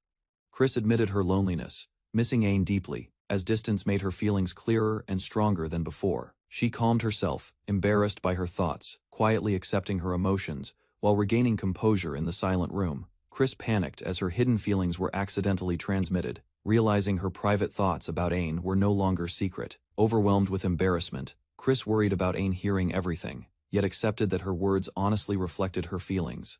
Under the night sky, Chris quietly blamed Ain for her emotions, while wishing he would return sooner to ease her heart. Inside a large facility, several massive tanks filled with water shook violently. Shadows of creatures moved within, and guards monitored the area from above, unaware of the hidden threat approaching. The guards continued their routine inspection, calmly reporting the situation. They believed everything was under control, not noticing any disturbance beyond the surface. Crone and another cloaked companion silently eliminated the guards. Their movements were precise, ensuring no alarm was raised during the infiltration. Ain and Crone regrouped. After entering through a cramped wooden passage, they confirmed the infiltration was successful and moved deeper into the facility. Ain was called out from hiding as the team prepared for the next step. The group advanced carefully, ready to uncover the truth behind the investigation. Ain and Crone arrived at the underground facility, observing massive tanks where magic stone energy circulated through controlled systems below. Crone explained the furnace process to Ain, outlining how Katima's plan involved controlling the system and its energy output carefully. The turbine above operated continuously as Ain analyzed the structure, understanding that overheating it could disrupt the entire facility system. Ain focused his power, extending his senses toward the liquid below while preparing to interfere with the magic flow inside. The water began swirling violently into a whirlpool, alarming Crone as the energy reacted, suggesting influence from a powerful sea dragon. Ain activated ocean current, forcing massive waves to surge violently, overwhelming the system and pushing the turbine beyond limits. Ain maintained control of the flowing energy, focusing intensely, while Crone watched as the pressure inside the system increased rapidly. The overheated pool suddenly froze from extreme reaction, shocking Crone as the entire chamber turned cold and unstable quickly. An and Crone decided to advance upward, aiming to find proof while security weakened due to the disruption below. They moved through the facility, climbing higher floors while guards rushed elsewhere, allowing Ain and Crone to continue unnoticed. Ain and Crone reached a massive sealed door, recognizing it as the final destination where the hidden truth was kept. Crone identified the door as a magic item and prepared to break it, warning Ain to step back carefully. Crone unleashed her strength, striking the door repeatedly while Ain watched, sensing the barrier gradually weakening under force. The door shattered open, revealing the chamber beyond as debris scattered, confirming their path forward into the hidden facility. Inside, Ain and Crone discovered large containers holding monsters, realizing the facility was secretly storing powerful creatures for unknown purposes. Ain and Crone examined the captured monsters, realizing they were unnaturally strengthened, suggesting experiments to enhance their abilities artificially inside. They discovered another hidden door behind the chamber, carefully approaching it while remaining alert to possible threats nearby. Inside, they found a strange room resembling living quarters, with objects suggesting unusual and disturbing activities, conducted within secretly. Ain sensed something wrong with the atmosphere, feeling uneasy as the room carried traces of overwhelming and unnatural human desire. They uncovered imprisoned people in cages, realizing the facility was conducting inhumane experiments, involving both monsters and captured humans.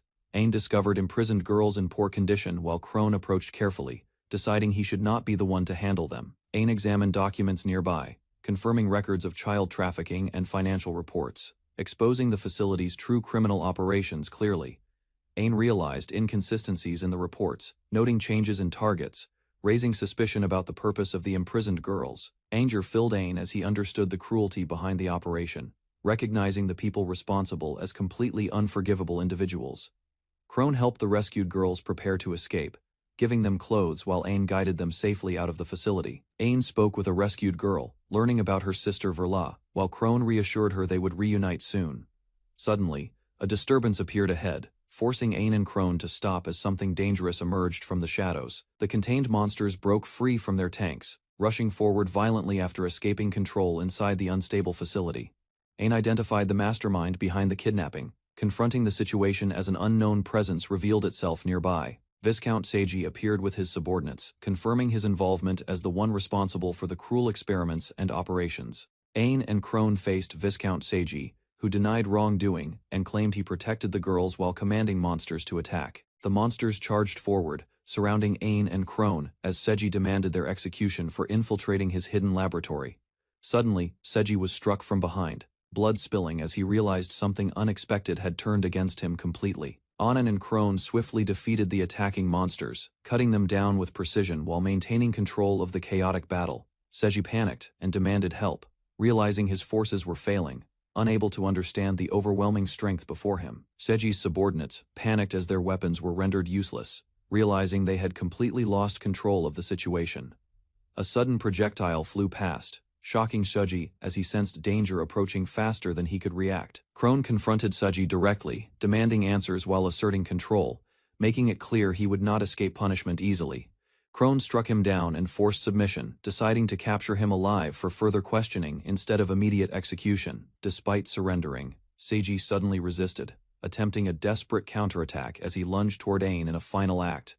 Seiji released a dangerous miasma, choking his own subordinates as they collapsed, unable to endure the spreading toxic energy. Crone reacted in anger while Ain realized the danger, recognizing the miasma as a deadly threat spreading rapidly. Ain activated his ability, focusing to decompose the toxin, trying to neutralize the miasma before it harmed everyone nearby. A powerful creature suddenly burst through the structure, destroying the facility and overwhelming the remaining forces instantly. The creature escaped outside, flying over the city, while Ain shouted, realizing the situation had escalated beyond control. Ain and Crone struggled to endure the lingering curse, protecting themselves as debris and toxic energy continued spreading around them. Ain hurried through the station with Crone, preparing to depart for the capital as instructed, carrying responsibility on him. Inside the train, Ain and Crone entered calmly while a servant greeted them, and a beastkin girl observed their arrival quietly. Ain reflected on threats beyond the city, prioritizing Seiji's safety, while explaining the situation and his decisions to Crone. Ain admitted he intended to handle the issue alone, but Crone understood the importance of acting under royal authority. Afterward, Ain confirmed the rescued children's safety, acknowledged allies' efforts, and continued preparing for future responsibilities awaiting him. On reviewed Professor Oz's documents while observing Verla and companions, as plans formed to employ them as maidservants. An received a sealed box containing a red fox magic stone. Realizing its importance and reacting with visible surprise, the train carrying Ain continued across a long bridge, moving steadily toward the capital and the responsibilities awaiting him. Alone in his room, Ain reflected on recent actions and remembered a message from Klon he had not heard. Ain recalled Klon's feelings, recognizing her loneliness and understanding the emotional distance created by his duties and responsibilities. Ain looked at the ring in his hand, processing Klon's feelings and feeling uncertain about how to respond. Alone in his room, Ain struggled with his emotions, hesitating while considering his reply and feeling overwhelmed by sincerity. Suddenly, the window shattered as a violent force struck, interrupting Ain's thoughts, and signaling an unexpected danger approaching rapidly. The train shook violently as alarms spread, and Ain prepared himself while others rushed toward him, sensing a serious threat outside. A massive dragon appeared under the moonlight, flying toward the train, marking the beginning of a dangerous confrontation for Ain. Ain and Crone noticed a flying monster outside, quickly realizing it was targeting the train and causing immediate concern. Passengers panicked as the wyvern circled above, blocking the path and preventing the train from escaping safely forward. Children cried inside the train while Ain steadied himself, recognizing the danger and preparing mentally to face the threat. Ain understood he was the target and decided to act.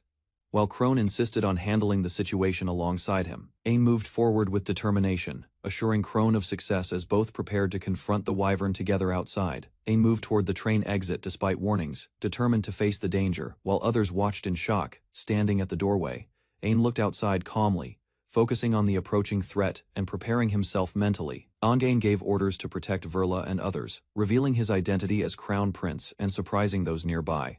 Ain and Crone climbed onto the train roof, confronting the wyvern as it approached over the bridge ahead. The wyvern attacked fiercely, roaring toward them while Ain and Crone steadied themselves, ready to begin the battle. Ain and Crone observed the wyvern's increased size, realizing the situation was more dangerous than expected as they prepared carefully. Crone spotted Seji in the distance, confirming the mastermind's presence while he watched the battle calmly from afar.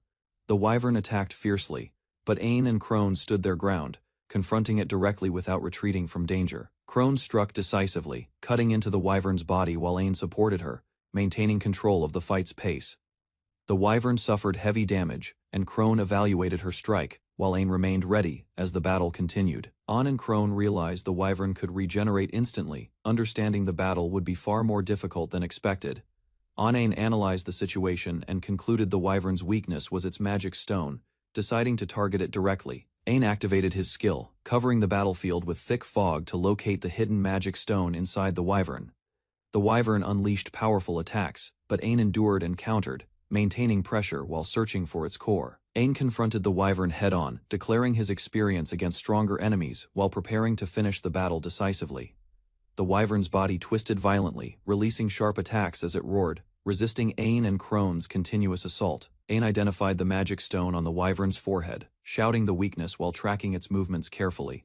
Crone understood immediately and launched forward, focusing her strength as she aimed directly for the exposed weak point. Crone's attack cut through the air with precision, closing the distance as the wyvern attempted to defend itself. Her strike pierced the wyvern's forehead, destroying the magic stone and ending the creature as its body collapsed. Ain confirmed the wyvern's defeat, while Crone acknowledged the outcome, accepting the necessary choice made during the battle.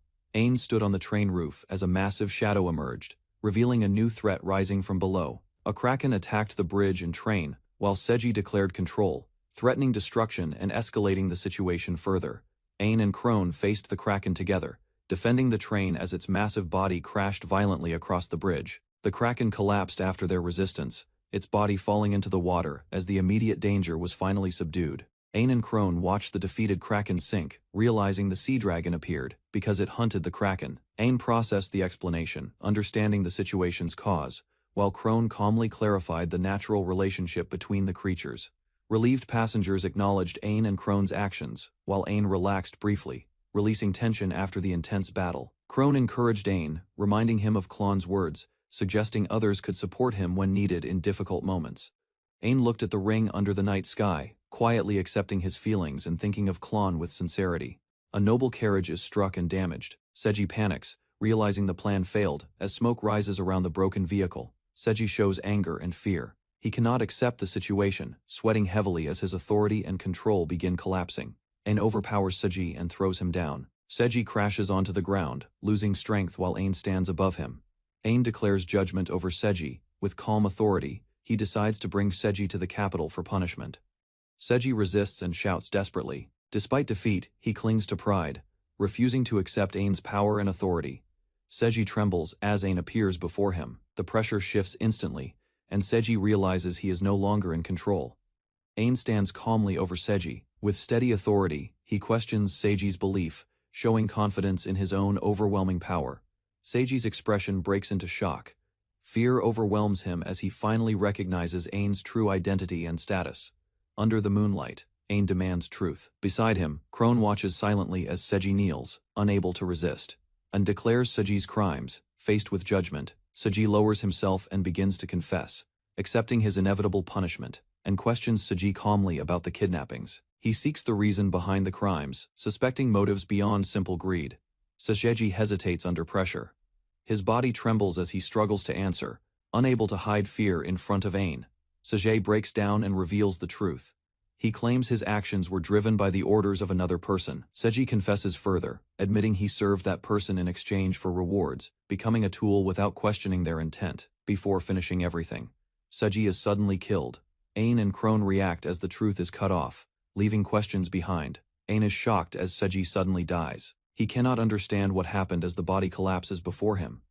Crone looks at Ain with concern. She calls to him softly while Ain remains tense, trying to process the situation. Under the moonlight, Ain feels frustration. He realizes the truth was lost, leaving the case unresolved and incomplete. Far away, a train moves across a bridge. The scene shifts, suggesting a connection to distant forces behind the incident. Later, Ain rests, but cannot relax. He reviews information alone, thinking about the hidden enemy and planning next actions. Ain lies in the train room, resting as instructed. Despite fatigue, his mind remains active, unable to fully relax. Ain walks through the train and finds Crone. She sits alone, drinking quietly, surprised by his unexpected presence. Crone explains her situation, wearing a different dress. She feels uneasy while Ain observes her calmly from a distance. Ain reassures Crone with simple honesty. She becomes embarrassed, yet slightly comforted by his reaction and presence. They sit together and drink. Both feel uneasy after recent events, reflecting silently as they struggle to find rest. Ain analyzes Seji's confession. He concludes the actions were ordered, confirming the existence of a hidden mastermind behind the crimes. Ain calmly identifies the likely culprit. He suspects the Red Fox connecting the events to a larger and dangerous scheme. Ain explains the Red Fox's abilities. He links the manipulation of monsters to the recent incidents and Seji's strange behavior. Ain recalls information from past documents. He decides to focus his efforts on investigating the Red Fox further. Crone adds important knowledge. She explains evolved monsters keep consciousness, deepening the mystery behind the Red Fox's control. Crone feels relieved after understanding the situation. She reflects on the information and expresses gratitude toward Professor Oz for guidance. Ain speaks about Oz's character. He respects his actions and feels reassured, appreciating the decision to visit Ishkt earlier. Ain recalls their journey. He reflects on his growth, realizing the experiences in Ishkt helped him become stronger. Crone observes Ain closely. She acknowledges his development and compares him to a great ruler from the past. Crone becomes embarrassed after speaking honestly. Ain reacts quietly, while the atmosphere softens between them during the conversation. Crone smiles warmly and suggests another trip. Ain listens quietly, surprised by her sudden proposal and gentle expression. Ain accepts the idea. They raise their drinks together, sharing a small moment of agreement and mutual understanding. Elsewhere, a figure holds a magic stone. He reflects calmly, satisfied as events unfold, according to his expectations. The scene shifts to a grand city. The mastermind watches from afar, considering the situation under the night sky. The mastermind speaks with confidence. He acknowledges Seji's failure, but remains focused, continuing his plans without hesitation. The masked man reflects on Ain calmly. He praises the crown prince while holding a magic stone, observing events with interest. He licks the magic stone and becomes excited. The power stimulates him, deepening his obsession with Ain and his abilities. The man loses control and reveals his madness. He recalls killing a Wixen and desires to see Ain suffer.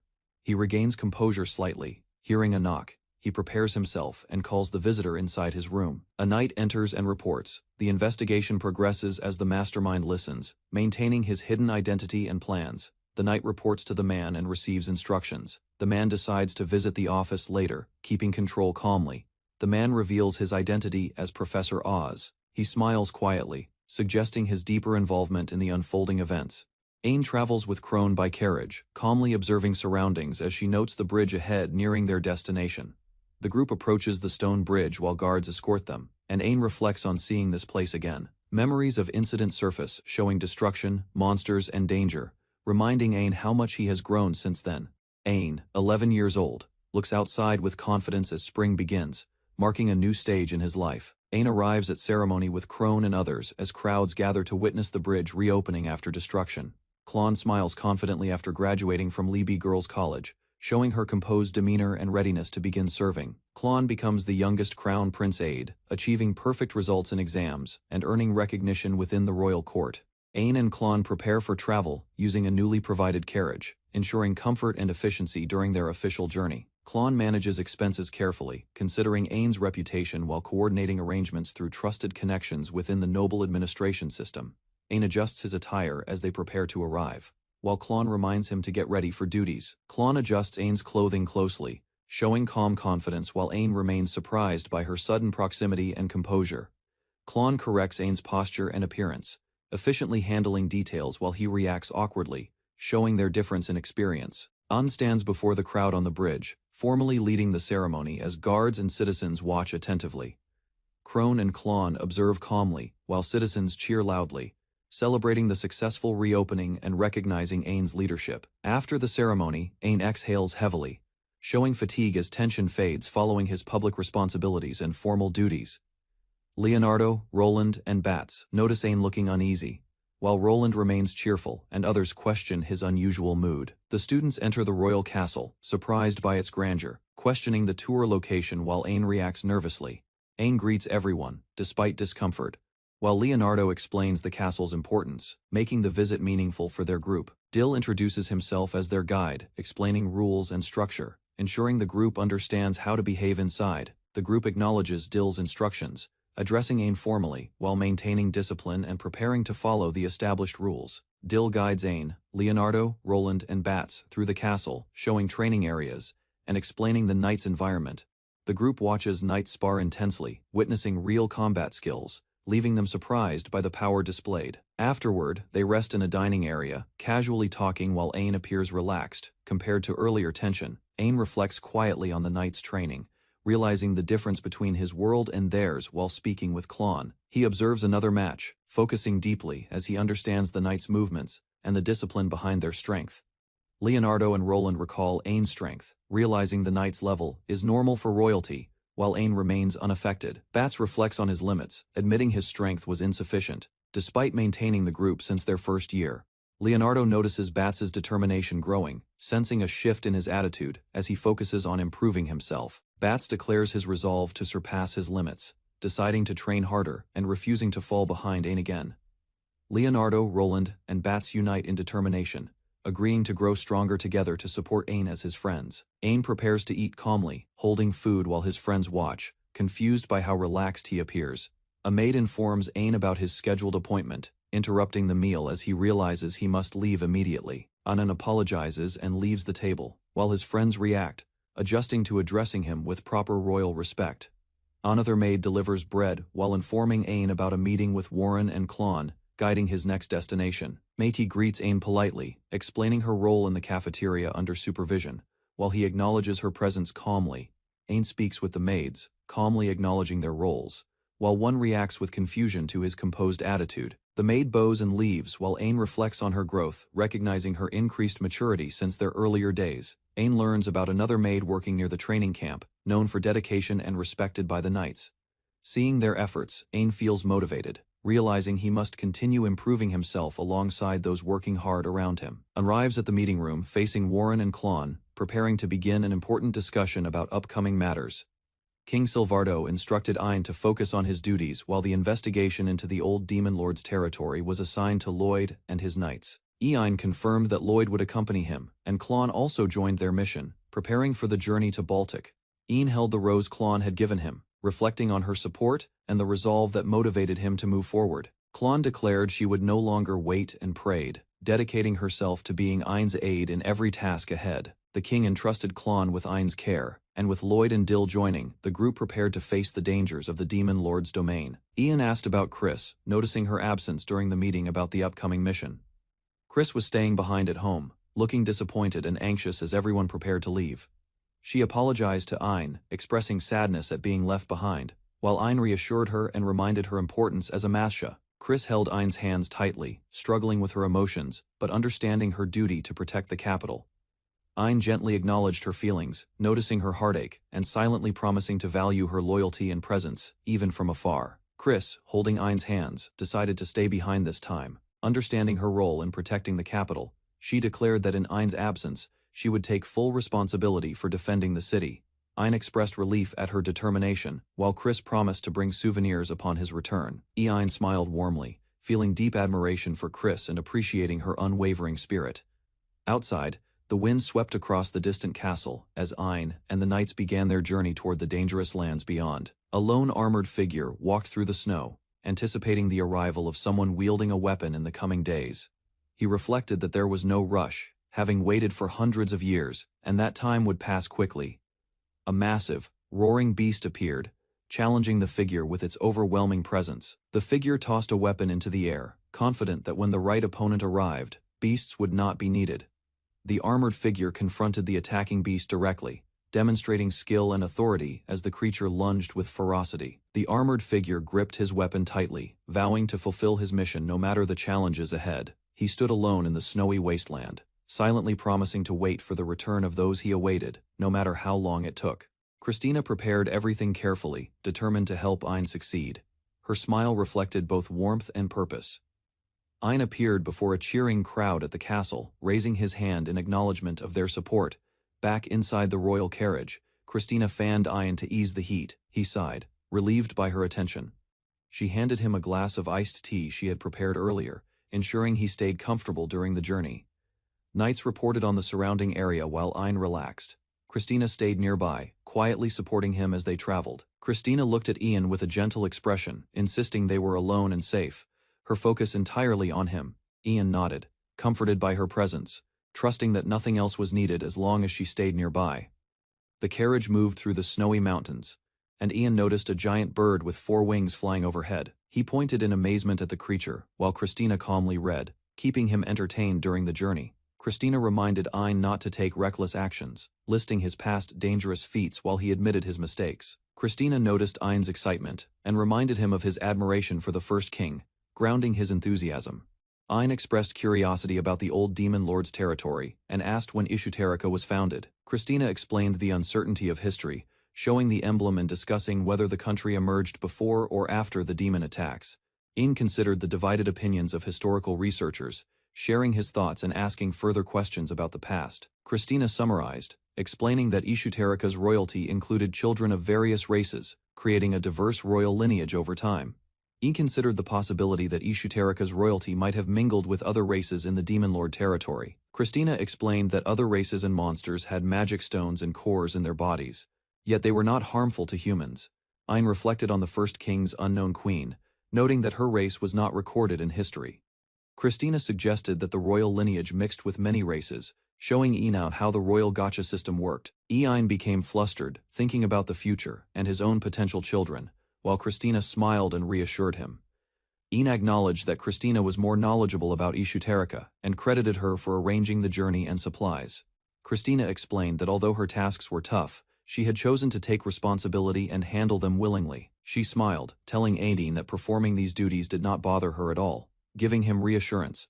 Suddenly, the train shook from an earthquake, startling Ein and Christina, but they quickly confirmed that he was safe. A knight entered to explain that the train had stopped due to the quake, and an investigation would follow. Ein and Christina worried as the train approached Baltic, uneasy about the sudden earthquake and the timing of events. Snow fell heavily over the mountains, and Christina silently hoped that nothing dangerous would happen during their journey. From above, the walled city of Baltic appeared, blanketed in white, giving the travelers a clear view of their destination.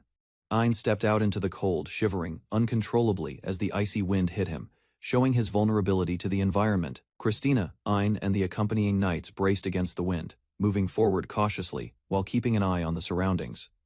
The group finally arrived in Baltic, marveling at the stark contrast from the warmth they had felt earlier. Lloyd instructed Dill on how to properly show respect, emphasizing that only certain members needed to follow protocol. Ein looked around the town, observing its architecture and the remnants of monster activity that marked its history. The adventurers' town spread out before them, bustling with activity despite the harsh snowy environment. Christina asked if Ein was unwelcome, prompting Lloyd to respond and explain the social dynamics of the town. The group noticed that despite arriving in Baltic, nobody seemed to greet Ein, causing curiosity and concern. Lloyd explained that Ein's reputation was so great, defeating the sea dragon alone, that the townspeople ignored formalities. Ein and the group listened as Lloyd laughed, remarking that most people never read the official reports about him. They spotted a massive skeleton head emerging from the snow, drawing attention to the dangers of the surrounding region. Lloyd described how an ogre once attacked a village after fleeing a monster, defeated later by the first king, leaving the terrain scarred. Lloyd explained how the scar on the ogre's skull had been caused by the first king cracking it and its magic stone with a single strike. Ian gazed in awe, impressed by the power and legacy of the first king. Lloyd compared Ian's previous subjugation of the sea dragon to the first king's feat, praising his achievements with a laugh. Christina and the group noted that night had fallen, suggesting they find an inn for rest. The inn displayed a giant skeleton on its roof, echoing the history and danger of the surrounding lands. Ein and Christina gazed out over the balcony, amazed by the expansive view of the snowy landscape below. The northern lights danced across the sky, adding a magical glow over the walls and buildings of the town. Ein commented on the unexpected beauty near the Demon Lord's castle, wondering if the scenery had influenced its location. He considered the portrait of the Demon Lord, imagining how she would appear amidst the silvery snowscape. Christina and the group visualized her there, reflecting on the majesty and mystery of the frozen realm around them. Ein asked Christina about their plan to greet the feudal lord, and she confirmed they would visit Count Baltic at noon to accommodate their tiredness. Ein smiled, ready to rest, while the cold wind reminded them of the harsh environment outside. Christina and Ein stepped inside, moving carefully as they entered the building to avoid the chill. Count Baltic formally greeted the group, explaining that he had been entrusted by the king to manage the territory. Ein expressed his honor to meet the famous Count Baltic, and the group acknowledged his importance in the region. Count Baltic offered to prepare a letter of introduction to a skilled blacksmith, highlighting the town's reputation for craftsmen. Ein listened, as Baltic expressed gratitude for Ein's care of his brother in the capital, showing respect for his deeds. Baltic introduced his brother Kaisel, providing Ein with the family connection that he had not known. Kaisel appeared, surprising Ein with his imposing presence, and confirming the family relation in person. Ein apologized for not recognizing Kaisel, while Baltic reassured him, noting that Kaisel had become an adventurer outside the family home. Ein recalled receiving a guild introduction letter from Kaisel a year ago, surprising Lloyd and the group. Count Baltic confirmed that Kaisel was indeed an eccentric person, matching his reputation. Ein explained that with Kaisel's introduction letter, the guild would fully support their investigation of the old Demon Lord's territory. Baltic reviewed the document carefully, acknowledging that it would be helpful for their mission. Ein thanked Count Baltic, appreciating that the document included the latest route information and recent weather conditions, preparing them for the journey ahead. Count Baltic handed Ein a letter from Professor Oz, explaining that the professor had visited the town but could not meet him personally. Baltic described how the professor believed Ein should personally visit the old Demon Lord's territory to reveal potential discoveries. Christina accepted the letter, realizing that the Dullahan and Elder Lich inside Einen might show reactions if he entered the territory directly. Lloyd warned that this task would be difficult, citing observed signs of a powerful monster. Ein questioned the identity of the monster, preparing for the challenges they would face in the old Demon Lord's domain. Ein learned that the powerful monster was likely ancient, surviving since the country's founding, as strong as the sea dragon. Count Baltic explained that the earthquake had agitated surrounding monsters, and rumors suggested this one had finally emerged from hiding. The group reacted in alarm, realizing the imminent threat of a monster appearing so close to them. Baltic drew his sword and moved to confront the danger, preparing for immediate action. Ein and Christina turned in shock as Lloyd sprang into motion, ready to respond to the monster's emergence. The group watched in horror as the city's water train tracks were destroyed by a massive tremor, realizing the monster's immense power. Emerging from the old Demon Lord's territory, the ancient monster revealed itself, the ice dragon Upas Kamui, a being that had survived since the country's founding. 10 magic cannons were positioned around the town as soldiers carried heavy crates of cannonballs, preparing for a decisive operation.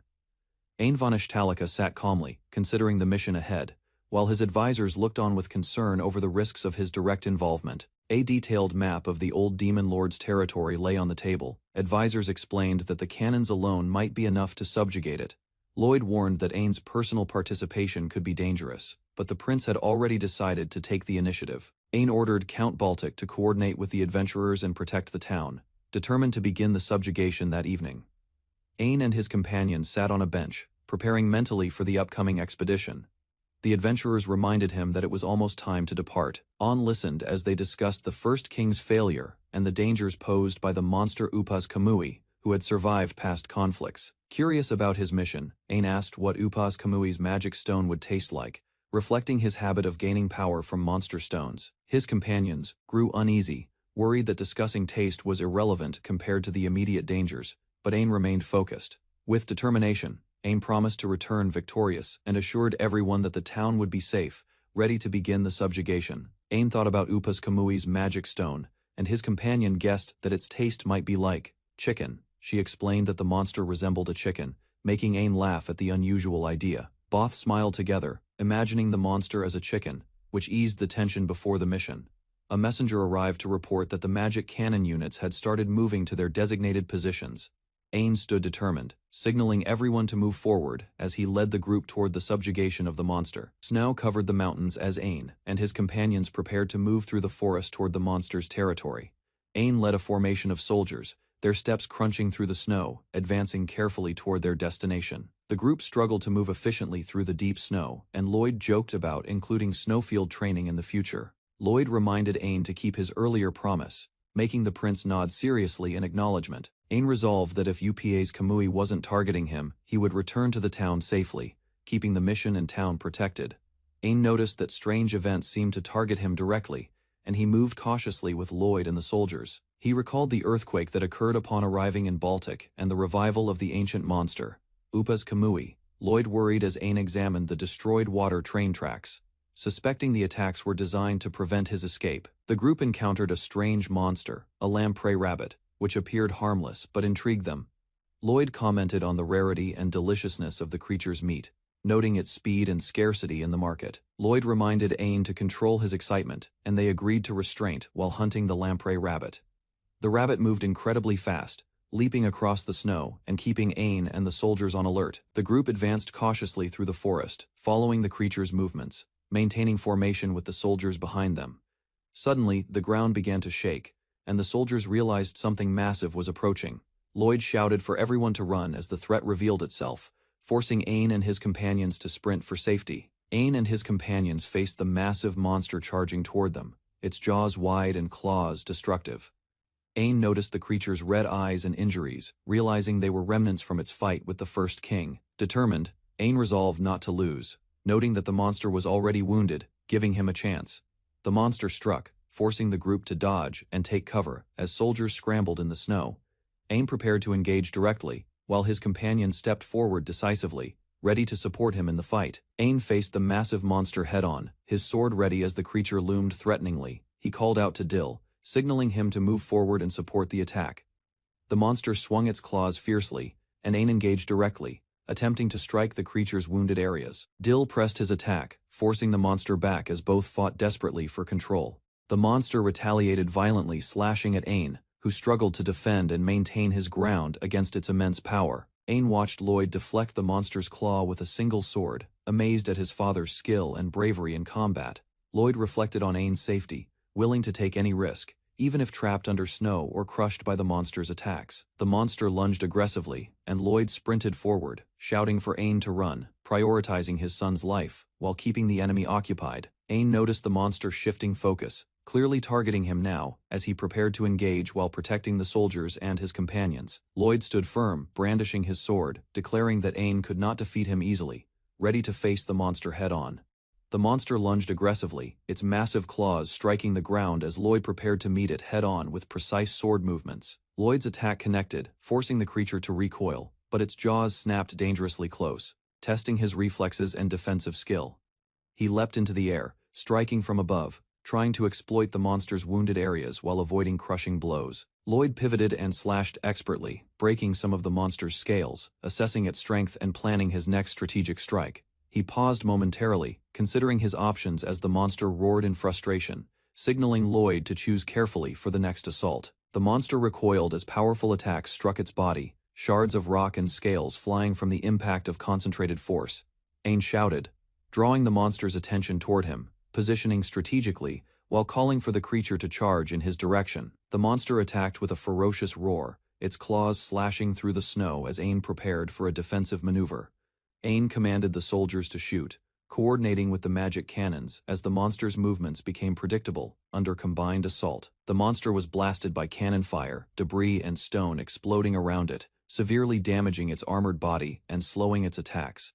Lloyd braced as the monster charged, its powerful jaws snapping dangerously close, while Ain prepared to strike at the right moment. Ain activated his skill, Ocean Current, creating a swirling torrent to control the monster's movement, drawing it into the planned attack area.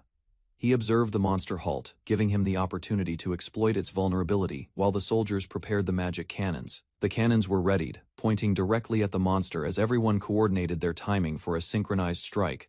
Lloyd declared that although their attack might not rival the First King's, it represented centuries of wisdom, urging the monster to survive. The monster roared violently as bright flashes from the magic cannons illuminated the battlefield, shattering the snow and ice around it. Yupa's Kamui screamed in pain as debris and energy hit it, staggering under the coordinated attacks of the soldiers and cannons. Lloyd commanded the cannons to keep firing, reminding everyone that the monster had survived its fight with the First King. Explosions and cannon fire pummeled the monster, sending cracks across its armored scales while forcing it to the ground. Dill cheered as Yupa's Kamui stopped moving, the soldiers realizing that the coordinated strategy and combined attacks had immobilized the monster. Ain and the soldiers celebrated, acknowledging the success of their strategy as Lloyd praised Ain's idea for luring the monster to the frozen lake. They observed the immobilized monster, noting that it lay partially in the water, but confirming its death would require a boat. Lloyd suggested they prepare to return, emphasizing caution, while Ain and the soldiers considered the aftermath of the battle. Suddenly, a mysterious sound echoed, alerting everyone and causing them to pause, scanning the surroundings for potential danger. Ain noticed the lake's surface beginning to freeze, signaling the environment was rapidly changing, adding a new layer of challenge to their mission. Ain and Dill observed the lake, noting unusual freezing patterns. The temperature change and sunset might have caused the ice, but something felt unnatural. Ain realized the freezing rate was abnormal, spreading faster than expected, signaling that Upas Kamui might still have latent power within the ice. Ain shouted for his companions to stay alert. The battle wasn't over yet, and the monster could rise unexpectedly, requiring constant vigilance. Through the cracked ice, Upas Kamui stirred, revealing it had survived the previous attacks, a formidable survivor against even the First King's assault. Ain walked confidently through the courtyard, passing knights who were on guard. Servants and onlookers turned to watch his steady steps as he moved toward the castle entrance. He circled the doors twice, inspecting the area, while the maids watched silently from the side.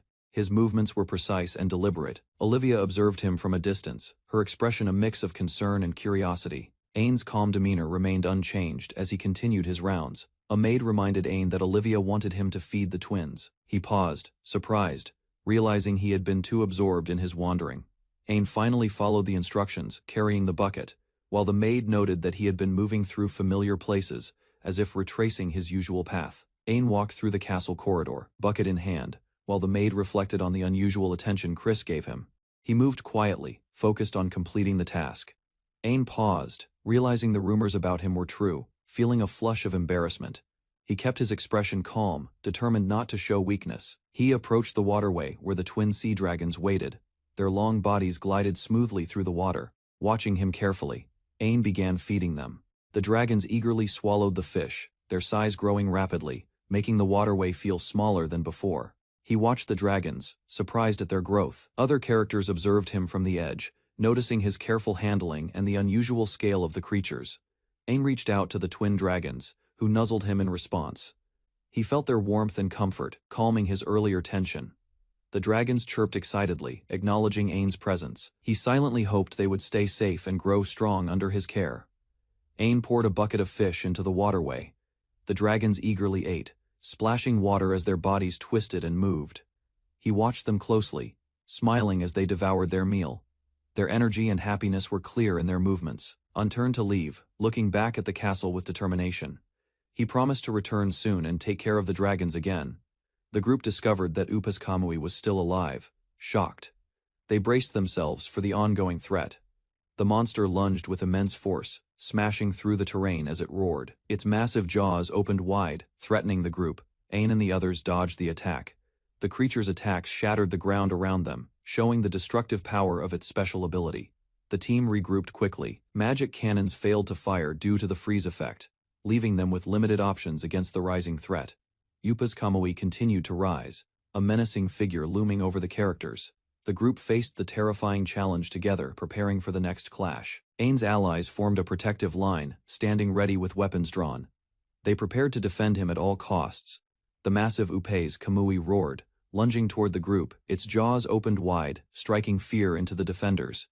Ain stepped forward, shielding others as the monster's attack collided with his defenses. He resolved to support the team directly. He unleashed a powerful strike of energy, pushing back the creature and keeping it from advancing further. Ain assessed the monster's toughness, realizing its strength was greater than expected. He readied himself and his allies for the next assault. Ain and his allies were thrown back by the monster's sudden attack. He shouted to the group, urging them to stay alert. Upas Kamui advanced aggressively, its massive body striking the ground and threatening to crush the party. Ain realized they were in grave danger. He refused to give up and began formulating a strategy.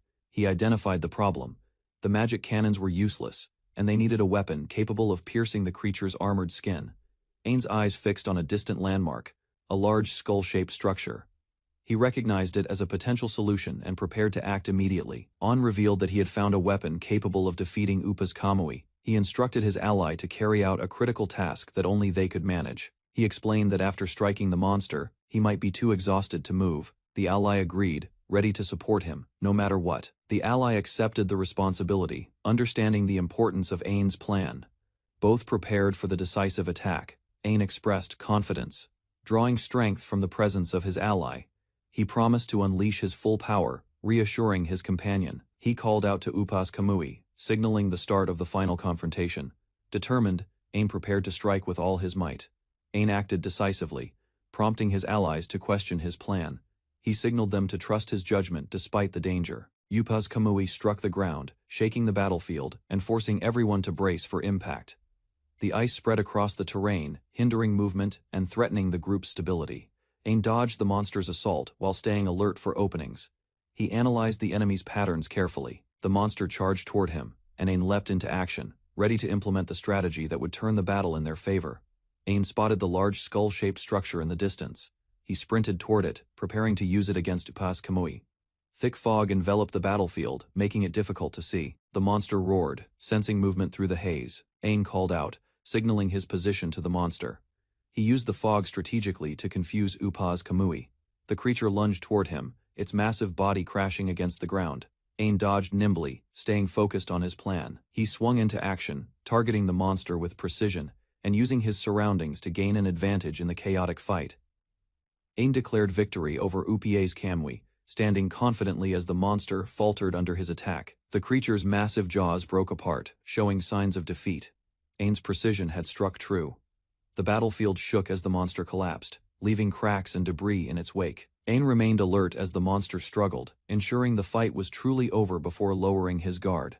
He summoned the support of his ally, ready to finalize the victory, their combined strength overwhelming the foe and securing the battlefield. Ain held onto the massive weapon as the monster strained beneath him. He prepared for the final decisive strike. The monster fell, its enormous body crashing against the ground. Dust and debris filled the battlefield. Shattered fragments of the creature's skull and body littered the area. Ain remained vigilant, ensuring it would not recover. He observed the defeated monster, noticing subtle movements that hinted at its immense life force. Ain discovered a glowing magic stone within the creature. Its energy radiated power, confirming that the monster had contained a rare magical essence. Ain prepared for the final strike, determined that this would end the battle once and for all. He brought down the massive weapon, shattering the monster's remaining defenses. Upas Kamui fell completely, defeated at last. Ain landed safely, breathing heavily. He surveyed the battlefield, ensuring the monster could no longer threaten anyone. He examined the magic stone, noting its energy, and deciding to inform Klon of its discovery. Ain's ally approached and carried him, offering support. The battle was over, leaving them exhausted but victorious. Ain finally rested, exhausted from the battle. His eyes closed as he felt relief and calm after the intense fight. His allies carried him carefully, ensuring his safety. They moved past the defeated monster and toward the castle, signaling the end of the conflict. The skull-shaped battlefield stood silent, a testament to the monster's defeat. Ain slowly opened his eyes, staring at the ceiling above. The morning light barely reached the room, leaving a quiet stillness around him. He realized he was lying in a large bed at an unfamiliar inn. Memories of recent events came back as he recalled Dill carrying him here. Klon appeared nearby, holding a book. She watched him carefully, explaining that he had been unconscious and asking how long he had been out. Ain learned he had slept through the entire day. Klon guided him gently, checking if he was awake or dreaming. As Ain confirmed he was conscious, Klon leaned forward and kissed him on the cheek, surprising him with the unexpected gesture. Ain was startled as Klon suddenly embraced him, pressing close and expressing how worried she had been. He apologized for causing her concern, and Klon reassured him that she understood, and was relieved he was safe. Klon handed Ain a letter that had arrived while he was asleep. He hesitated, reluctant to read it. Ain read that the king recognized his actions as necessary, so he would not face punishment this time. Relief washed over him, and Klon smiled. The letter also granted him permission to participate in an investigation of the former Demon Lord's territory, opening a new chapter in his journey. Ain reviewed the letter Klon had given him and smiled. The recognition from the king was likely due to the detailed report he submitted. Klon reminded him about absorbing Upa's Kamui's magic stone. Ain checked his status sheet and noticed a new skill had appeared, though the numbers stayed the same. The new skill was Ice Dragon, surprising Klon. Ain admitted that his prediction about the magic stone's effect had been wrong. Despite the unexpected result, Ain found the stone remarkably tasty, comparing it to a steak, which made him excited about future stones. Klon laughed at his energy and enthusiasm, watching Ain animatedly discuss his newfound abilities as the afternoon sunlight filled the room. 2 days later, snow covered the mountains, signaling the start of a cold, harsh journey. A group of knights and Ain advanced through the snowy forest, mindful of the dropping temperature. Ain insisted he was ready, confidently claiming he could face an ocean dragon if it appeared.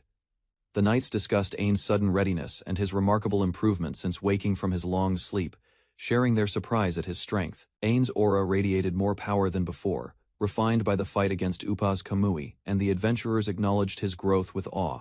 Ain spoke to the adventurers, sharing that many believed he had the potential to surpass the first king, leaving the group surprised. Although the knights found the statement extreme, Ain could understand the sentiment, prompting laughter and playful disagreement among them.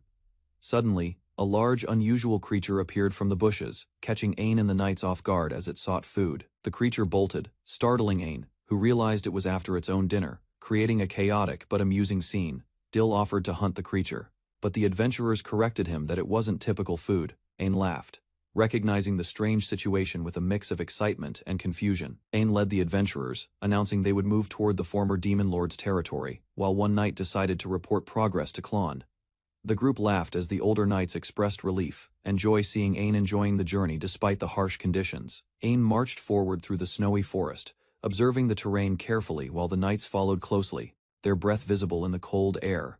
One of the knights sensed a presence watching them from the trees, warning the group but noting it likely wouldn't attack. Ain spotted the presence briefly before it vanished, wondering if it was a monster or some other mysterious creature, keeping the group alert. Ain and the adventurers prepared to enter the former Demon Lord's territory, remaining vigilant for any threats. From a distance, they spotted the ruined lands, with Ain realizing they had arrived at the desolate former Demon Lord territory. The group looked over the devastated city, the destruction stretching as far as the eye could see, with a looming fortress in the distance. The adventurers examined the structures, noting that the buildings resembled their own cities, despite the decay. Ain sensed the land's strange quiet. There were no animals, wind or snow, and the warmth in the air puzzled him. Ain stared at the massive castle ahead. Lloyd confirmed it was the Demon Lord's castle, and Ain felt as though time had stopped around it. From below, the castle's towers appeared identical to the royal capital's castle, astonishing Ain and the adventurers alike. Ain experienced mixed emotions, happiness and sadness, confused by the strange sensations that welled up inside him as he gazed upon the fortress. He contemplated the feelings, uncertain of their cause, but a strong intuition seemed to connect him to this place. Ain fell silent, lost in thought, while the adventurers watched him closely, sensing the weight of the moment. Ain closed his eyes briefly, gathering his thoughts as the group stood silently before the massive castle. He whispered to himself, I'm home, feeling a strange connection to the ruins of the former Demon Lord's territory. The wind blew through the area, stirring leaves and signaling a subtle shift in the air, surprising the adventurers around him. Lloyd and the knights noticed the sudden vitality in the forest. The trees and birds seemed to respond to Ain's presence. Ain stared at the enormous gates, astonished as the long-closed entrance began to open, leaving the adventurers in awe and tension. Ain awoke in a camp, the morning sun spilling over tents, signaling the start of a new day's journey. He relaxed on a comfortable bed, noting how magic items made the temporary quarters surprisingly cozy. As he lay back, Ain contemplated the plan for investigating beyond the castle gates into the former Demon Lord's territory. The sound of armor clanging caught his attention, making him sit up and wonder if a patrolling knight approached. Ain rushed out and discovered two large Yatsume, Usagi, startled by their unexpected presence in the camp, leaving him astonished. Ain examined the two Yatsume, Usagi, recognizing them immediately, and noting their unusual presence in the camp. The adventurers discovered the rabbits had been killed skillfully, clearly prepared as gifts, leaving Lloyd and the others puzzled. An tried to see humor in the situation, suggesting they were being welcomed, though his companions urged caution. He checked the animals and confirmed they weren't poisonous, deciding they could share the meat to boost morale. The group prepared the meat together, with Ain encouraging them to increase everyone's spirits before continuing their journey.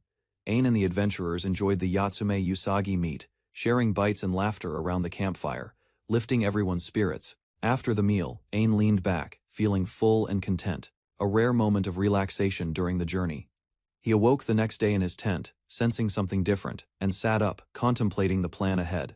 Ain looked around the room, noticing the familiar surroundings, and realizing he was in a private space, comfortable and secure. He recalled the previous night's events, remembering the meal and his return to the tent, reflecting on the strange continuity of his journey. Ain was startled to see a suit of armor standing in his room, carrying a tray with a cup of tea, appearing almost alive. The armored figure introduced himself as Marco, vice captain of the Dark Knights, serving the Demon Lord, explaining his presence and purpose. Marco revealed he was an undead, a living armor, emphasizing his unique existence while standing formally before Ain, blending intimidation with etiquette. Ain prepared the table carefully, adjusting the cloth so it lay perfectly flat. He poured hot water into the teapot, then measured delicate leaves from the elder tree. The tea was set in fine cups, and Ain stepped back, ensuring everything looked proper. Christina sat across from him, surprised by the meticulous arrangement, while Ain gestured toward the seat. He explained that the leaves came from a 1,000-year-old tree, treating the tea with care, and Christina silently marveled at his politeness and attention to detail. Christina asked why she had been brought there, and Marco introduced himself calmly, insisting she drink the tea first, before any explanation. Christina sipped the tea carefully, noting its delicate flavor, while Marco observed her reaction, relieved that poison would not affect her anyway. Marco warned Christina that her vessel remained unstable, advising her to avoid using phantom hands in the area to prevent uncontrolled power.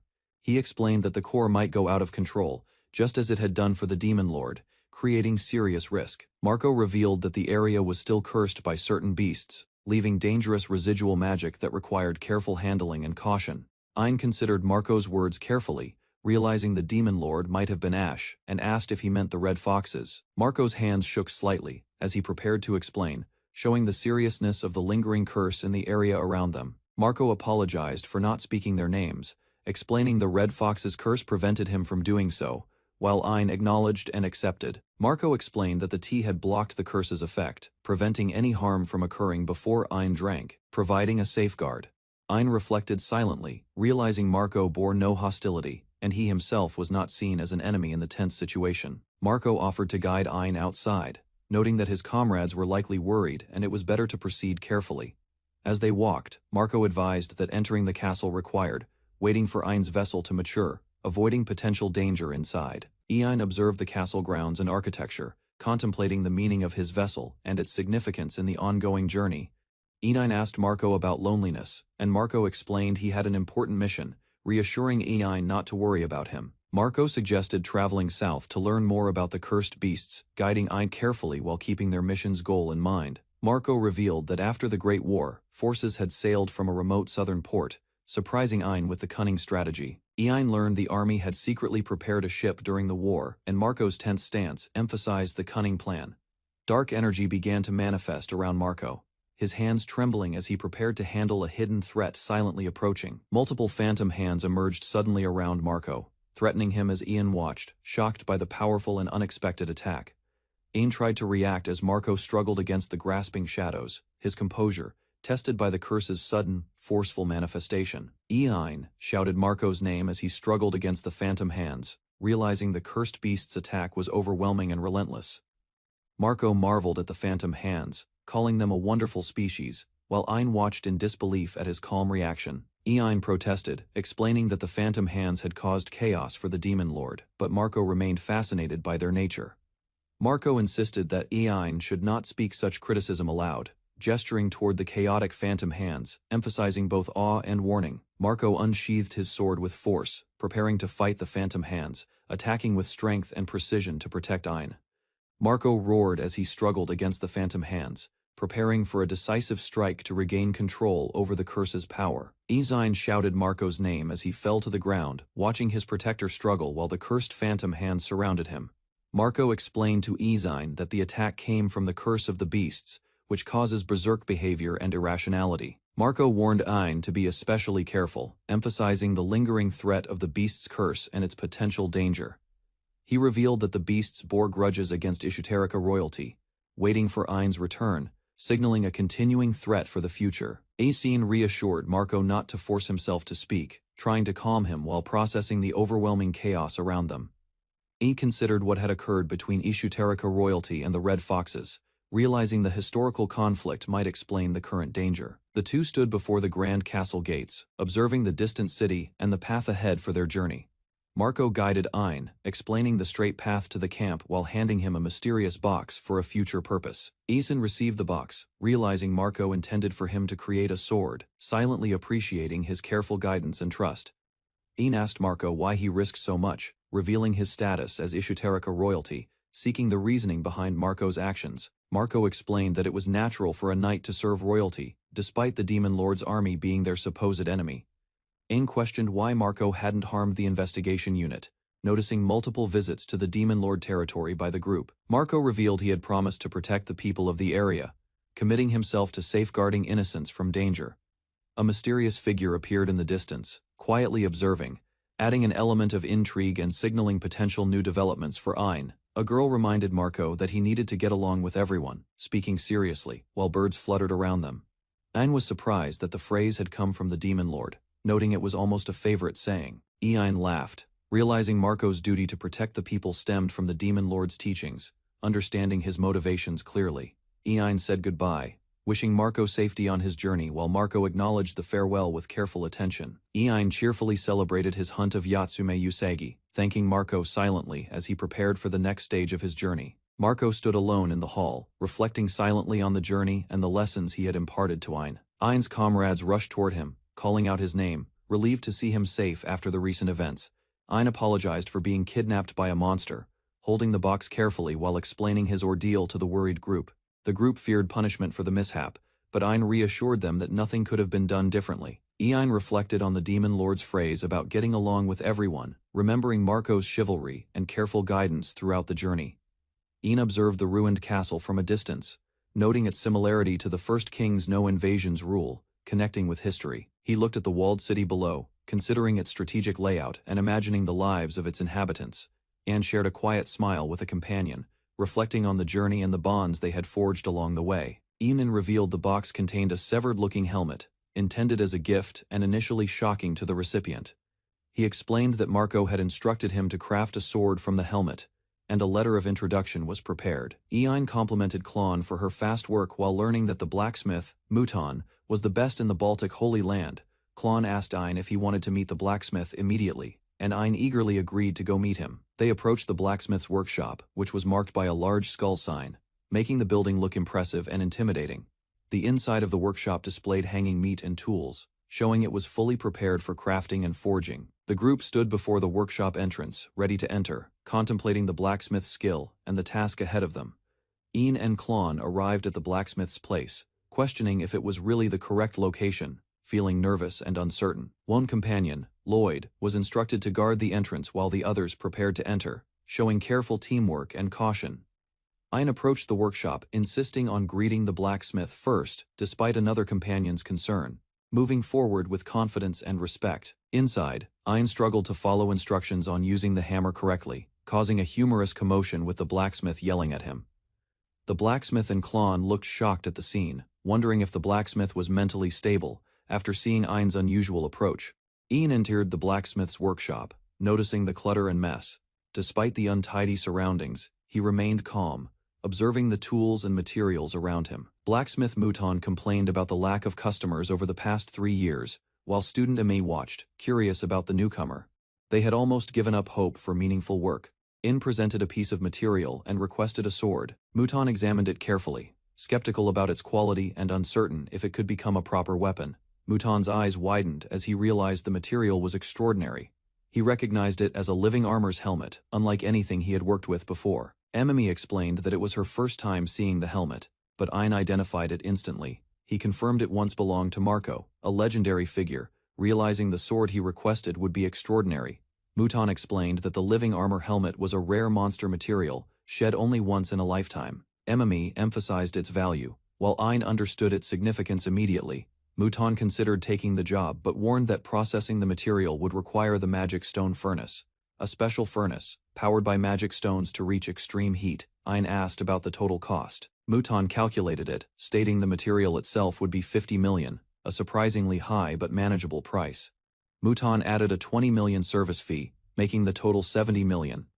Ianzen was shocked, realizing the sword project would be expensive.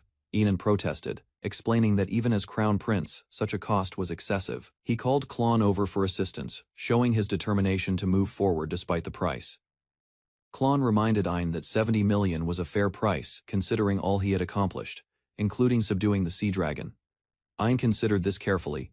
Klon suggested using the sea dragon's material for the sword's hilt. Ein hesitated, unsure if it would be appropriate, while Mouton thought it was an excellent idea. Mouton asked if the material was available in the capital. He decided to have only the finest pieces sent for the sword's creation. Mouton expressed his preference to personally select the material, but noted it was inconvenient to travel from Baltic to the capital. Klon indicated she had a solution. Ein and Mouton listened closely as she prepared to present her idea for acquiring the material efficiently. Klon proposed making the sword in the capital instead of locally, explaining the advantages of access to better materials. She revealed that her company could handle all preparations and expenses, introducing herself as the granddaughter of the chairman of August Company. Ein admired Klon's talent, noting her skill in both negotiation and support. Mouton considered the plan, weighing its benefits carefully. Ein praised Klon's idea enthusiastically, trusting her to manage the details and take responsibility for the project. Mouton agreed, wholeheartedly, offering his full financial support. He instructed that a proper site, house, and new furnace be prepared, so the work could proceed efficiently. Mouton decided to set up a new store in the capital while preparing the sword, seeing an opportunity to expand his business. He instructed Emily and Ein to begin packing, promising to create the best sword for Ein and asking them to trust the process. The group left the workshop, and Ein admired Mouton's decisiveness, noting how overwhelming his spirit and energy were. Emi worried about the high costs of land in the capital and whether Mouton's plan would be feasible. Feeling nervous for him, the team arrived at the newly prepared location, astonished by the scale of Mouton's investment. The shop was grand, reflecting his commitment and generosity. The city skyline glimmered at night as Ian prepared for the upcoming celebration, reflecting on his recent victories. He attended the grand banquet, dressed formally, observing the elegant surroundings and the bustling crowd of nobles and knights. The king addressed the gathering, thanking the crown prince and knights for their efforts, praising their bravery and accomplishments. Guests approached Ian to commend him for defeating the sea dragon and Upas Kamui, acknowledging his extraordinary courage and skill. Ian humbly credited his vassals and the royal guards for their support, impressing the attendees with his modesty and leadership. Guests raised their glasses to toast Ishtalika, celebrating the kingdom's prosperity and Ian's achievements. Ian felt the party was unnecessary, but his mother reminded him that his accomplishments deserved recognition, praising him for his valor. He acknowledged his mother's words, realizing that not having the party would disappoint his father and others who supported him. Ian noticed an elf hiding behind a pillar, unsure how to approach her due to her nervousness. His mother encouraged him to speak with the elf, explaining that she had been too shy to approach him after his long expedition, giving Ian the confidence to initiate a conversation. Ian reminded himself to be assertive as his mother suggested, preparing to approach the elf with confidence during the party. He politely instructed Chris to escort him to the terrace, taking the first step in initiating conversation.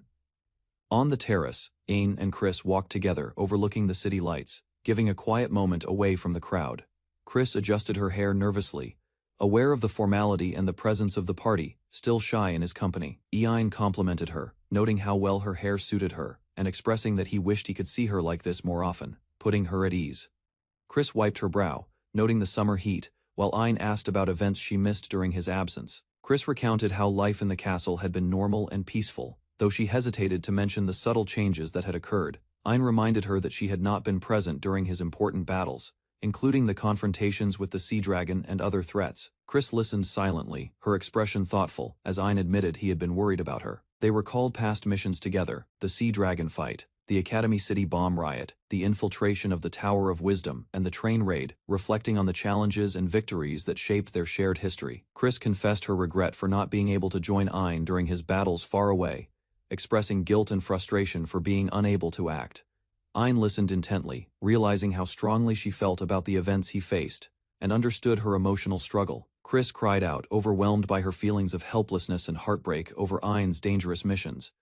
Ain's expression softened as he acknowledged her honesty and the depth of her emotions. Chris, still distressed, addressed Ain indirectly, revealing the vulnerability she had held back, bringing a moment of emotional closeness and understanding between them. Chris expressed that she could not monopolize Ain, yet her emotions compelled her to speak honestly, revealing her strong desire to protect him. She admitted her feelings, explaining that she wanted to safeguard Ain and her frustrations stemmed from being unable to act before. Tears streamed down her face as she released her pent-up emotions, apologizing for her outburst and declaring she felt better afterward. Ain noticed her vulnerability, equally affected by the intensity of her confession, as they held hands in the moonlight.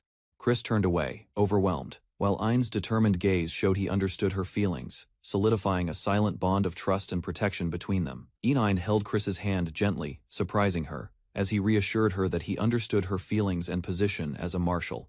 He acknowledged the restrictions imposed on her, but expressed his desire to protect and care for her regardless of her role. Chris cried, relieved to release her pent-up emotions, apologizing for being overly emotional, yet feeling lighter and more at ease. Ain remained calm, trying to understand why she cried so intensely, realizing the depth of her concern and affection. Chris turned away, overwhelmed by her emotions, as Ain quietly processed the intensity of her feelings. He spoke decisively, preparing to address the accumulated rewards and recognition, promising to ensure she received the acknowledgement she deserved, strengthening their bond. Ain stood before the royal council in the quiet of the night, the moon casting shadows across the grand hall. He bowed respectfully to his grandfather, ready to discuss the rewards he had earned through his recent adventures. Chris watched silently, her eyes filled with concern as Ain prepared to make his request. The king allowed Chris to be present, ensuring she witnessed the moment, while Ain remained composed. Before naming his own reward, Ain considered carefully, aware that the decision would shape his next path. Ain requested that a reward be given to Lloyd Glacier for his contributions. He explained that Lloyd had risked his position to allow Ain to leave the castle during the Sea Dragon rampage, and had ensured victory against Upa's Kamui without casualties. Ain wished for Lloyd to be reinstated as marshal, highlighting the fairness of honoring his efforts. The king acknowledged Lloyd's achievements, even though the marshal position was currently held by Chris. Ain understood that if Lloyd became marshal, Chris would need to step down, but he accepted the necessity of rewarding true merit. Ain announced that he wanted to use all the rewards to reinstate Chris as his mother's and his personal bodyguard. The king reacted in surprise, questioning the removal of the current marshal to reinstate the former. Ain stood firm, aware that such a change was not trivial and required careful consideration. The king's expression grew stern, warning Ain to stop talking nonsense. Warren tried to intervene, but Ain remained resolute, focused on honoring Chris's past loyalty and service. Ain addressed the council firmly, telling them to wait, and that he was speaking directly with the king. The king felt the pressure of Ain's presence, recognizing his authority and resolve. Ain explained that his request, though unusual, was for the greater good of Ishtalika. He argued that Lloyd could only use his full power as marshal, and Chris's skills suited personal protection. The king acknowledged that Ain's reasoning was sound, understanding the strategic benefit for the kingdom and its leadership. Olivia commented that Ain's plan made sense, even if he was forceful in presenting it. The king's expression shifted with hesitation and contemplation, weighing the consequences of Ain's request. Ain ordered Warren to prepare the necessary paperwork to reinstate Lloyd as marshal, surprising everyone in the council. Chris was relieved, being reassigned as a personal bodyguard to Ein and Olivia, no longer martial. The king expressed his trust in Ein's judgment, signaling the approval and transition of duties across the leadership. Chris stood before the royal council, bowing respectfully. The king and queen smiled warmly as they formally accepted his service. As he turned, a young noblewoman watched him quietly. Chris's expression softened, acknowledging her presence without words. Later, in the palace corridors, the noblewoman thanked Chris for staying late to guide her safely. He reassured her with a gentle smile, waving off her concern. She apologized for making him use all his rewards on her behalf. Chris shook his head calmly, saying it was fine. Finally, he smiled brightly, explaining that helping her was exactly what he wanted.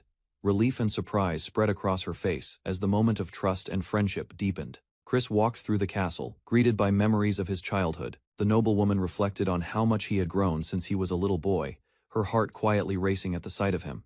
She looked down at his feet as he approached, noticing the changes in his stature.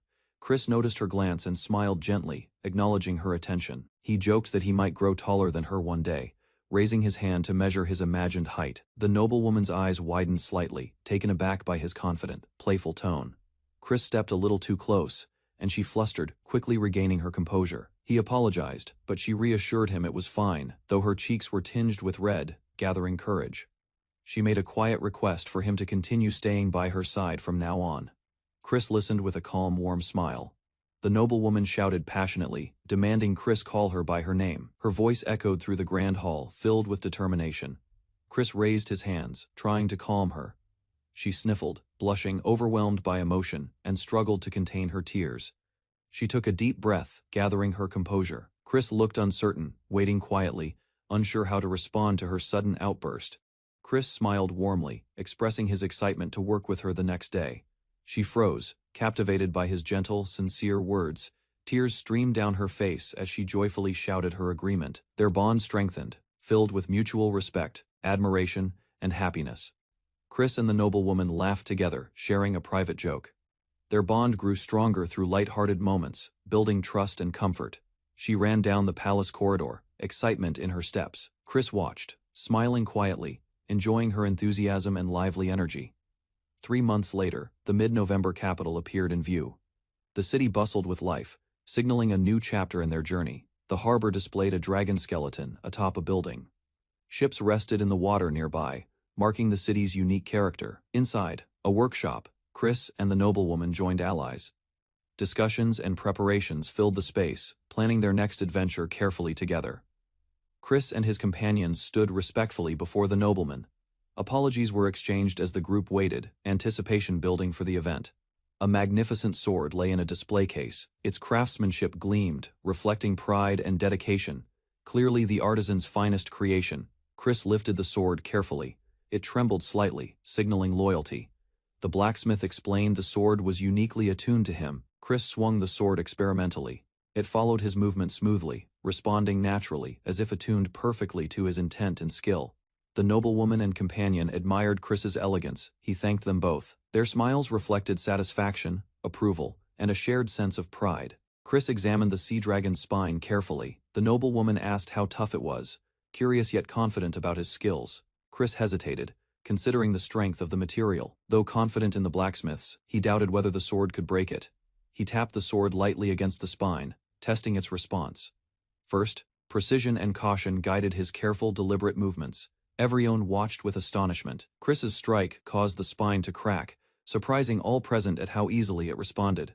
Chris marveled at the texture. The spine cut smoothly with minimal effort, leaving everyone amazed at the sword's exceptional sharpness. The companions cheered loudly, amazed by Chris's skill.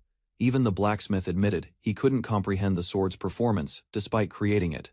Chris considered naming the sword. The blacksmith requested the nobleman choose a name, hoping for a title that matched its elegance. Looking out the window, Chris reflected. He hoped to meet Marco again to decide on the sword's final name soon. A sudden accident in the workshop caused a crash. The noblewoman fell, hurt by the broken materials scattered across the floor. Despite her fall, she reassured herself, repeating that Chris was a wonderful person. Her admiration and gratitude filled her thoughts endlessly. The noblewoman struggled in the workshop, smoke and debris surrounding her. Her determination and effort persisted despite exhaustion and chaos. Chris's armor emitted flames. The ancient knight struggled, his power uncontrollable, yet he endured, resisting centuries of confinement and restraint. Chris reflected on the knight's mission. He knew the knight's service would continue until the destined person returned to this land. Night fell. The knight resisted another day, enduring darkness and hardship, fighting against time and circumstance with unwavering persistence. The knight Marco received acknowledgement. His long efforts were recognized, and he silently expressed gratitude for the guidance he had received. Marco's soul creaked under exhaustion, yet he credited his endurance to Chris, the wonderful person who gave him purpose and strength. Chris sat quietly at his desk in the Grand Library, reviewing his notes and preparing for the day ahead. Katima, always cautious, approached him nervously, unsure if his intentions were harmless. Chris reassured her with a calm smile, easing her tension. Meanwhile, a young dryad spread her roots during the night, accidentally ensnaring passers-by, almost taking their magic stones in the process. Chris explained that no harm was done, while the dryad realized she had matured by spreading her roots. Katima observed silently, thoughtful. Katima struggled with her feelings, as Chris remained composed, leaving her to navigate her complicated emotions quietly. Chris received a letter from the king, delivered through his friend, signaling an important duty. He learned he was to attend the anniversary of the previous king's death, a responsibility now his as an adult. Katima and his companion explained the significance, noting the cemetery his grandfather always visited. Chris reflected on the weight of his future role. The group traveled through the lush surroundings, moving silently as Chris considered the meaning of his new position. At the cemetery, Chris and the others approached with flowers, honoring the past while facing his responsibilities as the future king of Ishtalica. Chris followed his mentor to the cemetery of the previous kings, learning its significance for Ishtalica. He gazed at the grand gravestone of the first king, King Jael, contemplating the legacy he now inherited. His mentor reminded him that it was the death anniversary of his father, the previous king, and instructed him to follow carefully. Chris lifted his sword to chest level, preparing to perform the proper ceremonial bow. He bowed solemnly, touching the sword to his forehead, honoring his father and embracing his duty as the future king. Chris held his sword as a sudden light burst forth, surprising his grandfather and companions. He explained that the sword reacted to human bones, its glow caused by undead materials in the blade. His grandfather laughed heartily, reassured that his father's remains were safely buried and untouched. Chris took a moment to ask a serious question, seeking wisdom from his grandfather about leadership. He finally asked, "What is the caliber of a king?" Reflecting on the responsibilities he must now carry, Chris admitted to his grandfather that he had begun to ponder the meaning of the caliber of a king. He explained that the phrase had piqued his interest recently, prompting him to seek understanding. His grandfather defined it as the ability to control the life and death of one's people. Chris realized the weight of a king's words and how a self-centered ruler could never be worthy. His grandfather advised him to think carefully, reminding Chris that he had all the time in the world to prepare for the responsibility. Chris and his grandfather returned inside to avoid the cold, walking side by side through the castle gates. Later, Chris stood alone in the hall, contemplating the empty throne and the weight of his future role. He reflected silently, realizing that becoming a king meant more than titles or admiration. It required responsibility. His grandfather's words echoed in his mind. A self-centered person would never be worthy of the crown. Chris reviewed his past actions, worried he might have done wrong, yet understood that his admiration for the first king had guided his choices. Chris reflected quietly, admitting he might be a self-centered person and unsure if he could be a true king. Katima approached, reminding him of the dangers that remained and offering guidance as he wrestled with his doubts. Chris nervously approached her, and she acknowledged him with a gentle gesture, offering silent reassurance. They placed their hands together, a shared moment of trust and connection. Katima dedicated her magic stone to Chris, symbolizing her support and belief in his ability to grow and lead. Chris was startled as Katima placed her hand over his, initiating a moment of connection. She invited him to place his hand on her chest as well, deepening the gesture of trust. Chris learned this was an ancient elf ritual, normally with a different purpose, now showing mutual respect. Katima explained that elves carry their magic stone in the right side of the chest, and touching it symbolizes utmost trust and affection.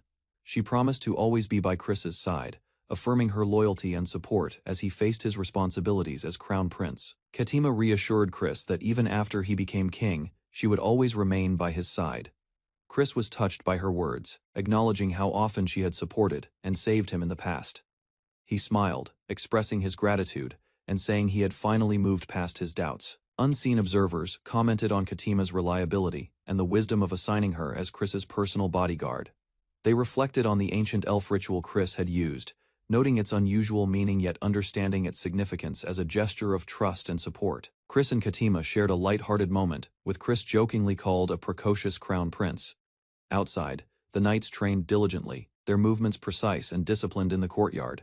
Chris greeted Lloyd with a friendly smile, signaling his readiness to engage and learn. Lloyd noted Chris's radiant expression, impressed by his energy and enthusiasm for duty. Chris asked to join the training, requesting to be Lloyd's partner, and Lloyd agreed, ready to guide him through the exercises. Chris faced Lloyd in the training courtyard, ready for a sparring session with full concentration. He announced he would fight using his current full power, determined to give his all. Chris unleashed a massive strike, sending shockwaves across the arena, overwhelming the observers with his strength. He collided with Lloyd, demonstrating incredible skill and power in close combat. The clash shocked Lloyd, who realized Chris's true potential and the growth he had achieved through training and experience. Chris unleashed a powerful strike, sending debris flying toward Lloyd and his training companions. The force of his attack shook the arena, forcing the onlookers to brace themselves against the shockwave. Dust and rubble filled the courtyard, temporarily obscuring the fighters from view. Chris yelled, focusing all his energy into his sword, determined to test his full power. After the dust settled, Chris thanked Lloyd, acknowledging that he had confirmed his true strength thanks to his teacher's guidance.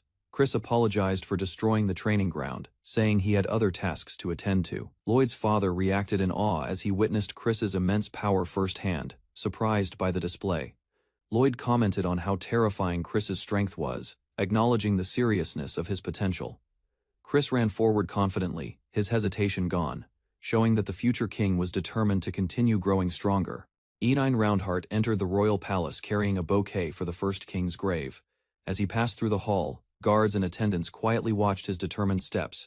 Moving deeper into the palace, he headed toward the cemetery. There, Ein unexpectedly found King Arnold waiting near the resting place of their ancestor. The meeting quickly became a test of Ein's resolve. Arnold observed him carefully while considering whether the young prince had finally understood what a king should be. After much reflection, Ein had reached his answer. Confidence replaced doubt as he committed himself to the path he believed was right. Hearing those convictions, Arnold reflected on the first king's legacy. Memories of admiration and past envy resurfaced. Arnold admitted that Ein often reminded him of the first king. Those words caught Ein's attention, revealing how highly his grandfather had once regarded his potential. Soon afterward, Einen left the conversation behind and continued toward the royal cemetery. Upon reaching the memorial hall, he knelt before the first king's grave. Silence surrounded the chamber as he paid his respects to the kingdom's legendary founder. With his sword held upright, Ein offered a sincere tribute.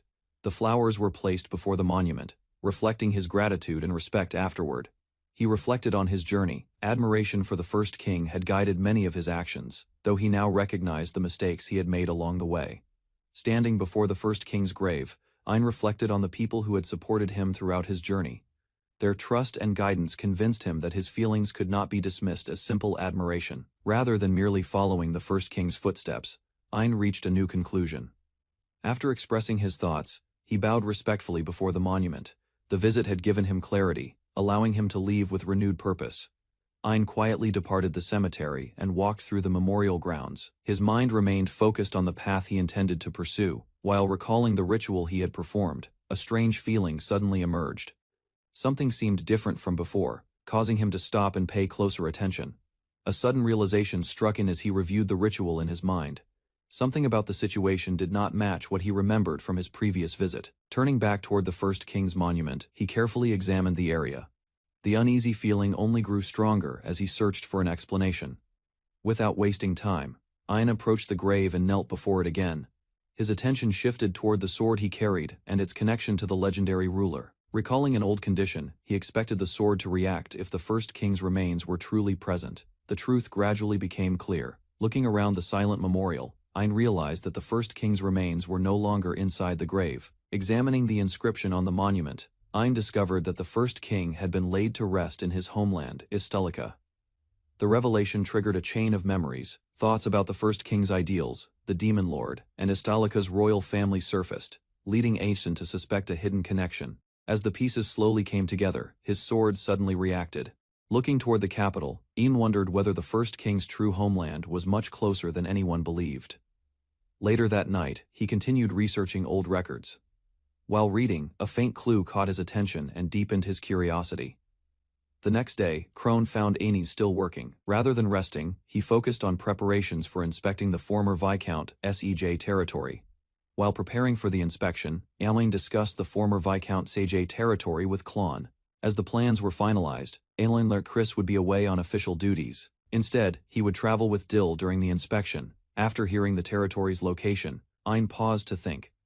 The destination's position between Ishk and Baltic seemed useful for reasons he kept to himself. Before departing, he shared a light-hearted moment with Klon. Although busy with responsibilities, Ain showed concern for his family and left in good spirits. When the day arrived, Ain entered the former Viscount Sej territory with his escort.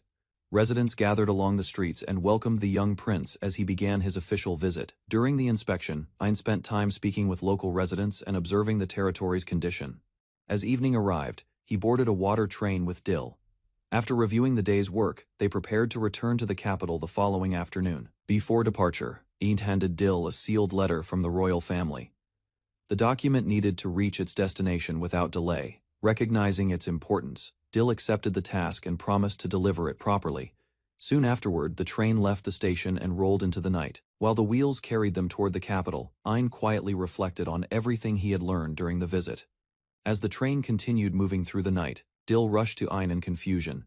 The unexpected change in plans made it clear that something important had been hidden in the letter. Remaining calm, Ain finally revealed his destination. Rather than returning to the capital, he intended to travel directly to Baltic. The announcement surprised Dill, who questioned whether the king was aware of the decision. Although concerned, Dill understood Ain's determination. With Baltic still hours away, he advised the prince to rest before their arrival at dawn. A faint smile appeared on Dill's face as he accepted the situation. Knowing Ain's stubborn nature, he realized that nothing would change the prince's course. The tense atmosphere inside the train gradually eased. Seeing Dill's reaction, Ain could not help finding the situation amusing. Soon afterward, Ain expressed his trust in Dill. In return, the loyal knight promised to support him and fulfill his responsibilities throughout the mission. As the train crossed a long bridge during the night, Ain finally rested. The exhausting events of recent days quickly pulled him into a deep sleep. A strange voice later disturbed his rest. Expecting to have arrived in Baltic, Ain woke up confused before suddenly feeling a sharp tap against his head. Rising from the grass, he found himself facing an unfamiliar long-haired man wielding a sword. Before Ain could understand the situation, the mysterious figure declared his intention to train him. Ain's eyes widened in shock as he finally recognized the two mysterious figures before him. The swordsman was Dullahan, while the woman beside him was an elder lich. Confusion filled his mind as he wondered why his body had changed, and why Ramza and Elder Lich had appeared. A calm introduction followed. The woman revealed herself as Misty, while the man allowed Ain to call him Ramza. Misty explained that his body had not been taken over. Meanwhile, Ain noticed unfamiliar armor covering him as Ramza urged him to focus. Ramza lent him the armor, stressing its importance for survival. Surprise spread across Ain's face as he examined the powerful equipment. Rather than accepting praise, Ramza dismissed the armor as insignificant. His confidence revealed a strength far beyond what Ain had imagined.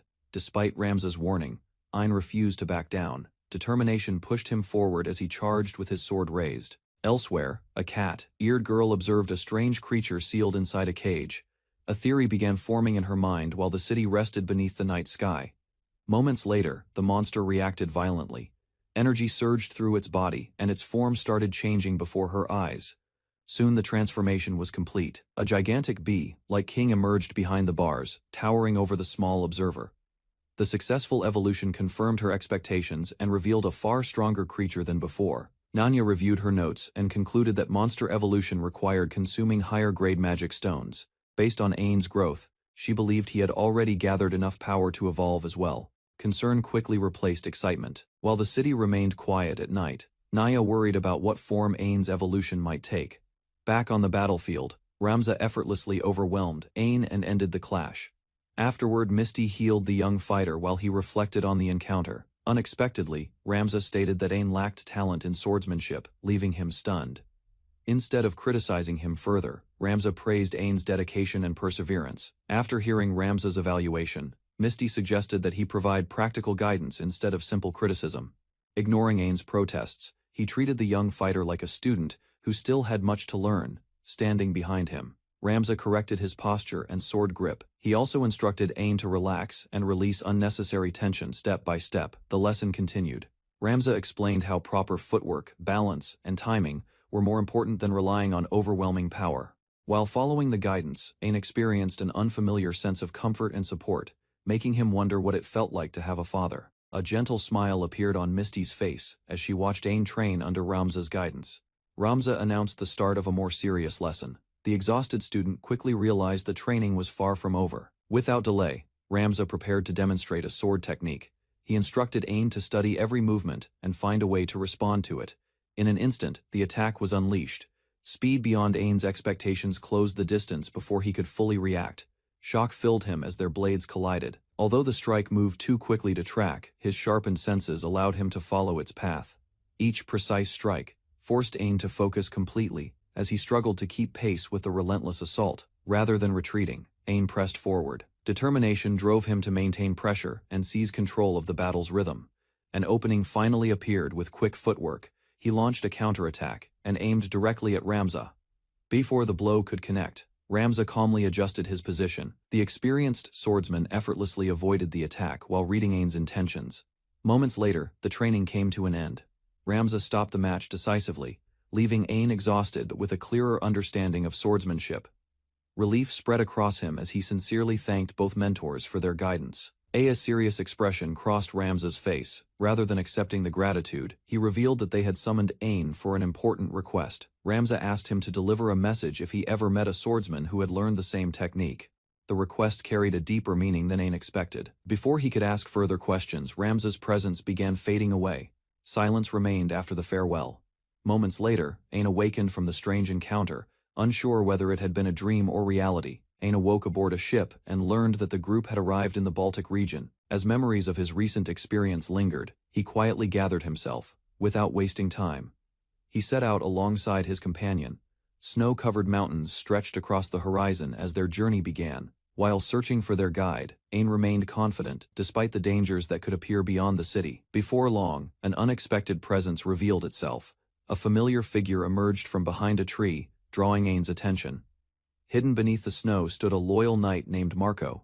His sudden appearance marked the beginning of a new encounter. Ain and Warren encountered the loyal knight Marco inside the forest, where the armored guardian greeted them calmly without hostility. With a gentle smile, Ain requested Marco's assistance as their guide, because the knight accepted his resolve already without hesitation. Marco accepted the duty and escorted Ain and Warren toward the Demon Lord's castle, where the royal graves remained undisturbed.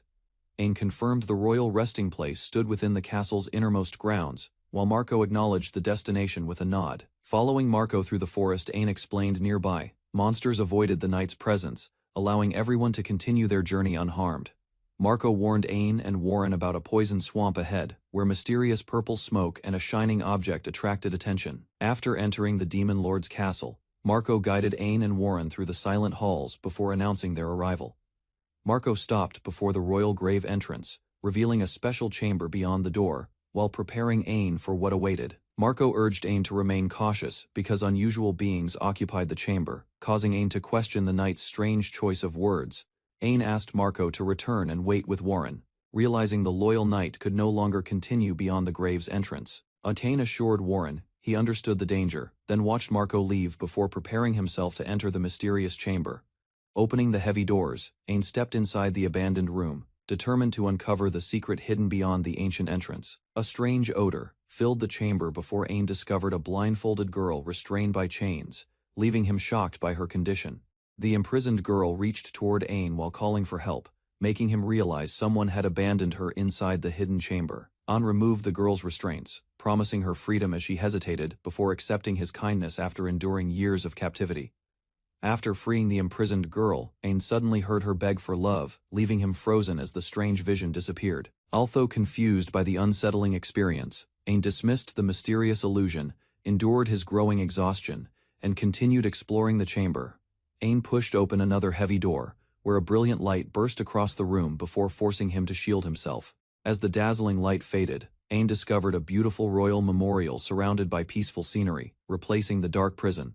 Standing before the royal graves, Ain regained his composure, realizing the mysterious chamber concealed both painful memories and the truth. On placed fresh flowers before the first king's grave, noticing every memorial shared identical craftsmanship that reflected remarkable devotion and respect. Drawing his sword, Ain examined another grave and discovered it belonged to Jaelvan Ishtalika, Ramza and Misty's son. A mysterious woman appeared, revealing that the legendary first king of Ishtalika had actually been Demon Lord Ash herself. Ain stared at Demon Lord Ash, struggling to understand how the kingdom's founding ruler and feared enemy shared one identity.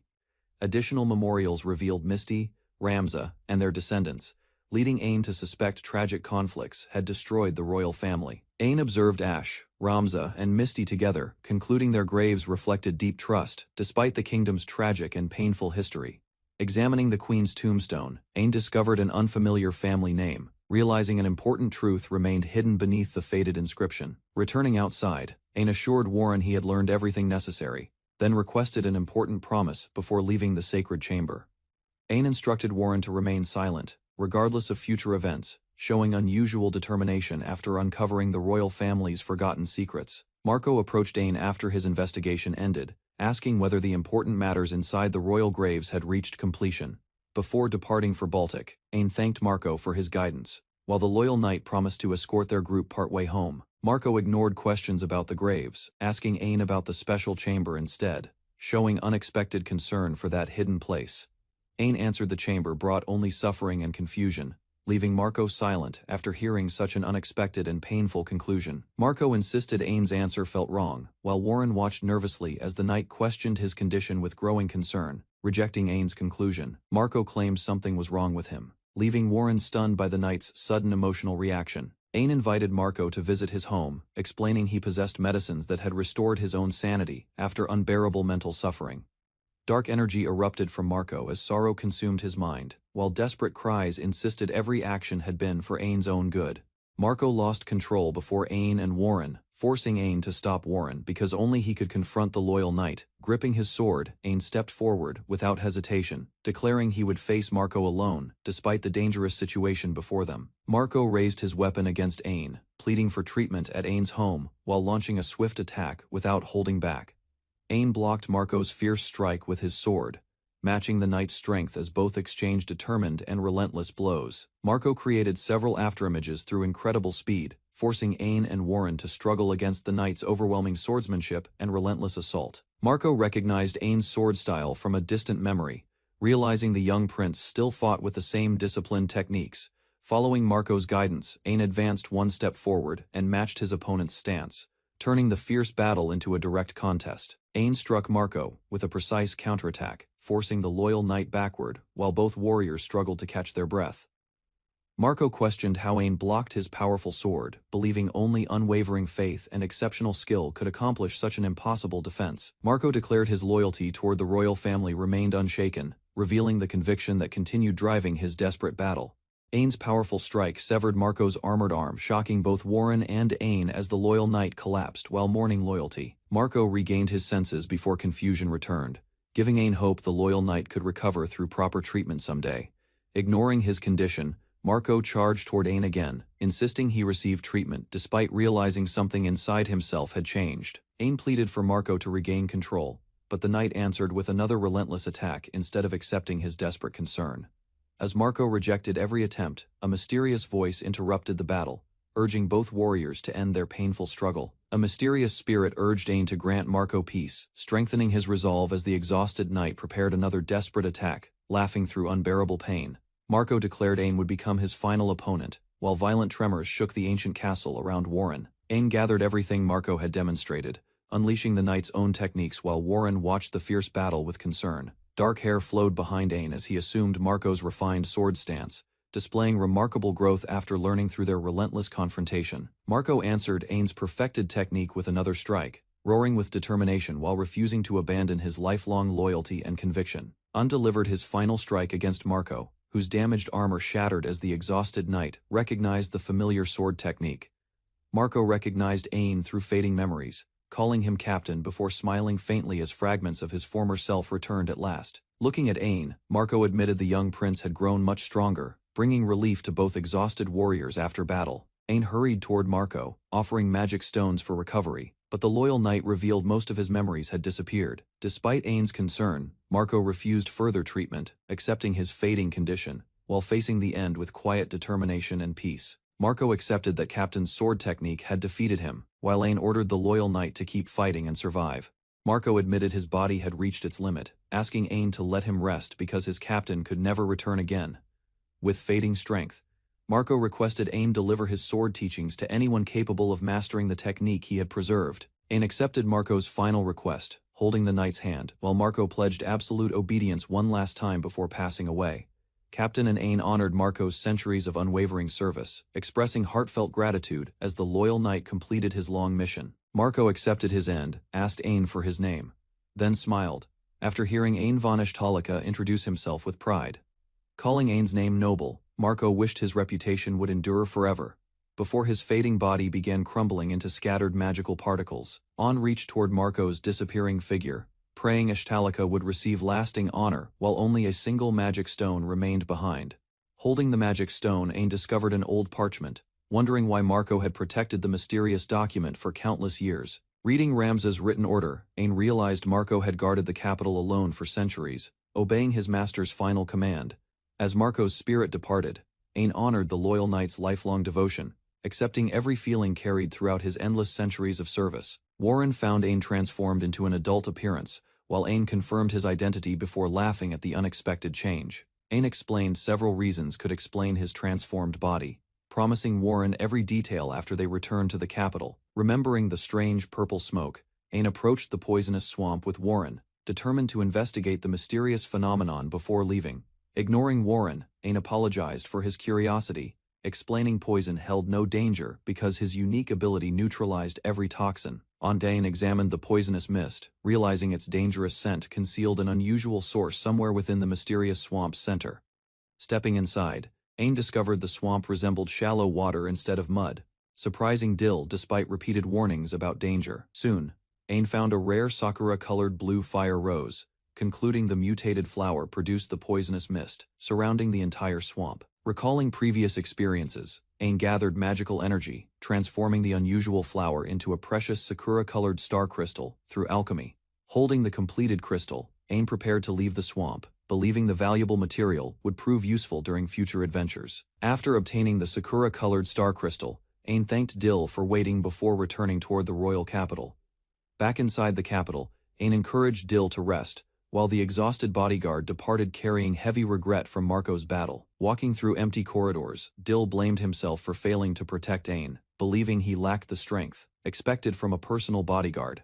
Frustration overwhelmed Dill as painful memories repeated, convincing him his weakness had endangered Ain during every dangerous confrontation. Meanwhile, Ain examined the mysterious crystal, while Dill strengthened his resolve to surpass everyone and become a truly dependable protector. Recalling his previous evolution, Ain worried another unexpected transformation had occurred, realizing his fears had become an unavoidable reality again. Meanwhile, Nyacha remained unconcerned, believing Ain's evolution would never change their relationship, despite whatever powerful abilities he gained. Reading his status, Ain discovered his occupation had changed into Demon Lord, revealing an unexpected evolution with unimaginable future consequences. Inside Ishtalika Castle, Olivia, Klon, and Christina became anxious, because Ain had not returned as expected after departing earlier. Their growing concern filled the palace until the king asked everyone to remain calm and wait. The king presented Ain's letter, explaining he had traveled to Baltic before returning and wanted his journey kept secret from Olivia and the others. Suddenly, a guard rushed inside announcing Ain had finally arrived safely. Ain entered the royal hall accompanied by a companion after completing his dangerous mission. Looking tired but unharmed, he revealed he had grown slightly taller, relieving everyone's worries as the gathered nobles observed his unexpected return together. The royal family and senior nobles stared at Ain with disbelief before relief replaced their earlier anxiety. Olivia, Klon, and Christina smiled with surprise, while experienced officials struggled to understand everything that had happened during his absence. Evrione suddenly noticed a gigantic floating landmass hanging above Ishtalika beneath the bright moon. Shock spread across the kingdom as Ain's return introduced another unbelievable event, leaving the royal family preparing for an unexpected crisis ahead. After dismissing everyone from the chamber, the king invited Ain into a private room for a serious discussion. Ain admitted his grandfather had frightened the others, while the king demanded every detail about Baltic and Ain's transformed body. Ain calmly explained everything that happened during his journey, including the changes affecting his body after recent events. Hearing the complete account, the king stared silently before struggling to accept the unbelievable truth before him. The king lowered his head while recalling ancient history, realizing Ain's story matched forgotten records about the kingdom's origin. He questioned whether the legendary demon lord defeated across generations might have been misunderstood from the beginning. Ain admitted he had never heard those ancient stories before, leaving the king even more troubled by the discovery. The conversation revealed another mystery because the first king's remains were missing from the royal grave. The king reflected on the missing royal remains while comparing forgotten history with Ain's remarkable experiences.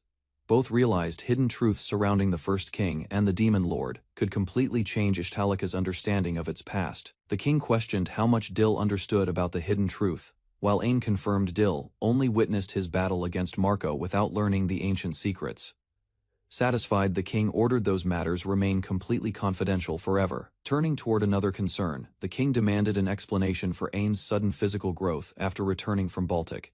Ain calmly accepted the request, preparing evidence instead of offering uncertain words about the mysterious transformation. Owen placed his status card before the king, explaining the answer was written within its contents. Reading the information, the king's expression changed immediately as unease replaced confidence, before he finished examining every detail carefully. Unable to believe what appeared on the status card, the king trembled with disbelief while questioning Ain's identity. The shocking information convinced him Ain had somehow become the demon lord, leaving both of them completely stunned.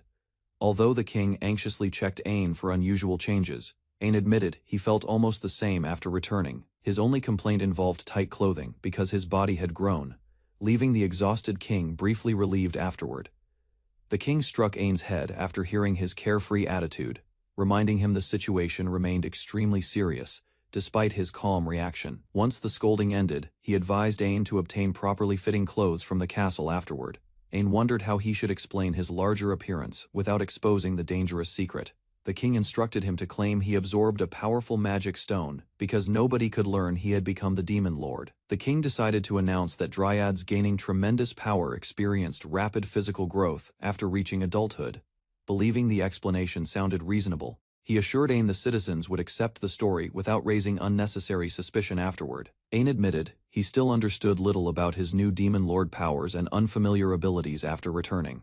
The king recommended consulting Katima for answers, hoping further research would reveal the truth behind those mysterious transformations soon. After changing into comfortable clothes prepared by Martha, Ain thanked her for the thoughtful assistance before leaving the room. Waiting outside, Olivia and Klon prepared to greet him, ending the private meeting on a brighter note. Olivia and Klon quietly entered Ain's room after hearing he had changed clothes. Approaching him with cautious expressions, they politely asked permission before moving closer, hoping to confirm his identity after the unbelievable transformation they witnessed. Without hesitation, Olivia and Klon leaned against Ain, carefully examining his appearance while comparing familiar details from before. Their unusual inspection surprised Ain, who struggled to understand the unexpected method they used for confirmation together. After completing their inspection, Olivia and Klon confidently declared the person before them was truly Ain without any doubt. Embarrassed by the strange experience, Ain questioned why such an unusual test had convinced them. While sitting beside Ain, Olivia gently admired his long black hair because it closely resembled her own beautiful hairstyle. Ain considered cutting it shorter since the length often became inconvenient, but both women opposed that idea. Instead of cutting his hair, Olivia and Klon suggested tying it neatly or shortening it only to shoulder length. Ain listened carefully to their recommendations, considering practical hairstyles that would remain comfortable without wasting his beautiful hair. Olivia and Klon happily tied Ain's long hair together, making him smile, despite the gentle teasing throughout the process. Their careful hands created a neat hairstyle before Olivia announced she would enter the room once everything finished. Olivia smiled warmly after seeing Ain resting peacefully beside Klon, pleased their close relationship remained unchanged despite his transformed appearance. Watching the peaceful scene, she realized their affection for Ain would never disappear under any circumstances.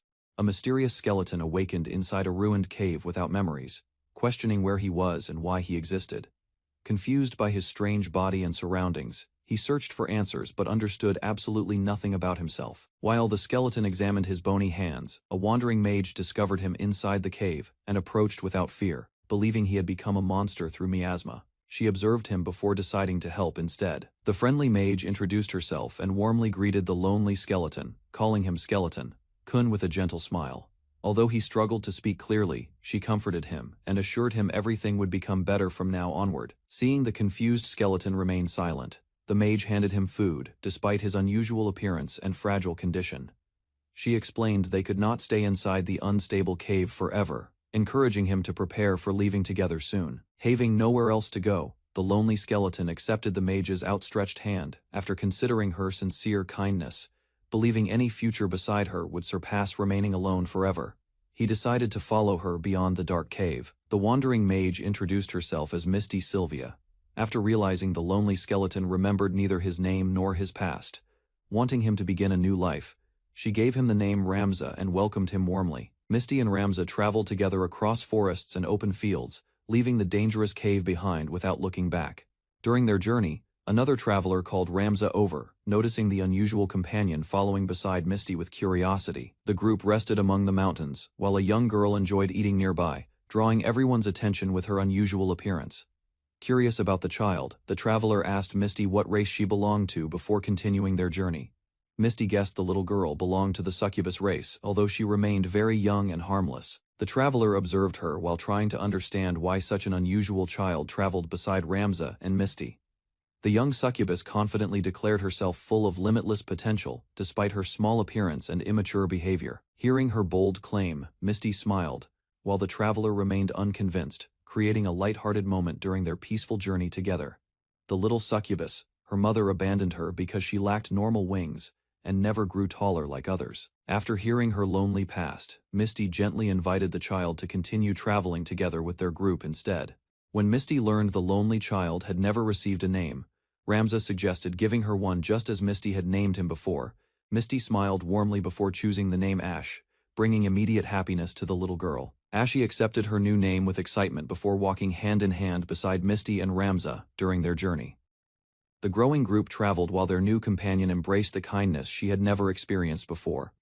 Their adventure continued alongside many different races, gradually expanding into a lively group united through friendship and shared experiences. Ash traveled beside Misty and Ramza, discovering companions who accepted her despite their unusual backgrounds and appearances. After reaching a peaceful town, Ash quietly watched everyone enjoying themselves, while doubting whether she truly belonged among them. Misty noticed her gloomy expression and encouraged her, easing the little succubus's worries with cheerful teasing. The rescued townspeople wanted Ash to become their leader because they admired her kindness and trusted her abilities completely. Although Ramza and Misty promised unwavering support, Ash hesitated because she believed herself weaker than both companions. Ash explained she remained only a succubus instead of evolving into a stronger race like Ramza or Misty. Even so, Ramza and Misty encouraged her to accept leadership, promising they would always stand beside her. Despite their encouragement, Ash feared disappointing everyone and losing the trust of Ramza and Misty through failure someday. She admitted such rejection would destroy her determination, revealing the deep insecurity she had carried since childhood.